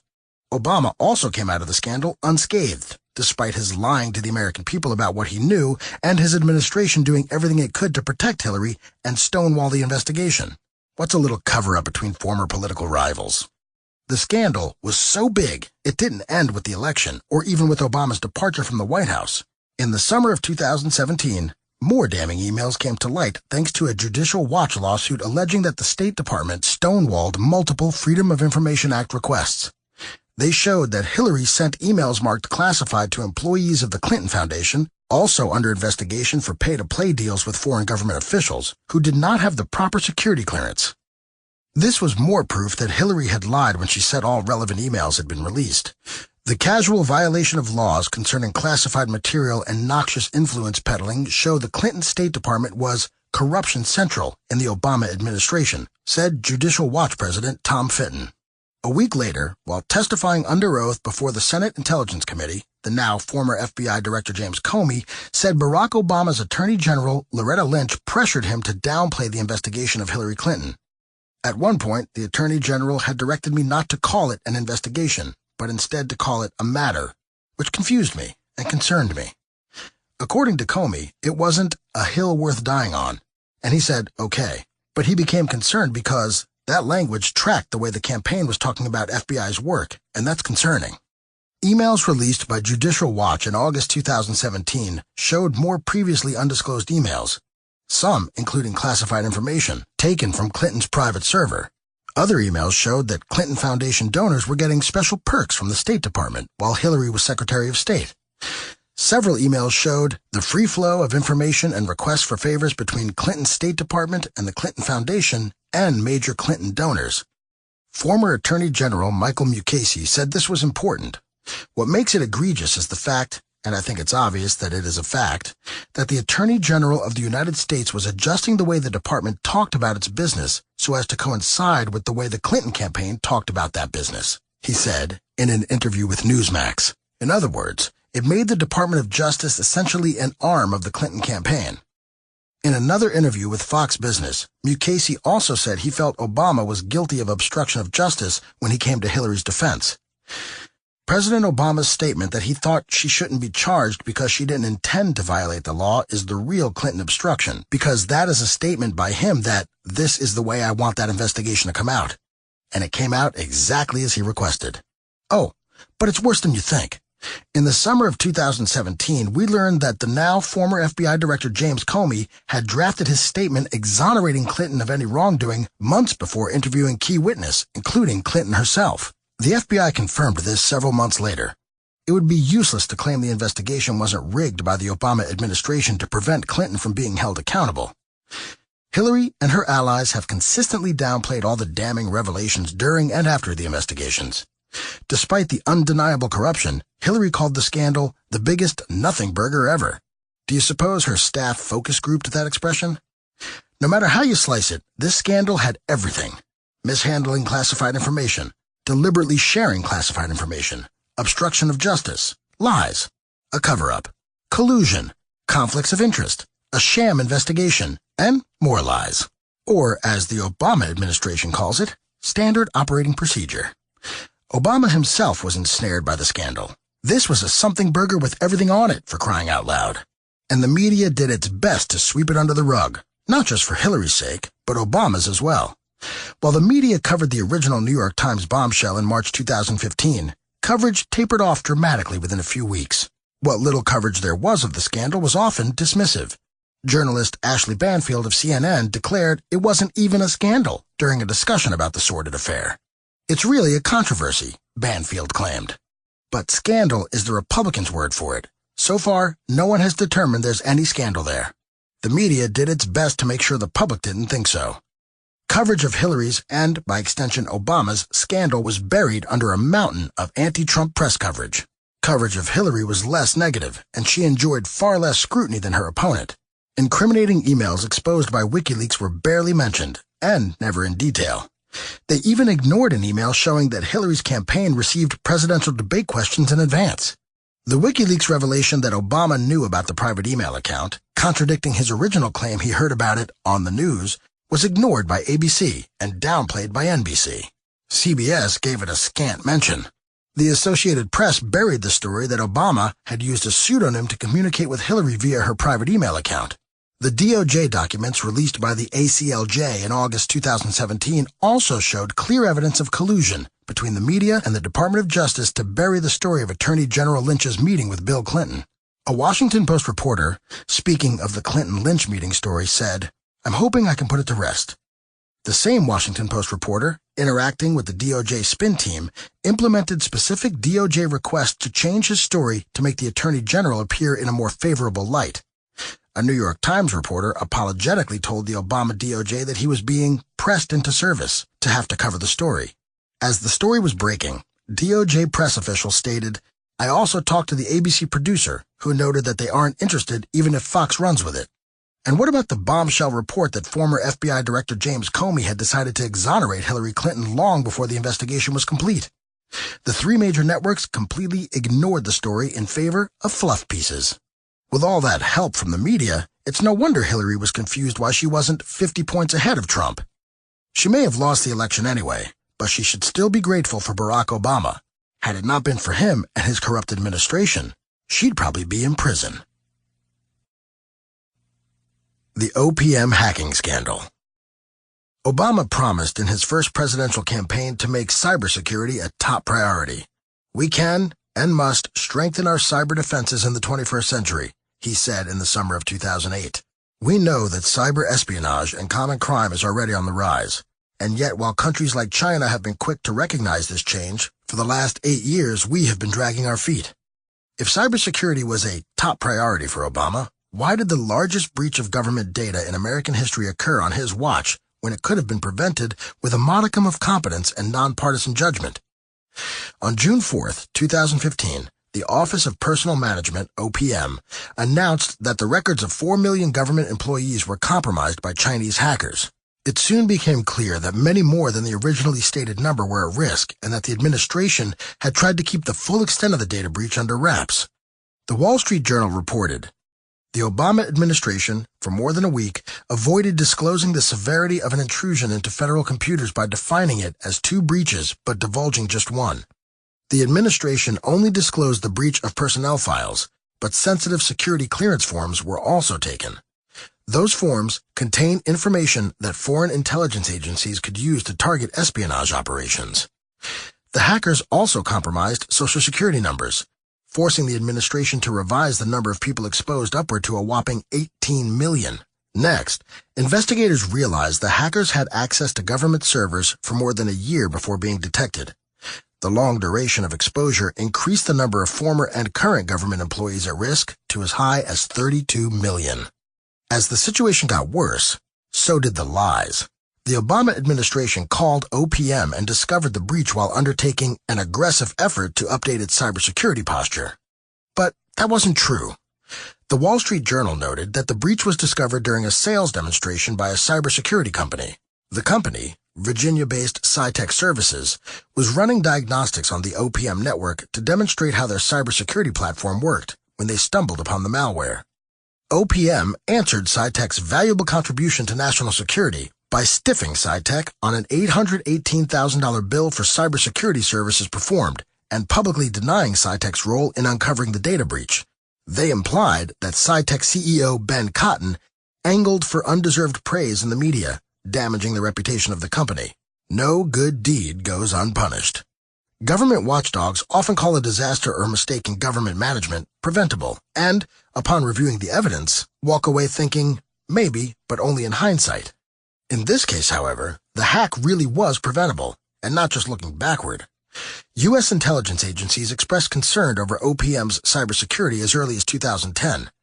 They were so concerned about it, they refused to share classified personnel records with OPM out of fear that it could expose the personal information of covert operatives to leakers and hackers. Did that stop the merging of records? Nope. Michael Adams, a veteran of U.S. Special Operations Command, told the Daily Beast, "The U.S. government either doesn't understand or is obfuscating the national security implications of this cyber attack.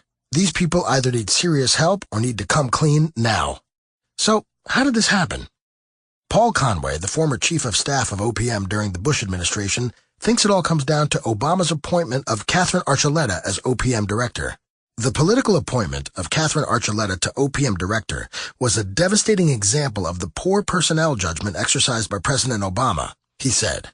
It highlighted his willingness to elevate ideological purity over competency when selecting appointees whose jobs it is to protect America. She was unqualified for the position. How unqualified? Imagine a community organizer deciding to run for President of the United States after only 2 years in the U.S. Senate.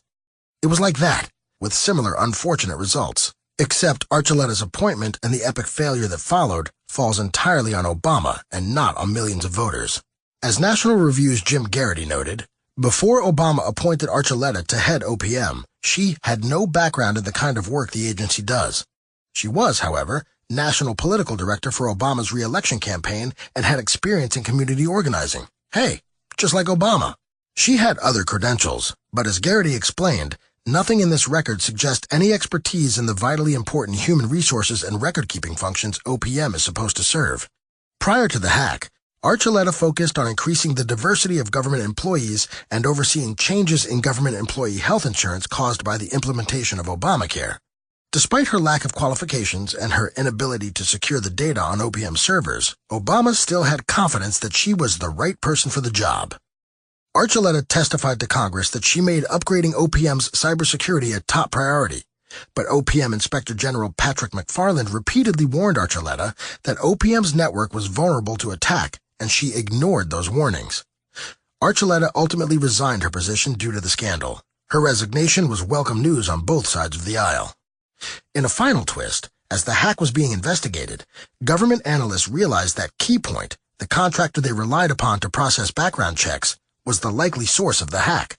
The hackers gained access to OPM files by accessing Keypoint's system through corrupted user data and snatching security credentials for the government mainframe. Guess what the Obama administration did once they realized the source of the breach? They hired that company for government record-keeping again. When the media reported on the scandal, coverage was absent of criticism of the Obama administration or Obama's broken promise on cybersecurity. The broadcast news networks protected the president and his administration on cybersecurity issues by refusing to criticize the administration in 90.2% of cyber stories, 139 of 154, analysis from the Media Research Center showed. Those stories included reports of serious data breaches at OPM and the IRS, the theft of emails from the Joint Chiefs of Staff and top administration officials, possible hacks of major airlines in Wall Street, hackers taking over cars on America's highways, as well as cyberbullying. Obama appointed a political crony to a position she was unqualified for, and that decision compromised tens of millions of government employees' personal records. That's a pretty big scandal. If only the media cared to acknowledge it. The Washington Post's editorial board, to their credit, eviscerated Obama over the hacking, accusing him of inexcusable negligence on cybersecurity. In retrospect, when Obama said cybersecurity would be a top priority on the campaign trail, he was more interested in taking a swipe at the Bush administration than solving the problem.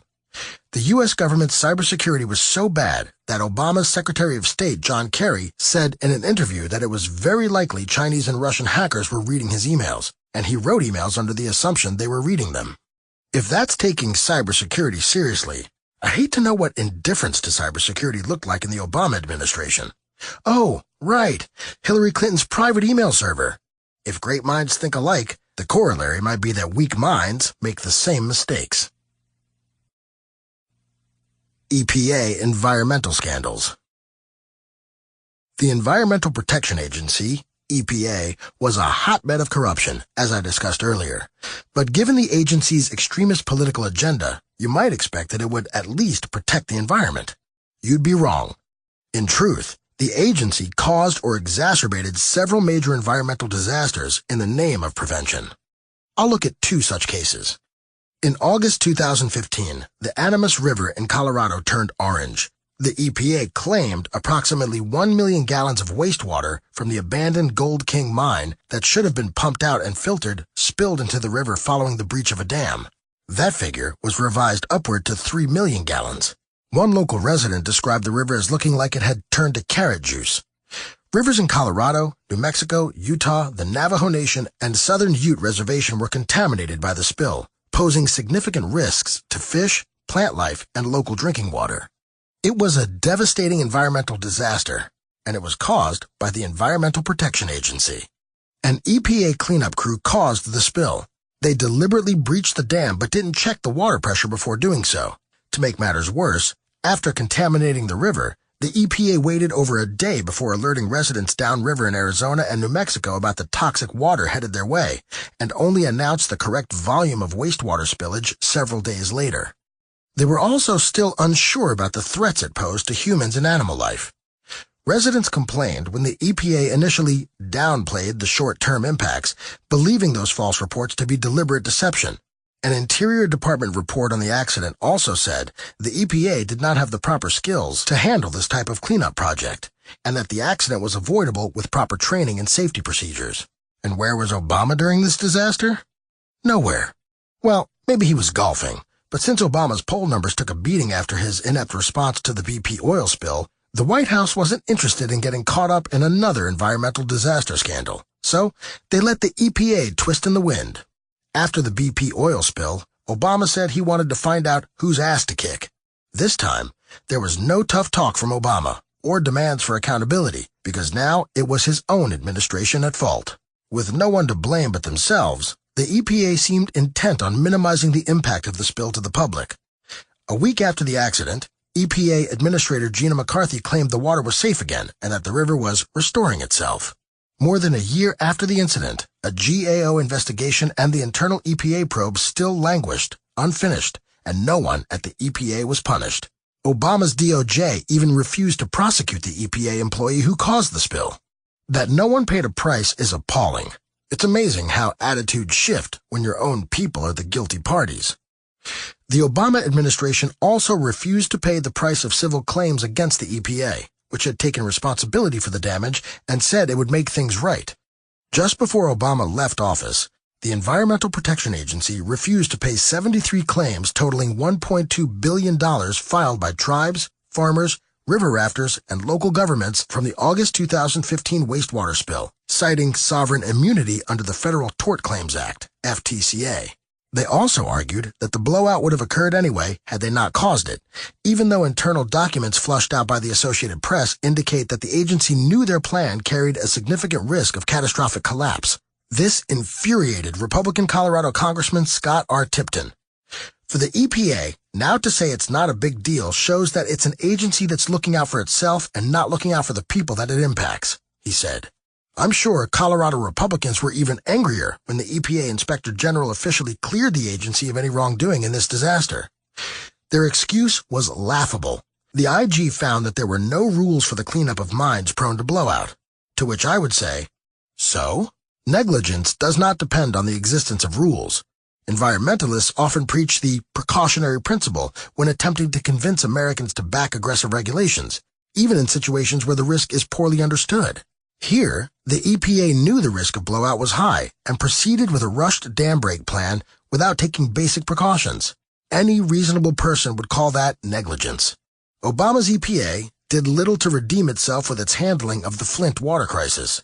In 2014, the city of Flint, Michigan, changed their water source from treated Detroit River water to improperly treated water from the Flint River. The corrosive water caused lead from old pipes to leach into the water supply, exposing thousands to drinking water with high lead levels and causing severe health problems. In the fall of 2015, the state told Flint residents to stop drinking the water and switched back to the original water source. But it was too late. Damage to the pipes caused continued leaching of lead into the drinking water, and it remained unsafe. Michigan state officials may have caused the problem, but the EPA made it much worse. In January 2016, Obama declared a federal emergency in Flint, allowing FEMA to coordinate disaster relief. A few days after the declaration, Obama addressed the crisis in Flint during a visit to the United Auto Workers General Motors Training Center in Detroit. I know that if I was a parent up there, I would be beside myself that my kids' health could be at risk, he said.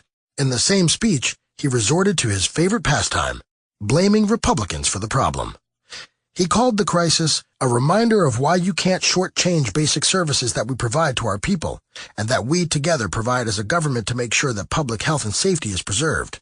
Never let a good crisis go to waste.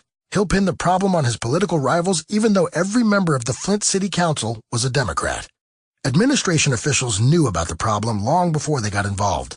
It took a whopping 7 months for the EPA to issue a Safe Drinking Water Act emergency order to intervene on behalf of the residents of Flint on January 21, 2016. The EPA knew of high lead concentrations in the water back in February 2015, but Michigan state officials claimed they had it under control, so, understandably, they didn't take it further. When the EPA learned in June that state officials couldn't handle the disaster on their own, they still did nothing. An internal memo from EPA official Miguel del Toro confirmed the presence of high lead results in the drinking water, which is to be expected in a public water system that is not providing corrosion control treatment. According to the memo, one home had levels of 13,200 parts per billion. Federal intervention triggers at 15 parts per billion by law. In response to this, the EPA chose not to intervene and, instead, issued a press release calling the data initial results, doing nothing to intervene on behalf of the residents of Flint. Obama once said, if he had a son, he would look like Trayvon Martin. Well, if he had a son in Flint, he wouldn't have lead poisoning, because the Obama administration would have intervened at once, instead of sitting on their hands for several months and keeping the contamination on the down low, even after they knew people were getting sick from lead exposure. They only took action when the crisis became a national story. Internal emails unveiled during congressional hearings showed reluctance to send more aid to Flint. In one shocking email, an EPA official said they weren't sure Flint is the community we want to go out on a limb for. Alongside the congressional investigation, the EPA Inspector General also investigated the water crisis. The IG report included a scathing indictment of the EPA's response, confirming that the EPA regional office knew of the high lead levels in the water and that state and local authorities were not acting quickly to protect human health. The report also faulted the EPA for not intervening when they first realized the problem, allowing it to get worse. In the absence of EPA intervention in Flint, the state continued to delay taking action to require corrosion control or provide alternative drinking water supplies, the report stated. Flint's water was still not safe to drink when Obama left office. While responsibility for creating the crisis belongs to state and local officials, the scandalous inaction of Obama's EPA made a bad situation much worse. The media covered the Gold King mine disaster extensively, but committed leftists sometimes placed the blame on the mines. Although the EPA's negligence caused the spill, an environmental reporter on MSNBC described the EPA as innocent bystanders and seemed to blame locals for the spill. One environmental activist on MSNBC even compared the EPA's job to defusing a bomb in a crowded marketplace, depicting the agency's missteps as understandable and difficult to avoid. The media also didn't want to call them out for their inaction in Flint. CNN didn't mention the EPA once during a segment on the Flint water crisis. Apparently, their knowledge of high lead levels and their subsequent inaction wasn't newsworthy. If only Obama had a son in Flint, things would have played out differently. The Iran ransom scandal. The next Obama scandal broke in January 2016, just months after Obama had completed negotiations for his signature foreign policy achievement, a nuclear non-proliferation pact with a theocratic and anti-American regime in Iran, a pact with zero chance of stopping Iran from developing nuclear weapons. Iran showed their appreciation by capturing and humiliating a boat of U.S. Navy sailors who they claimed had traveled into Iranian waters, and Secretary of State John Kerry responded with gratitude to Iran for their cooperation after they freed the soldiers. One day prior, he exchanged 7 Iranian citizens in U.S. custody as suspected terrorists for 4 Americans captured as bartering tools by Iran. But on January 17, 2016, Obama gave the world's #1 state sponsor of terrorism another gift. Alongside a nuclear agreement that lifted sanctions, unfreezing as much as $150 billion in Iranian assets, the Obama administration gave Iran $1.7 billion. They claimed they owed that money to Iran as part of a settlement from a failed 1979 arms deal. While Iranian mullahs were busy laughing at us and rallying their countrymen in chants of "Death to America," Obama made it his mission to leave a legacy of peace with the country. What could go wrong with that? What would the world's top state sponsor of terrorism do with all that money? Secretary of State John Kerry conceded that Iran would fund terrorism with money they got from sanctions relief. "I think that some of it will end up in the hands of the Islamic Revolutionary Guard Corps, IRGC, or other entities, some of which are labeled terrorists. You know, to some degree, I'm not going to sit here and tell you that every component of that can be prevented." While many people weren't happy with the settlement announcement, the real controversy exploded on August 3rd, when the Wall Street Journal revealed that the White House secretly paid $400 million in cash to Iran, timed to coincide with the release of the 4 American prisoners held in Tehran. The money was delivered on wooden pallets in an unmarked plane which departed the U.S. in the dead of night, raising suspicion that the cash was a ransom payment. A cash payment? An unmarked plane? It sounds like something out of a James Bond flick. Something the Russians would do. Not even Congress knew of the payment. Obama denied that the payment was a ransom. "We do not pay ransom. We didn't hear and we won't in the future," he said.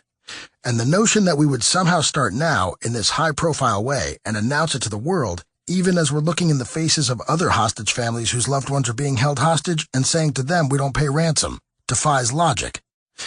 The payment, Obama claimed, had been part of the $1.7 billion settlement announced in January. The Obama administration claimed the negotiations for the prisoner swap were separate from the settlement negotiations and the nuclear deal.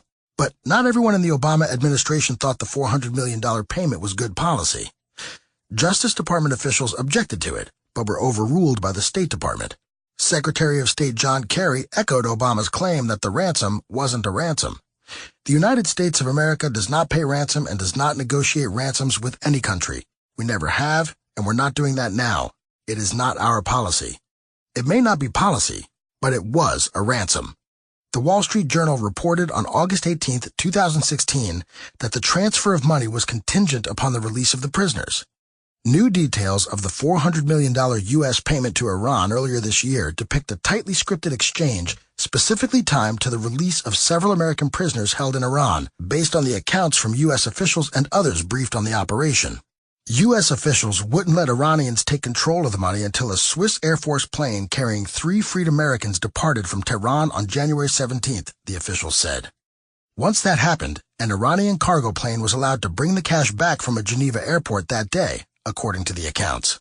State Department spokesman John Kirby confirmed this during a press briefing the same day. A journalist asked, "In basic English, you're saying you wouldn't give them $400 million in cash until the prisoners were released, correct?" Kirby replied, "That's correct." This explanation contradicted Obama's and Kerry's statements 2 weeks prior, proving that both of them lied. A senior Iranian military official, Brigadier General Mohammad Reza Naqvi, also called the payment a ransom. This money was returned for the freedom of the U.S. spies, and it was not related to the nuclear negotiations. One of the American hostages, Pastor Saeed Abedini, also reported that the hostages couldn't leave until another plane, presumably the plane carrying the $400 million ransom, had arrived. According to Abedini, the prisoners were waiting many hours at the airport before he asked the police why they weren't being let go. The police, Abedini recalled, said, "We are waiting for another plane, so if that plane doesn't come, we never let you go." Despite the controversy, the Obama administration insisted the money was Iran's all along. This $400 million is actually money that the Iranians had paid into a U.S. account in 1979 as part of a transaction to procure military equipment, Obama spokesman Josh Earnest said. While appearing on MSNBC, John Kirby also claimed the money was Iran's from the start. First of all, this was Iran's money, okay? It was money that they were going to get back anyway. Only the $400 million in Iran's frozen military sales account in the U.S. Treasury was earmarked by the Clinton administration for victims of Iranian terrorism. Those payments were never deducted from the FMS account, and the victims of Iranian terrorism were paid damages from U.S. taxpayers, not Iran. Iran forfeited that money when they began attacking Americans. When asked why the payment was made in cash, Obama explained, "We had to give them cash precisely because we are so strict in maintaining sanctions and we do not have a banking relationship with Iran that we couldn't send them a check and we could not wire the money." But that explanation fell apart months later when the Treasury Department acknowledged that the United States had made 2 separate wire transfers to Iran. The first wire transfer payment, for approximately $848,000, was made in July 2015, the same month they announced the nuclear deal. The second payment of $9 million arrived in April 2016. A senior Obama administration official claimed this didn't contradict Obama's earlier claim, but didn't explain why. Republicans suggested the administration used cash to make payments difficult to trace. It seems the Obama administration will bend over backwards to accommodate the world's biggest state sponsor of terrorism, said Financial Services Committee Chairman Jeb Hensarling in a statement. Oh, they did more than bend over backward. They also broke the law. Former federal prosecutor Kevin C. McCarthy explained that it didn't matter what form of payment Iran received, because Iran is still on the government's list of state sponsors of terrorism, and anti-terrorism sanctions still in place make any form of payment to them illegal. Obama had our financial system issue U.S. assets that were then converted to foreign currencies for delivery to Iran. Both steps flouted the regulations, which prohibit the clearing of currency of any kind if Iran is even minimally involved in the deal.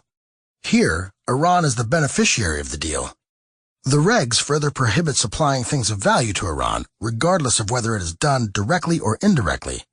Expressly included in the indirect category are transfers of assets to another country with knowledge that the country will then forward the assets in some form to Iran. That's exactly what happened here, with Obama pressing the Swiss and Dutch into service as intermediaries. By his own account, McCarthy added, President Obama engaged in the complex cash transfer to end-run sanctions that prohibit the U.S. from having a banking relationship with Iran. The point of the sanctions is not to prevent banking with Iran. It is to prevent Iran from getting value from or through our financial system. The banking prohibition is a corollary. By paying with cash, the U.S. allowed Iran to use that money for terrorism with fewer hurdles, and Obama violated the law to make it happen. It should come as no surprise that the Obama administration did everything it could to block a congressional investigation. Attorney General Loretta Lynch refused to answer questions from Congress about the payments. Who knew that simple questions regarding Attorney General Lynch's approval of billions of dollars in payments to Iran could be so controversial that she would refuse to answer them? Congressman Mike Pompeo, Republican Kansas, said, "This has become the Obama administration's coping mechanism for anything related to the Islamic Republic of Iran. Hide information, obfuscate details, and deny answers to Congress and the American people." What was the Obama administration trying to hide? If the payments were on the level, there would be no reason to obstruct an investigation. Details of the deal weren't classified, but the Obama administration hid key documents at a secure site to make access difficult. The Washington Free Beacon argued that the Obama administration decided ignoring Congress was their best strategy because the details of the negotiations were so damning. Since I've established that the payment was a ransom, one might assume the media would take an interest in the scandal. But no. Analysis from the Media Research Center shows that the media almost entirely ignored the story. Rather than give the ransom scandal the attention it deserved, they covered the story that 3 Olympic swimmers had fabricated an alleged robbery in Rio de Janeiro. That story received 10 times more coverage from ABC, CBS, and NBC than the ransom scandal. The Olympic swimmer story garnered a whopping 37 minutes and 31 seconds. In comparison, the cash payout to Iran, which looked suspiciously like ransom, only amounted to a scant 3 minutes and 47 seconds. The New York Times editorial board called the ransom scandal fake and spun the story as a positive for Obama, arguing that the timing of the payment and the release of the prisoner was pragmatic diplomacy, not capitulation. A Washington Post editorial similarly praised Obama, calling the $400 million payment American diplomacy at its finest, and saying it represented continued adherence to a masterful feat of American diplomacy and to the peaceful resolution of disputes under international law. The left-wing fact-checking site PolitiFact also covered for Obama, rating the claim that the $400 million payment was a ransom as mostly false, despite the concession that it was a quid pro quo. Google the definition of ransom and get back to me, PolitiFact. While the New York Times gave the story about the $400 million payment being tied to the release of the prisoners a spot on the front page and above the fold, the Washington Post buried the story, even though one of the ransomed prisoners was one of their own reporters. The reporter, Jason Rezaian, later sued the Iranian government in federal court, claiming he was taken hostage and psychologically tortured during his 18 months in prison in an effort by Tehran to influence negotiations for a nuclear agreement with Iran, the Post reported. According to the suit, Rezaian believes he was targeted to gain advantage in a prisoner exchange and to extort concessions from the U.S. government in the multinational talks over lifting sanctions if Iran agreed to limits on its nuclear program. Iranian officials repeatedly told Rezaian and his wife, Yeghani Salehi, who also was detained for more than 2 months, that Rezaian had value as a bargaining chip for a prisoner swap, the suit says. The filing also links key moments in the nuclear negotiations to Rezaian's treatment in the judicial system, from arrest to conviction to sentencing, and ultimately his release on the day the deal was implemented. For nearly 18 months, Iran held and terrorized Jason for the purpose of gaining negotiating leverage and ultimately exchanging him with the United States for something of value to Iran, the suit states. That really sounds like a ransom, doesn't it? Of course it does. Yet Rezaian's own paper felt it had to push the Obama administration's version of the events and bury damaging stories. That isn't just yellow journalism. That's indecent and cruel. Rezaian alleges that Javad Karim Godusi, a member of Iran's parliament, said Iran didn't give up anything and got everything in the negotiations. We gave up Jason Rezaian, whose usefulness had been exhausted and would have only manifested a loss from then on. And in return, we got 4 concessions. They included the release of 7 Iranians from U.S. prisons and the release of $1.7 billion in frozen Iranian assets. The lawsuit also states, although the U.S. government has disputed that any money was paid in exchange for the release of the Iranian-American prisoners, it is the Iranian government's intent that is relevant to the legal question of whether or not Jason was taken hostage. Mark Thiessen at the American Enterprise Institute argues, Rezaian is arguing that even if the U.S. insists that the payment was not a ransom, it is irrelevant because Iran took him hostage with the intent to extort a ransom payment. So as long as Iran saw it as a ransom, how the U.S. describes it is legally irrelevant, he added. It seems increasingly clear that the only ones who don't believe a ransom was paid are officials of the Obama administration. Since the mainstream media is now an arm of the Democratic Party, their stated belief that the payment was not a ransom doesn't invalidate that argument. The Trump surveillance scandal. At long last, on January 20th, 2017, the era of Barack Obama came to an end. With the most corrupt chief executive in U.S. history out of government, the endless parade of scandals surrounding his administration was over. Except it wasn't. Even from beyond the confines of the White House, Obama's long, dark shadow still hangs over the nation's capital. On March 4th, 2017, President Donald J. Trump tweeted, "Terrible. Just found out that Obama had my wires tapped in Trump Tower just before the victory. Nothing found. This is McCarthyism." And, "How low has President Obama gone to tap my phones during the very sacred election process? This is Nixon/Watergate. Bad. Or sick guy." Trump offered no proof, but it set off a firestorm of reactions, denials, counter-accusations, and often slanderous claims against Trump, all of which amounted to the charge that his tweet was a lie. After Trump's accusation, Obama's spokesman, Kevin Lewis, issued a statement on Obama's behalf.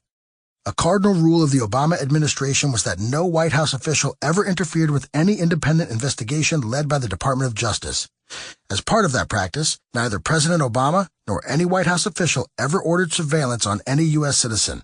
Any suggestion otherwise is simply false. Like many other statements made by former Obama staffers, Lewis's claim stopped short of denying that the administration had Trump's wires tapped. Obama's former speechwriter, Jon Favreau, warned journalists not to report that there had been no wiretap at all. "I'd be careful about reporting that Obama said there was no wiretapping," Favreau tweeted. Statement just said that neither he nor the White House ordered it. Obama's former advisor, David Axelrod, also refused to say there hadn't been a wiretap, arguing that if there had been a wiretap, a court would have had a valid reason for approving it. No denial was possible because the Department of Justice did tap Trump's office phones. The New York Times even reported that these wiretapped recordings existed.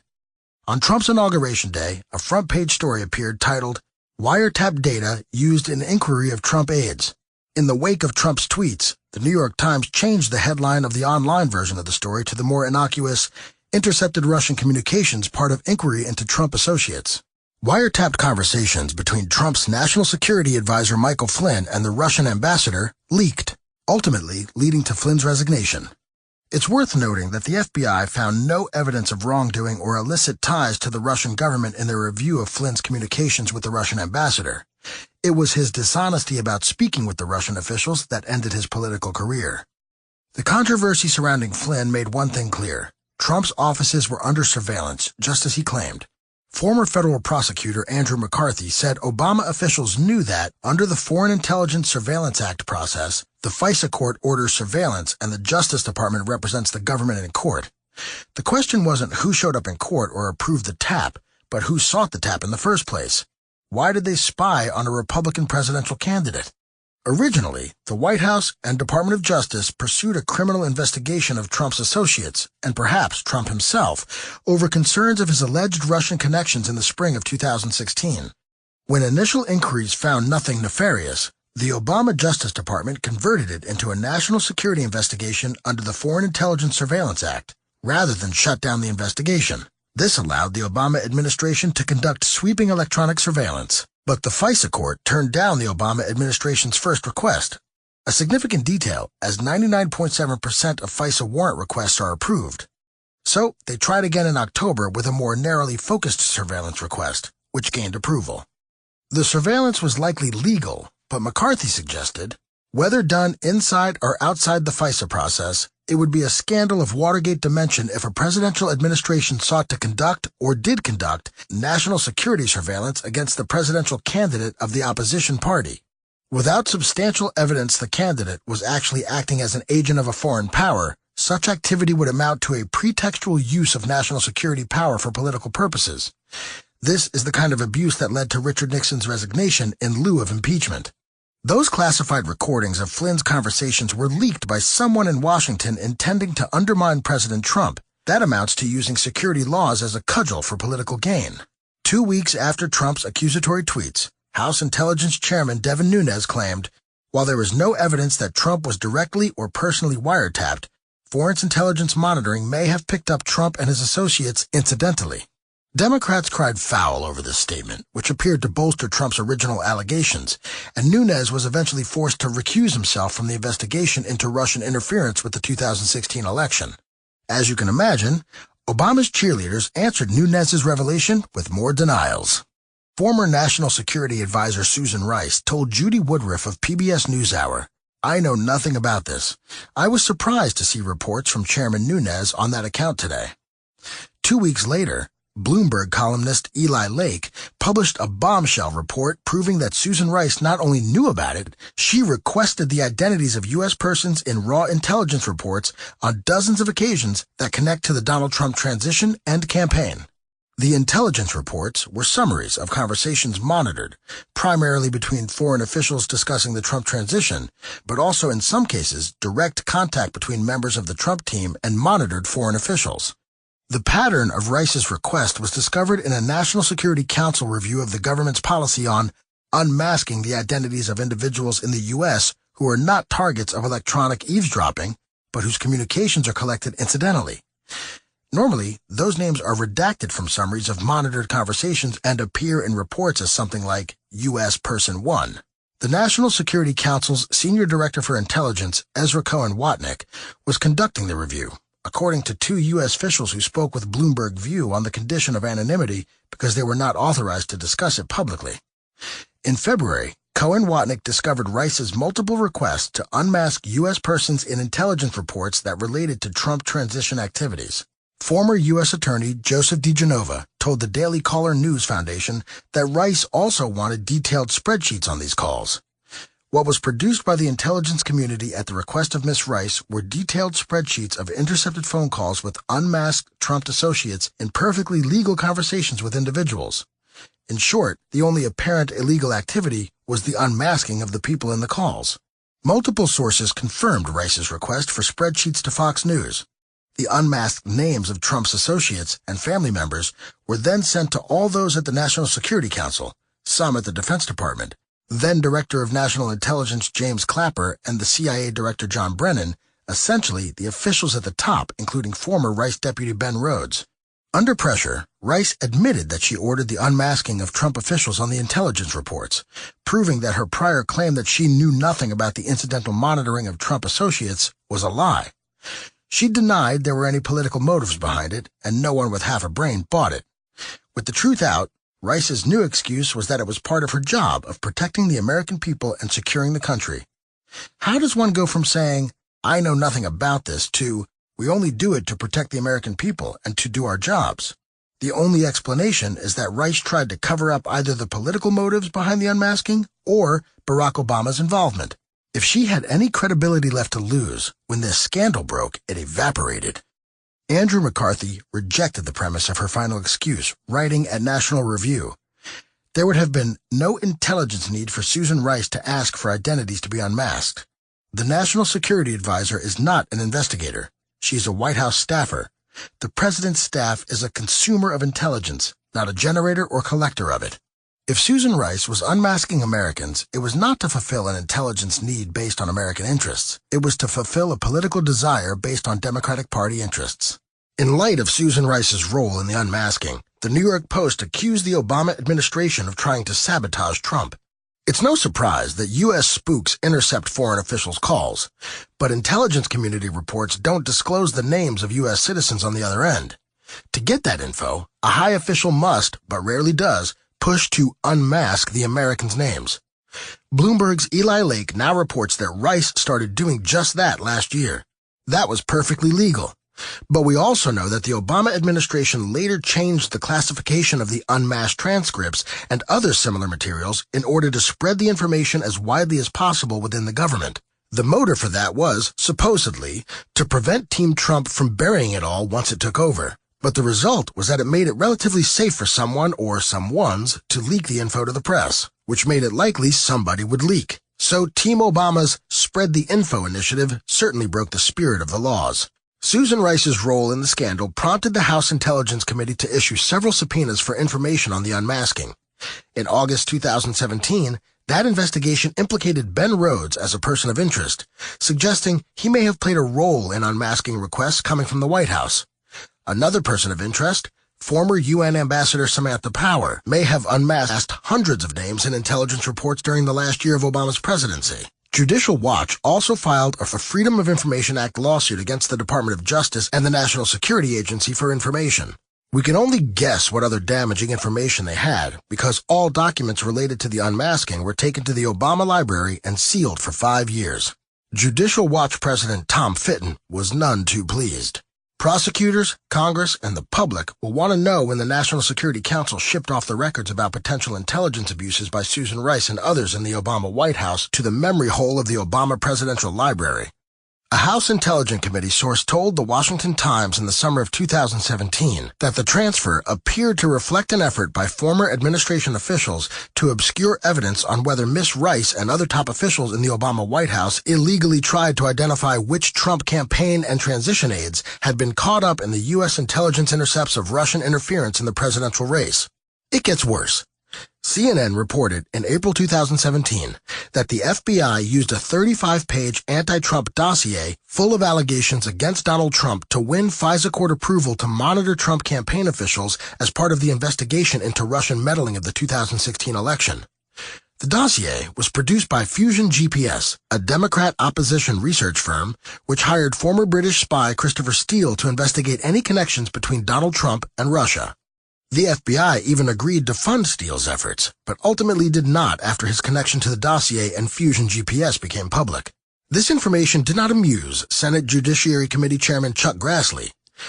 The idea that the FBI and associates of the Clinton campaign would pay Mr. Steele to investigate the Republican nominee for president in the run-up to the election raises further questions about the FBI's independence from politics, as well as the Obama administration's use of law enforcement and intelligence agencies for political ends. Grassley wrote in a letter to then FBI Director James Comey. Comey would later describe the dossier as being full of salacious and unverified material in testimony before the Senate Select Committee on Intelligence. In October 2017, the Washington Post broke the story that between April and October 2016, the Hillary Clinton campaign and the DNC financed the dossier through the Democratic Party's law firm, Perkins Coie, though they previously denied any knowledge of it. According to Byron York of the Washington Examiner, this new revelation raised serious questions. What did the FBI do with the dossier material? Did judges make surveillance decisions in the Trump-Russia investigation based in whole or in part on the dossier? To what degree is the salacious and unverified dossier the source of what we think we know about allegations of collusion between Russia and the Trump campaign? All good questions. As of this writing, they have yet to be answered. But, considering we're talking about the Obama administration, the answers are likely to be as troubling as the fact that we even have to ask the questions. We do know, thanks to the ongoing investigation, that Steele was in repeated contact with an Associate Deputy Attorney General in the Obama Justice Department. A very significant development that further fuels speculation that the Justice Department under Obama was actively and improperly trying to thwart Donald Trump. Just as Obama's accumulation of scandals didn't end with his presidency, the media's covering up of his scandals didn't end then either. Over at CNN, Don Lemon said he'd ignore the bombshell of Susan Rice's ordering the unmasking and called it a fake scandal ginned up by right-wing media and Trump. Chris Cuomo claimed that the bombshell was not true and a fake scandal. Jim Sciutto, CNN's chief national security correspondent, tried to excuse Rice's earlier lie that she'd been unaware of the unmasking of Trump officials. From her perspective, she didn't know what specific unmasking Devin Nunes and others are talking about. CBS also defended Rice, while NBC and ABC ignored the bombshell report. There were also the usual accusations of sexism and racism.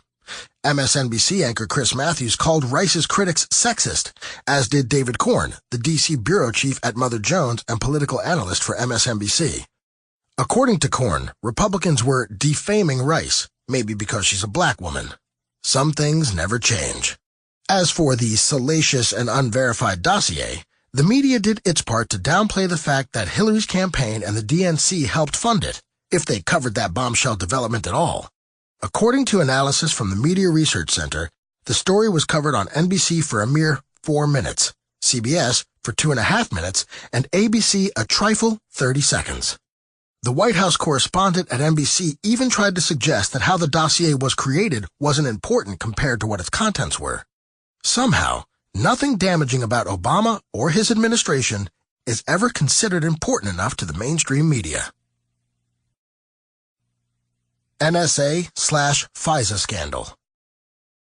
The NSA, under Obama, targeted American citizens for illegal and unwarranted seizure of phone records and emails, as I've already documented. But they weren't content to settle for one scandal. In the final days of Obama's presidency, investigative reporter Sarah Carter, national security correspondent at Circa, unearthed new evidence that the NSA routinely violated American privacy protections while scouring through overseas intercepts and failed to disclose the extent of the problems until the final days before Donald Trump was elected president. More than 5%, or 1 out of every 20 searches seeking upstream internet data on Americans inside the NSA's so-called Section 702 database violated the safeguards Obama and his intelligence chiefs vowed to follow in 2011, according to one classified internal report reviewed by Circa. The Obama administration self-disclosed the problems at a closed-door hearing October 26th before the Foreign Intelligence Surveillance Court that set off alarm. Trump was elected less than 2 weeks later. The normally supportive court censored administration officials, saying the failure to disclose the extent of the violations earlier amounted to an institutional lack of candor, and that the improper searches constituted a very serious Fourth Amendment issue, according to a recently unsealed court document dated April 26, 2017. Thanks to Obama administration policy that loosened privacy rules, there was a threefold increase in NSA data searches on Americans and a rise in the unmasking of U.S. persons' identities in intelligence reports. Administration officials, including National Security Advisor Susan Rice, said the NSA searches were not legal and monitored to avoid abuses. Not so, according to the National Security Agency's Inspector General. Since 2011, NSA's minimization procedures have prohibited use of U.S. person identifiers to query the results of upstream internet collections under Section 702, according to an unsealed court ruling reported by Circa. The October 26, 2016 notice informed the court that NSA analysts had been conducting such queries in violation of that prohibition, with much greater frequency than had been previously disclosed to the court. The American Civil Liberties Union, ACLU, called these new revelations of Obama administration violations of civil liberties some of the most serious to ever be documented.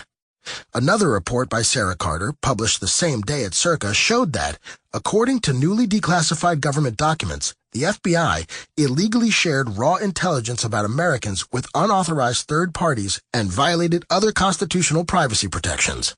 This, despite assurances by the agencies that officials properly handled such sensitive data to avoid abuses and leaks. As Andrew McCarthy noted in National Review, Obama created an environment favorable to leaks and abuses on a massive scale. Other reporting indicates that there was a significant uptick in unmasking incidents in the latter years of the Obama administration. More officials were given unmasking authority. At the same time, President Obama loosened restrictions to allow wider access to raw intelligence collection and wider dissemination of intelligence reports. This geometrically increased the likelihood that classified information would be leaked, as did the Obama administration's encouragement to Congress to demand disclosure of intelligence related to the Trump campaign, the purported Trump-Russia connection. And, of course, there has been a stunning amount of leaking and classified information to the media. University of Tennessee law professor and prominent blogger Glenn Reynolds claimed the scandal raised serious questions about the intelligence community. It now seems apparent that we overestimated the patriotism and professionalism of the people in these agencies, who allowed them to be politically weaponized by the Obama administration. These massive constitutional abuses by the Obama administration make for a massive scandal. Except the media couldn't be bothered by it. None of the big three networks covered the story. The Obama administration routinely violated civil liberties of Americans on a huge scale, but that wasn't worth telling the American people? I wonder how the people would react if they knew the truth. Is it any wonder that the media is now among the least trusted of our civic institutions? Uranium One Scandal. In 2010, the Committee on Foreign Investment in the United States, a panel of Obama appointees and cabinet members, unanimously approved a deal that allowed Rosatom, a Russian-owned nuclear energy company, to buy the Toronto-based uranium mining company, Uranium One. This acquisition gave Russia control over 20% of America's uranium supply. Back then, Obama was in denial about the threat Russia posed to the United States. But Republicans on the House Foreign Relations Committee expressed opposition to the deal, citing national security concerns. So why would an administration that would later claim to view Russia as our greatest threat and accuse high-level Russian officials of meddling in the 2016 presidential election make this deal? The New York Times examined the Uranium One deal more than a year and a half before the 2016 presidential election, including research from Peter Schweitzer, the author of Clinton Cash. After much scrutiny, they revealed, as the Russians gradually assumed control of Uranium One in 3 separate transactions from 2009 to 2013, Canadian records show a flow of cash made its way to the Clinton Foundation. Uranium One's chairman used his family foundation to make 4 donations totaling $2.35 million. Those contributions were not publicly disclosed by the Clintons, despite an agreement Mrs. Clinton had struck with the Obama White House to publicly identify all donors. Other people with ties to the company made donations as well. And shortly after the Russians announced their intention to acquire a majority stake in Uranium One, Mr. Clinton received $500,000 for a Moscow speech from a Russian investment bank with links to the Kremlin that was promoting Uranium One stock. Despite the damning evidence they uncovered during their investigation, the New York Times stopped short of saying the deal gained approval thanks in part to those donations. Whether the donations played any role in the approval of the Uranium One deal is unknown. But the episode underscores the special ethical challenges presented by the Clinton Foundation, headed by a former president who relied heavily on foreign cash to accumulate $250 million in assets, even as his wife helped steer American foreign policy as Secretary of State, presiding over decisions with the potential to benefit the foundation's donors. The circumstances behind the Uranium One deal were thrust back into the limelight after an October 2017 bombshell report from The Hill. They found the FBI had gathered substantial evidence that Russian nuclear industry officials were engaged in bribery, kickbacks, extortion, and money laundering designed to grow Vladimir Putin's atomic energy business inside the United States, according to government documents and interviews. They also obtained an eyewitness account, backed by documents, indicating Russian nuclear officials had routed millions of dollars to the U.S. designed to benefit former President Bill Clinton's charitable foundation during the time Secretary of State Hillary Clinton served on a government body that provided a favorable decision to Moscow, sources told The Hill. The racketeering scheme was conducted with the consent of higher-level officials in Russia who shared the proceeds from the kickbacks, one agent declared in an affidavit years later. So the Obama administration knew of the bribery plot before they approved the deal and went ahead with it? Given the money in play for the Clintons, one can't help but conclude that the fortunes of high-ranking Democrats mattered more to Obama than national security. Congress began investigations, and soon after the Russian bribery scheme came to light. A former FBI informant and whistleblower who worked at Uranium One from 2009 to 2014 claimed he was intimidated by Obama administration lawyers into dropping a civil suit against the government. The informant's lawyer, Victoria Tensing, claimed Obama Justice Department lawyers told him to stay quiet because his reputation and liberty was in jeopardy if he did not. The Trump administration released the informant from his gag order, which will allow him to testify before Congress about his undercover work at Uranium One. According to Tensing, her client has specific information about contributions and bribes to various entities and people in the United States. In November 2017, Attorney General Jeff Sessions directed senior federal prosecutors to evaluate certain issues requested by congressional Republicans involving the sale of Uranium One and alleged unlawful dealings related to the Clinton Foundation, leaving the door open for an appointment of another special counsel.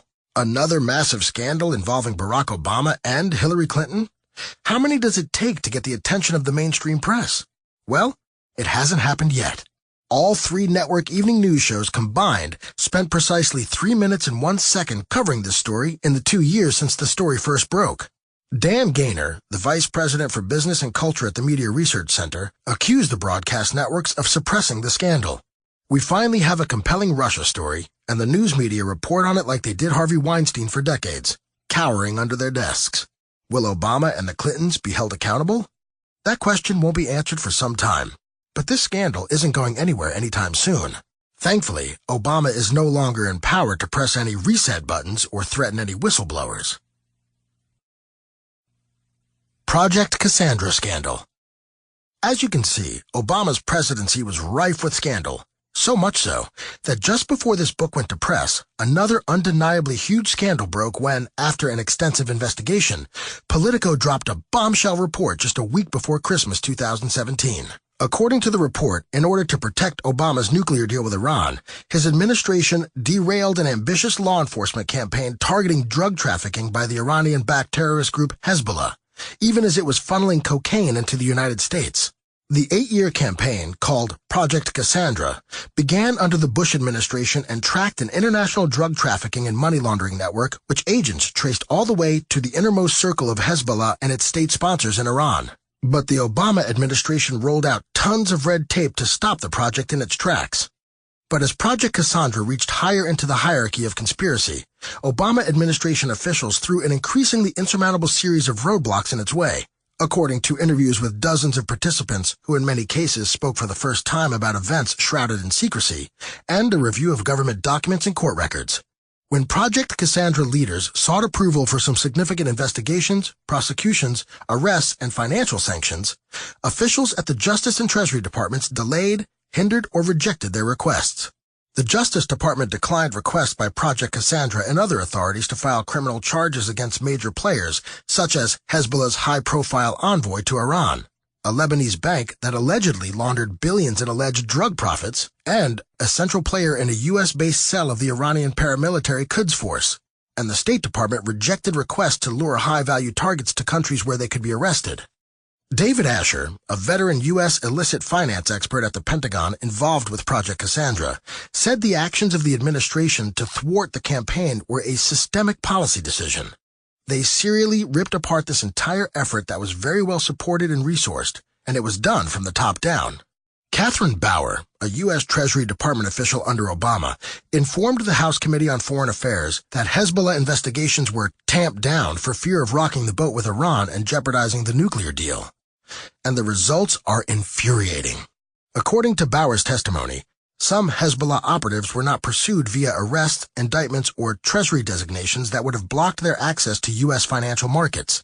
The Obama Justice Department even refused to investigate and prosecute Abdallah Safieddine, Hezbollah's longtime Iran envoy, who Project Cassandra agents described as the linchpin of Hezbollah's criminal network.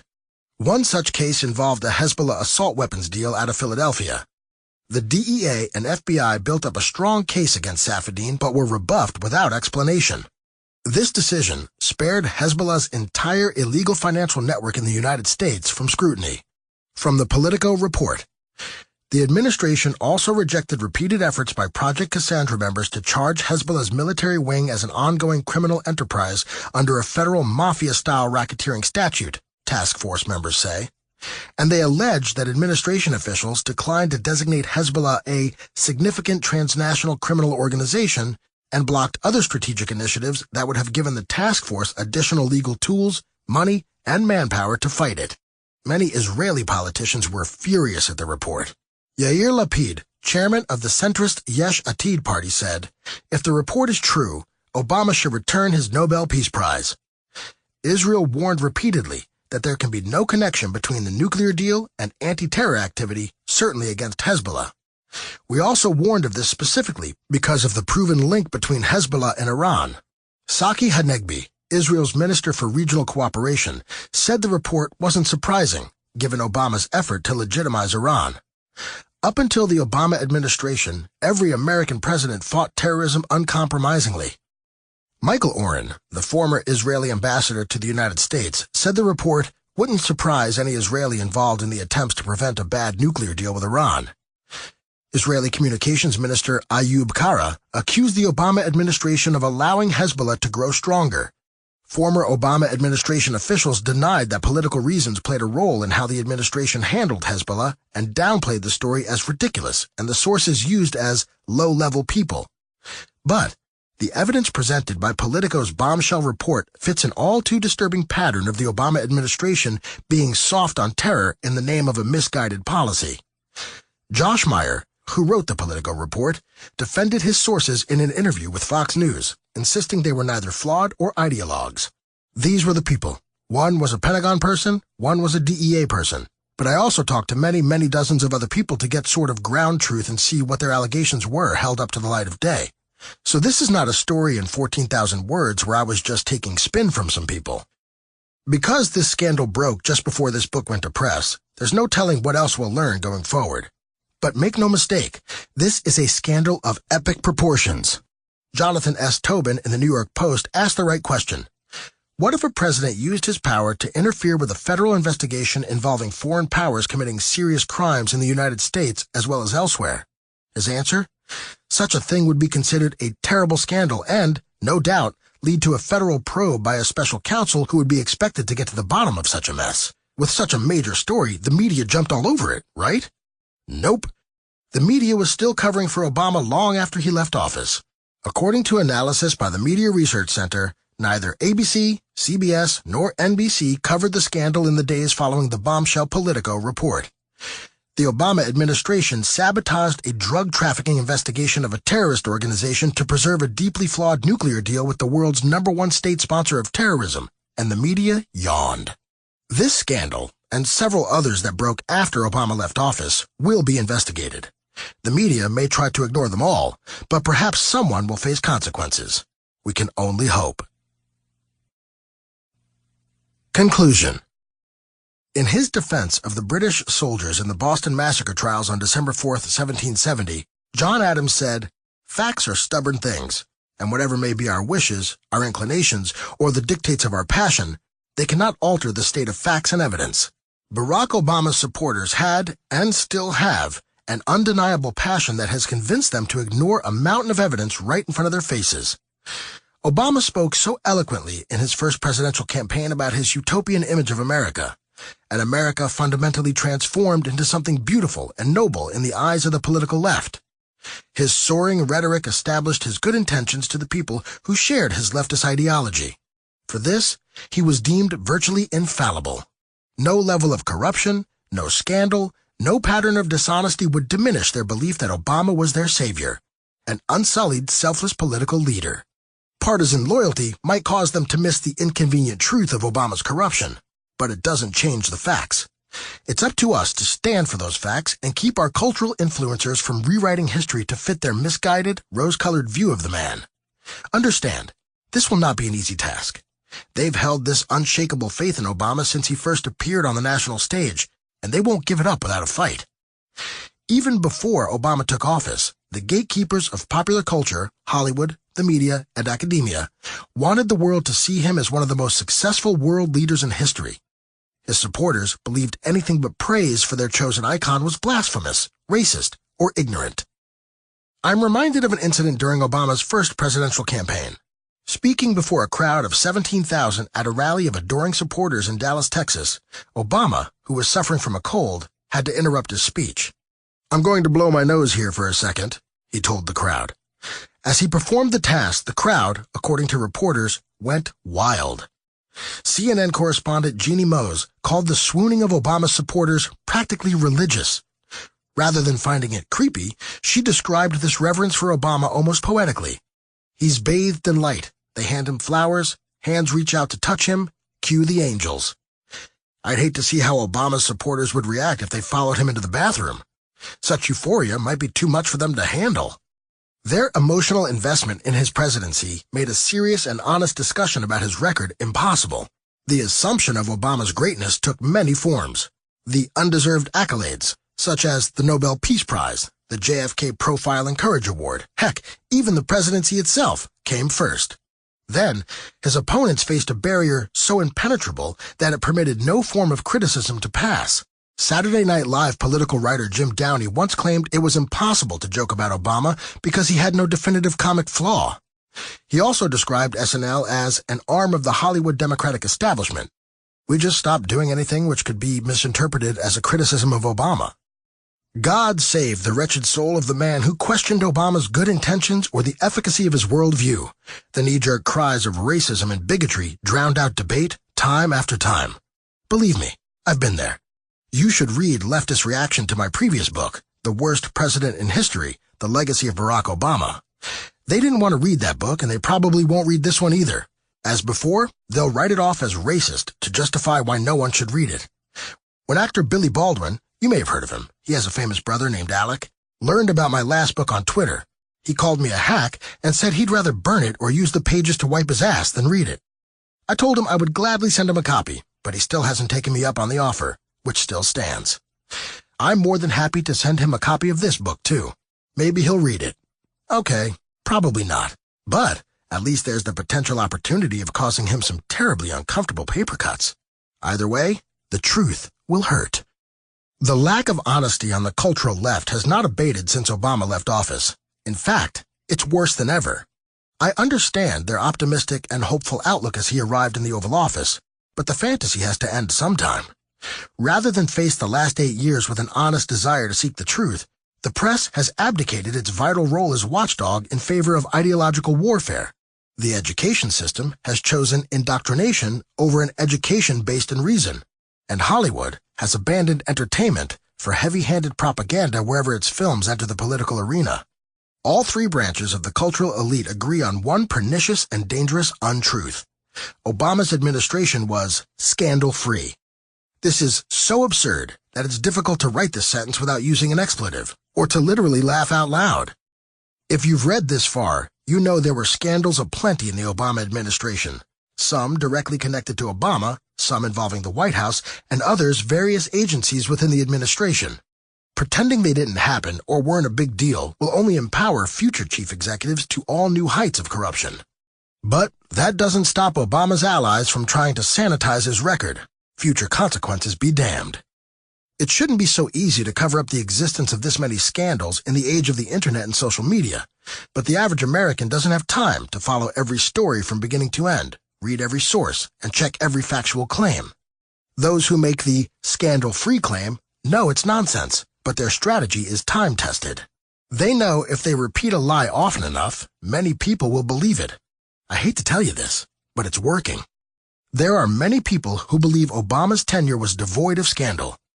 When one side has a virtual monopoly on the legacy media, the halls of academia, the creative heartbeat of the culture, and even the vast majority of the internet, Google and its various subsidiary internet companies own about 40% of the traffic on the web worldwide, and they're just one of dozens of powerhouse.coms run by leftists. As the years pass, the truth will vanish. Now there is a new president, and a new and ingenious tactic has emerged among Obama's allies. After 8 years of ostrich syndrome during Obama's presidency, they deploy an endless scandalization of anything and everything under President Trump. The idea is to create a popular consciousness that associates Obama with relative media peace and Trump with chaos, anger, and scandal. Take a look around your Facebook walls and Twitter feeds. It's working. We should be skeptical of our leaders, and Trump is no exception. But if Barack Obama received the same treatment from the media as Donald Trump, his presidency would have lasted less than a year. In May 2017, Matthew A. Cherry, a former wide receiver in the NFL turned writer-director, opined on Twitter, "I miss the days when the biggest presidential scandal was the time Obama wore a tan suit." As of this writing, it was retweeted nearly 68,000 times and liked by almost 212,000. Similar sentiments abound on Facebook, usually expressed in snarky memes with no factual backing. I'm certain many Americans believe Obama's scandals were a series of nothing burgers ginned up by racist Republicans and Fox News, based on the fact that their social media and news feeds are filled with that claim because it generates clicks, likes, and follows among the most active social media users, the young. And that's the problem. The left isn't just denying that the scandals documented in this book played out as I have claimed. They deny that there exists any evidence that merits an investigation, and they claim anyone who wants an inquiry is a racist or a fool. Obama had a free pass from the media, both legacy and social, and it served as a license to abuse his power. People on both sides of the aisle must be willing to view all corruption equally, instead of letting political allegiances dictate how we perceive corruption. When we let partisanship skew our perception, it only hurts our ability to hold our elected leaders accountable for legitimate crimes. As New York Post columnist Carol Markowitz noted, Obama supporters are so invested in preserving the fiction that his presidency was scandal-free and cool under fire that their lack of introspection only serves to weaken their attacks on Trump. Markowitz added, Obamaites tell people to hush up about things that will make their side look bad and to focus all attacks in one direction. It's dishonest and counterproductive. Trump supporters see these attacks as strictly partisan, and that makes them more defensive and protective over their candidate. It's a cycle that we should work to break. As I mentioned earlier in this book, the Washington Post fact-checker, Glenn Kessler, excused Obama's scandal-plagued presidency by professing, unapologetically, that scandals are in the eye of the beholder. Whether something is a scandal or not, or whether an administration is scandal-free, is more a matter of opinion, bound to be fiercely disputed by partisans in either camp. This is not acceptable. I reject the notion that corruption is subjective. We live in a nation founded on the rule of law, and standing for the principle that all men are equal under the law. When we see evidence that a politician has broken the law, it should not be a matter of subjective opinion. Both the political left and right are guilty of tolerating corruption from members of their respective tribes, but the left's monopoly on the media, popular culture, and academia make it easier for their partisan perspective to become fact in the eyes of the masses, particularly the young and impressionable. We should call out any politician on either side of the aisle because abuse of power is not limited to one party. If there is no standard that we can all agree on, then only the media and academia can break the impasse, and we know where their loyalties are. Obama's supporters will point to the lack of indictments and criminal convictions of administration officials as proof that his administration was ethical and bounded by the law, but what it actually proves is just how devoid of accountability his administration was. As conservative talk radio host and author Hugh Hewitt put it, Republicans routinely demanded special prosecutors in the era of President Barack Obama and Attorneys General Eric Holder and Loretta Lynch. There were calls for one to investigate Hillary Clinton's private email server, the Internal Revenue Service alleged abuse power of regarding Tea Party-named groups, and the gun-walking scandal known as Fast and Furious. But there were no special prosecutors appointed during the Obama years. The Democrats knew better than to set a seasoned prosecutor with subpoena power loose when political intrigue is afoot. Obama's Justice Department was a politicized and corrupt agency intent on protecting Obama and his allies, attacking his enemies, and stonewalling congressional investigations into administration scandals. As scandals in his administrations accumulated, Republican-led investigations were dismissed as partisan witch hunts. The Obama administration's stonewalling and obstruction of justice were almost a Pavlovian response to each scandal, as was the left's denial that any corruption existed. When partisan loyalties trump our desire for accountability, government gains power and tyranny soon follows. As Americans, we believe the power of government over the people comes from the consent of the governed. The Constitution protects us from government abuse in part by guaranteeing our right to free speech and a free press. When we, the governed, ignore or excuse the kind of corruption the Founding Fathers feared most, we give the government our consent to abuse their authority. When the free press turns into a partisan press, it becomes impossible for the people to understand the workings of their own government or to check its power and excesses. The Founding Fathers guaranteed the rights of the people and the press to speak out against the government without fear of persecution. This compulsion to canonize Obama, not only as a successful president, but as a scandal-free president, in spite of the evidence to the contrary, defies everything our forebears taught us. If the press had done its job, this book would not have been necessary. The fact is, Obama spent the entirety of his presidency under a dark cloud of scandal, and that dark cloud has continued to grow after he left office. As of this writing, new questions are being asked about the Obama administration's approval of Russia's acquisition of Uranium-1. Denial of Obama's dishonorable record has taken some absurd turns. In August 2017, Illinois established Obama's birthday as a state holiday. Imagine if California had made Richard Nixon's birthday a state holiday after he resigned from his presidency. And before you protest that Obama didn't leave office in disgrace, is it not clear after reading this book that Obama's presidency was far more scandalous? Nixon's birthday, being celebrated as a state holiday, would be less insulting. Too many liberal lies about history have become accepted as truths because of the left's virtual monopoly on our culture. The same people that claim fascism was right-wing, that Franklin D. Roosevelt ended the Great Depression, or that racist Southern Democrats switched over to the Republican Party en masse following passage of the Civil Rights Act of 1964, are now trying to elevate Barack Obama to the level of Martin Luther King Jr. or John F. Kennedy. Today's lies will become historical fact if we don't correct the record. I've documented dozens of separate scandals, most of which were at least as important and corrupt as Watergate, in this book. That is by no means a complete list of the Obama administration's filthy ledger, but it's more than enough to put to rest all claims that Obama was scandal-free. I sincerely hope enough people read this book that the truth about Obama's presidency won't get swept under the rug in favor of a more politically correct fairy tale. The cost of this deception is just too great. If we fail to tell the truth today, it will be our own fault when we wake up one day and find ourselves ruled by despots. Thomas Jefferson once said, "If a nation expects to be ignorant and free in a state of civilization, it expects what never was and never will be." How right he was. Acknowledgements. Taking on the lies and misinformation of Obama's supporters, the media, and academia is no easy task. Writing this book would not have been possible without the assistance and support of several people and organizations whose contributions to this project, direct and indirect, deserve some credit. David S. Bernstein of Bombardier Books for seeing the potential of this book and making it happen. Mark Noonan, my co-author on my previous books. Our writing paths have now diverged, but it took 2 books written together for me to feel ready to tackle a project like this on my own. Matthew Souders for helping me polish the manuscript. Nick Cole for all the advice and insight. I'd also like to thank everyone who has supported me and my writing over the years, even friends and family who may not agree with me. The mountains of research collected for this book included many sources, 2 of which greatly contributed to making my job much easier. The Media Research Center for their invaluable analysis of media coverage, and Judicial Watch for their tireless efforts to get the answers the media didn't want to find during the Obama years.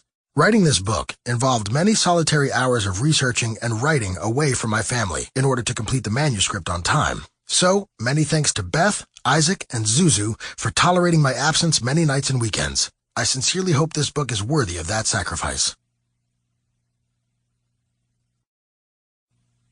The end.